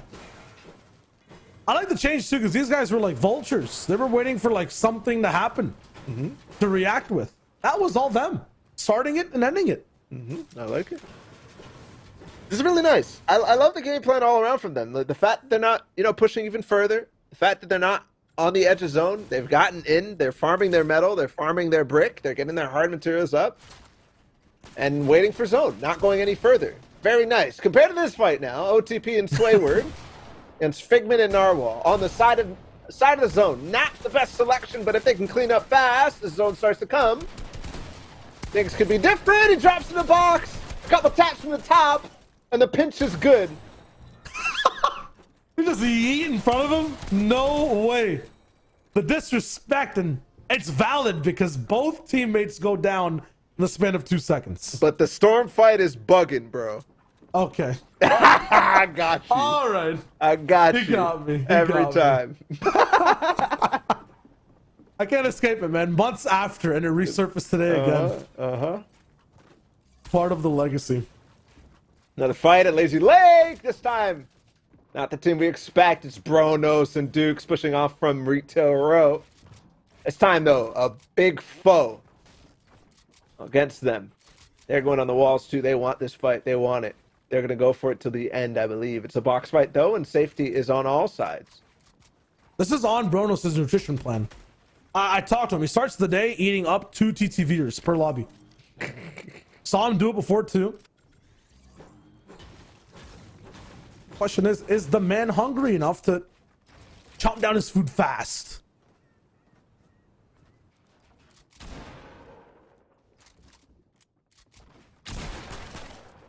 Oh no, that wasn't the plan. There was an attempt, I'd say, at sneaking that one. He's like, I'll come through the bottom of the floor. It's like very obvious there's a wall in the way. He has to break it through. Duke now on top. We're back over with Simply Vain. Oh and no. Ew, in the stairs. And he drops him. It's gone, but Bruno's now stuck. He gets the harp. Oh, that was click. That was clean. And Duke gets the finish. That's the siphon available now. One more player to find. I don't know how to pronounce your name. Sorry. I'll do my best. EYU. You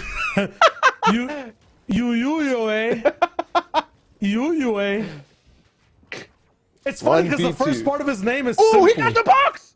No, Duke still has it. Sorry to cut you off there, but I thought that he was dead for sure in that situation. Still escaping, still with his life. It's Has just to a start Matt getting on the Wisters now. aggressive, though. There's no shot, no chance. With a paradoxical name like this, are they going for a pickaxe or a harpoon shot? He's giving you the opportunity to clap back. He's just got the ratting jukes. away. There's no way. He just got the jukes right now. Oh, gets the wall again, but still 2 players there. He He's gonna needs to pickaxe. find a shot. 68 mats left. He needs to start finding a shot. He puts himself in a rough spot. No escape there. It's a window room, and you can't get through that window with a cone. No, sir. I'm gonna need a very different build for that one. Ronos and Duke. Breakfast is served. Meanwhile, Crispy and Smarty, with this new game plan, with this newfound confidence, are hunting out more duels. And this time, it's not your run-of-the-mill new landers that are coming to your spot or, are right beside your bridge in a Halo car. This is Toasty and Zach. We've been watching them over and over again. They've played pretty well the entire day. And they're clapping. A fight that looks like it's about to clean up as we'll catch up with the end of Smarty and crew.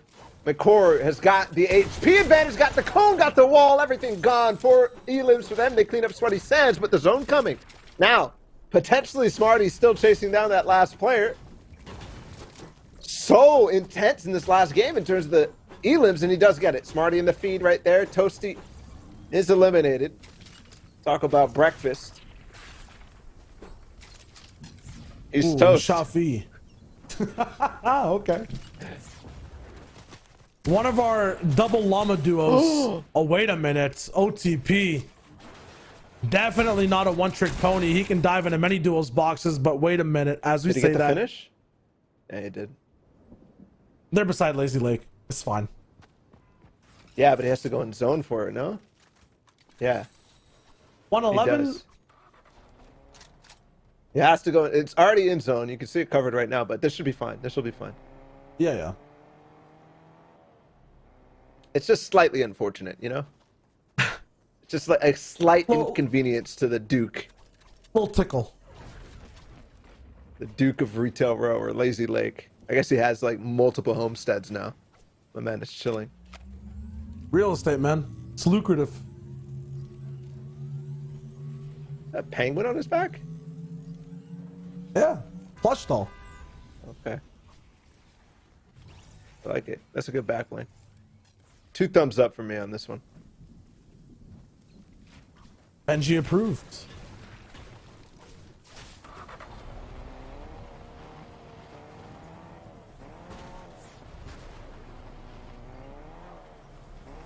Nice. Oh. Wrong way. There it is. I They think it was spotted him. emoting. Hey, he was. He almost got headshot.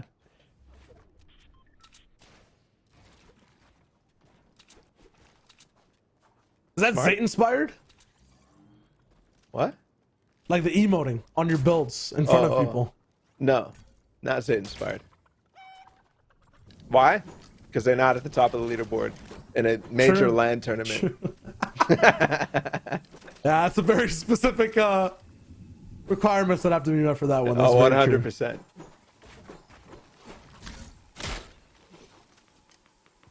I honestly think he didn't know that the guy was there, because you saw how he was trying to like, he started looking around.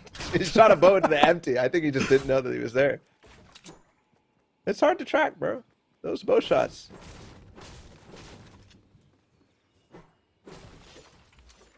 You know what the scariest thing about this new bow meta is? Like, before bows were a thing, if you were rotating and not being the ones to take tags, you could hear the snipers, the AR shots going off Yep. across the field, you know, where you're rotating. Now it's just silence. Like, if you're someone in center circle right now, you haven't heard anything move in the past 40 minutes. If you take a snipe shot, the entire lobby knows where you are. They know you have a sniper, right? So that changes the way that people rotate. That changes the way that people look. But with these bows, people could be shooting at each other, and you could be like 5 boxes away and have no clue.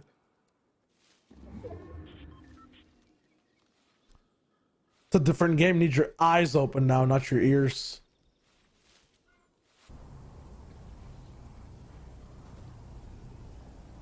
Where have I seen this name before? TikTok? No. I don't know. It just seemed like a nice, funny wordplay. Maybe, you know, Instagram, something like that. Vitamins. I think it's just. Why don't we have mint vitamins? I mean, I'm sure we do. That's what I'm saying. It sounds like just like a GNC commercial or something. Yeah, that's true. Aw, not like this for rowing and tide. They always feel like they just want to rotate in, maybe get a few boxes in, a little bit more. It's either Duke on their walls, rattling things down, or there's trouble from somewhere, man. They're never in a comfortable spot. The last time I saw them was what, the Weeping Woods game where they were getting held out by Duke and Bronos. Yeah.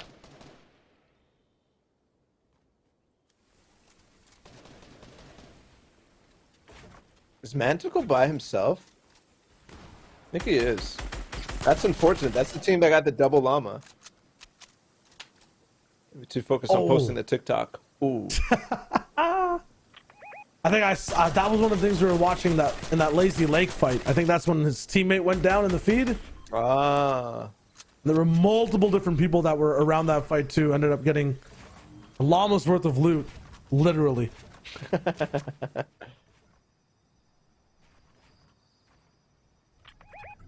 I think it's Mika who actually who got the Elim. Oh, okay. I like this. A little taunt. Very careful, brother. This is dangerous, okay? Here, some taunting advice. You're 2 boxes up in the open, Okay. with your back open. And teams Yeah. could be anywhere around you with height, where they can easily just see into your box, like the entire thing.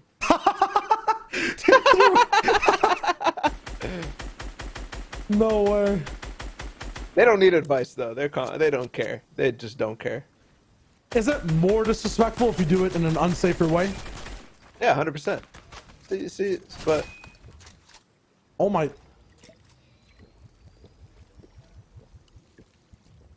It's not worth.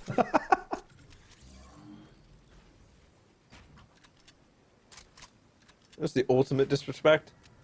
Just ramping this team. What I Low-key preach ramping? never to do.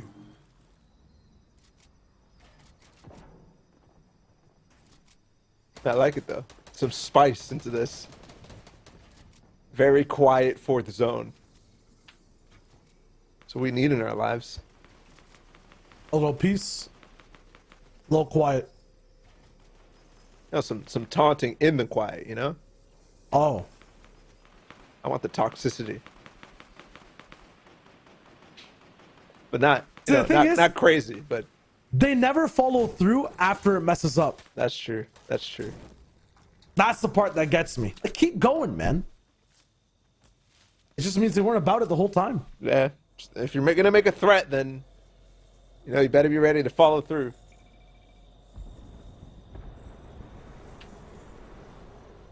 Julie, they made it here. Let's go. Jack and Julie made it all the way to the bottom of the hill and back. 6 game, top 12. Smarty's ready. Don't edit. Don't edit. Okay. Okay. This stream is cursed in terms of who we watch. They never get fifth zone. It hasn't happened one time. We've gotten max every time we're watching somebody. It's been max distance zones. Every time. We have 2 more chances to see if that's how it looks like for 6th and 7th. Yep. Yeah, I think like 8th and 9th, people don't care where it pulls, right? It's Yeah. just like, whatever. It's either it bounces back or it doesn't bounce back.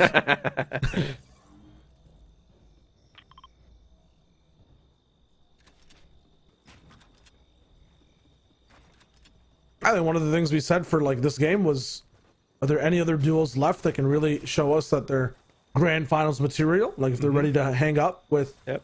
the top controllers. I think Jock Crispy and Smarty are there now after this game. I'm Well, liking we'll it. see. I mean, we'll see. They have to convert.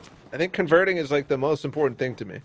Like, yeah, playing smart and getting to this position is a proof that you will do well tomorrow. Like at least get to here. But converting is difficult. That's the hardest part of the game. That is by far the hardest part of the game.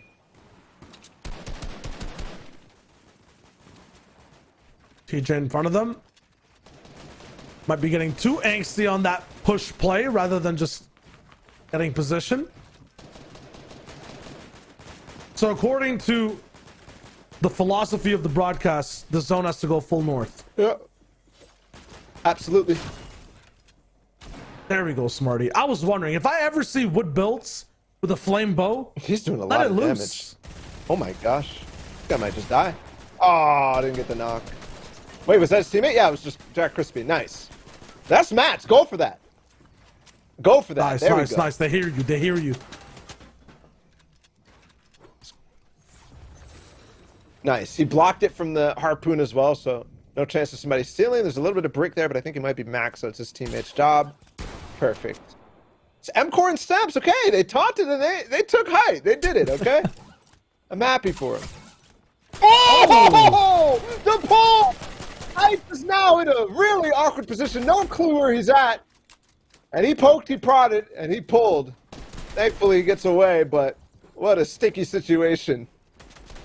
That was cool. I just want to imagine the comms at that moment from his teammate. Yo, where are you, man? I'm tarping in. I got harpoons. I'm on height. I'm second height.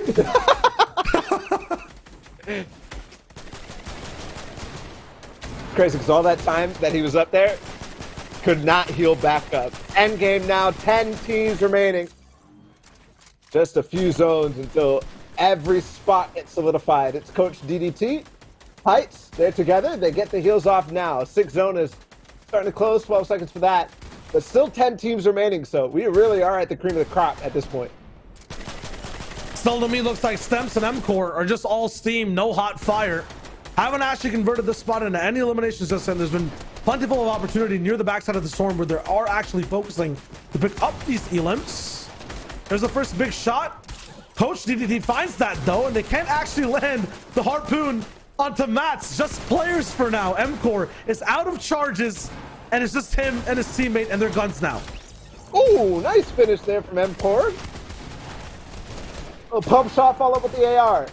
Bronos and Dukes are still alive in this game. 6 teams now left. The big pull, this is huge. If you can get some Mats, it's massive.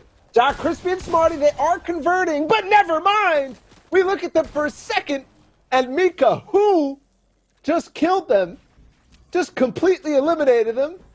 And now, 4 teams, Bronos' team being one of them.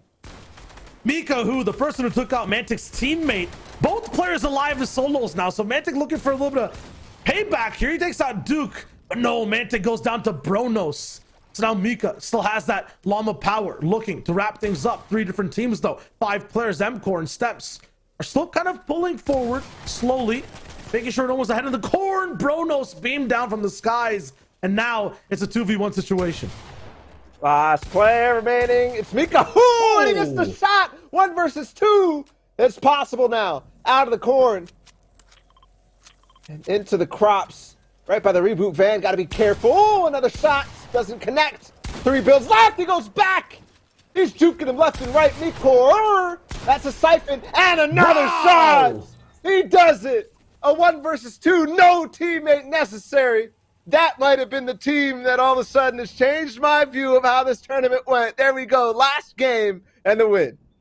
Mika, the game 6 most flashiest clutch winner. 1v2 on 2 different fronts. There were 2 teams of duels ahead of him. Takes down Duke. Bronos as a result goes down, and then he 1v2s because he had the mats, he had the finishes.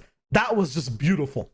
That was awesome. I mean, there was a lot of different players in that one. We didn't have the top teams that we were seeing before. We did have Bronos' team, but we didn't have the fishing guys, Derpy and Dylan. We didn't have B-Hags and Mars. We didn't have any of those guys that we were following the entire time. So we got to see somebody new. And to be honest, 2 teams impressed me in that one. The team, I forgot their names, but the guys who were harpooning people off the ground, off of the, you know, the guy they were taunting earlier in the game. They were having Stemp and his teammate. They were taunting, having some fun with it. That's how I know that, you know, the team is definitely somebody to watch out for, because when you're having fun in a game like this, when you've already qualified potentially, and then you go on to have a really, really good game, I think that's a good sign. Yeah, they can kind of get engage the temperature of the lobby and their position, which is really good because you don't want to have the same type of gameplay for every single game. You want to know what your position is. They definitely knew they were in the bag. Still, for me, it's kind of Crispy and Smarty that are looking the best out of that lobby, really graduating the way they've been playing the entire day. Yeah, I mean, we saw them WQ a little bit earlier, and then they convert in this last game. I talked about what they needed to do to impress me, basically, and I think they did in that last one. I think they got 3rd in that, but Mika, who, of course, like, Pop, man, what happens when something what do you do? Like, you can't do anything when Mika, who comes out of nowhere and just 180 flips you. He's double resetting walls, leaving a door open, baiting you, and then forcing you into a reboot van while you already have no mats. It's disrespectful. It's kind of karma as well because of all the taunting that happened before. But he definitely still deserves it. That was a huge win and a huge finish. Still, though, that was the 6 games. That was the qualifiers. Grand finals are tomorrow. We're going to be seeing that $10,000 prize pool up for grabs, the Code Red qualifier spots, and the Rocket Gaming equipment as well, all the peripherals for those top teams that end up finishing near the top spot. Overall, though, for the day, follow impressions of these, college players. We haven't really seen them in these custom lobbies that much. Usually elim races, do they translate? I think to some extent they do, right? To some extent they do. I think it's not necessarily, we didn't get to see them all in a 100 player lobby, 50 teams and stuff like that. So I think that'll completely change what my view of that. I think that requires a little bit more tactical and cerebral play, like we talked about with B-Hags and Mars. Because you have Storm Surge in the mix, because you have the rotation passes you need to be paying attention to, you really need to be thinking about your drop spot. So I think tomorrow will tell the tale, and I'm definitely going to be tuning into the grand finals to watch that. Absolutely. In terms of leaderboards, if you guys want to see the updated ones at the very end of everything that we've been watching so far, because there have been so many changes, so many different lobbies as well, you can check out avgl.org for all the current leaderboards in total. When it comes to all the teams in general too, such a good showing from everyone. Shout outs once again to Xfinity and Rocket for what they've been doing. From us over here though, that is the tournament, that is the day. Hope you guys have a great time. We'll see you tomorrow for those grand finals.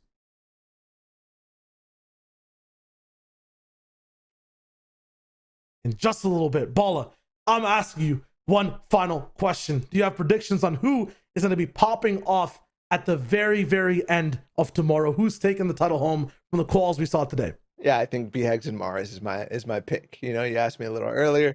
I was definitely like paying attention to them throughout the day, talking about how, when I see them play consistently through a team or through a tournament like this, I expect that to translate very well into grand finals. So yeah, that's my pick. Nice. We still are actually waiting for those leaderboards, so we actually do have them. So the end of everything, you'll have to wait for just a minute. Still a lot to talk about for the stuff that happened during the day. We saw Duke and Burnos in this game. You mentioned that we didn't get to see, BX and Mars or Derpy and Dylan overall. If Derpy Dylan tomorrow don't have that hot start, I feel like they're not going to be on their A game. They might not be at the throne they were on today. Haven't really seen them come back from anything so far. Is that a troublesome spot to be in for a team that's confident? Which team are you talking about?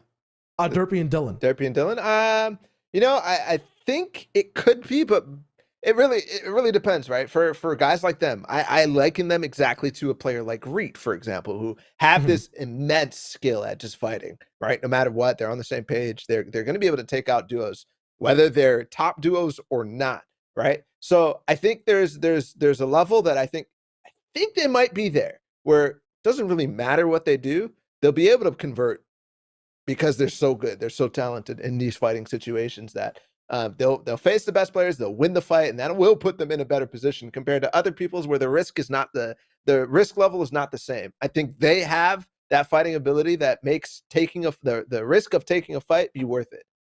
Yeah, I think with them as well, they had a lot of room to take those fights today, right? Like you mentioned it, in a lobby that's full tomorrow, you don't get a free rotate to move by and just bully a team, walk out to them from 100 meters away, unscathed, and then finish the fight, right? A lot of these times when you're on rotation, there's other teams around you. If you're going from Steamy to Colossal for a fight, you'll have to stop at, the Orchard, the Spire, and get interrupted. That didn't really happen today. You saw Dirty as a POI, uncontested, with Retail uncontested, with the Kami split uncontested. There were hemispheres of the map uninhabited today, which made fighting easy for teams like Derpy and Dylan. That doesn't happen tomorrow. It gets a lot more sticky. Yeah, that it does.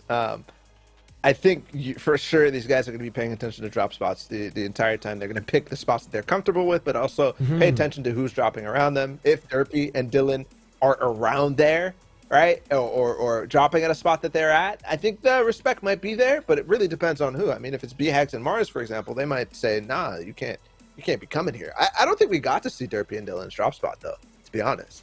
Yeah, not in general, just that we they're saw very Control aggressive. and who was it? Harsh at Lazy Lake, BHEGS and Mars. Yeah. We didn't really get to see. I know for sure there was another team landing at Retail Row, right?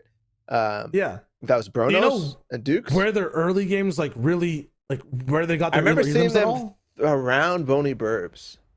Okay. I remember seeing them around Boney Burbs, so maybe it is Boney not Burbs. Pleasant. It could be Boney Burbs, yeah, because that's a big spot where you can get a lot of the primal stuff, the bows, the parts upgraded. They had those weapons, so possibly.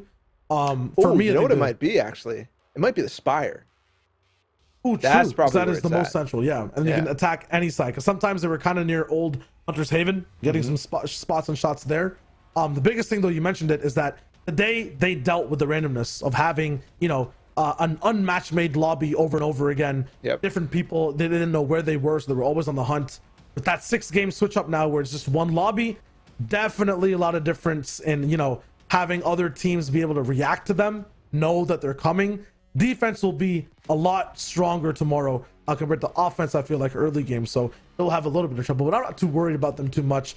I'm the most impressed and looking forward to BX and Mars because in terms of end game, I feel like they're on another level compared to everyone else. Yeah, I think so too. I mean, that's been my point with them the entire time. I think things do change though when we have $10,000 on the line tomorrow, right? It's significant. There's the qual spots for Code Red as well. So I think even when we think about like, oh, it's a grand finals lobby, it's a custom, you know, they're playing 6 games with the same people over and over and over. I think everything changes anyways because of the prizing on the line, right? It's not qualifying, it is prizing. It is not random players. It is prize. You know, the top 45 who came out of this for sure. I mean, with the amount of lobbies that were going on and how hard it was to be in that top 45, I expect the lobby tomorrow to be very difficult to play through no matter what.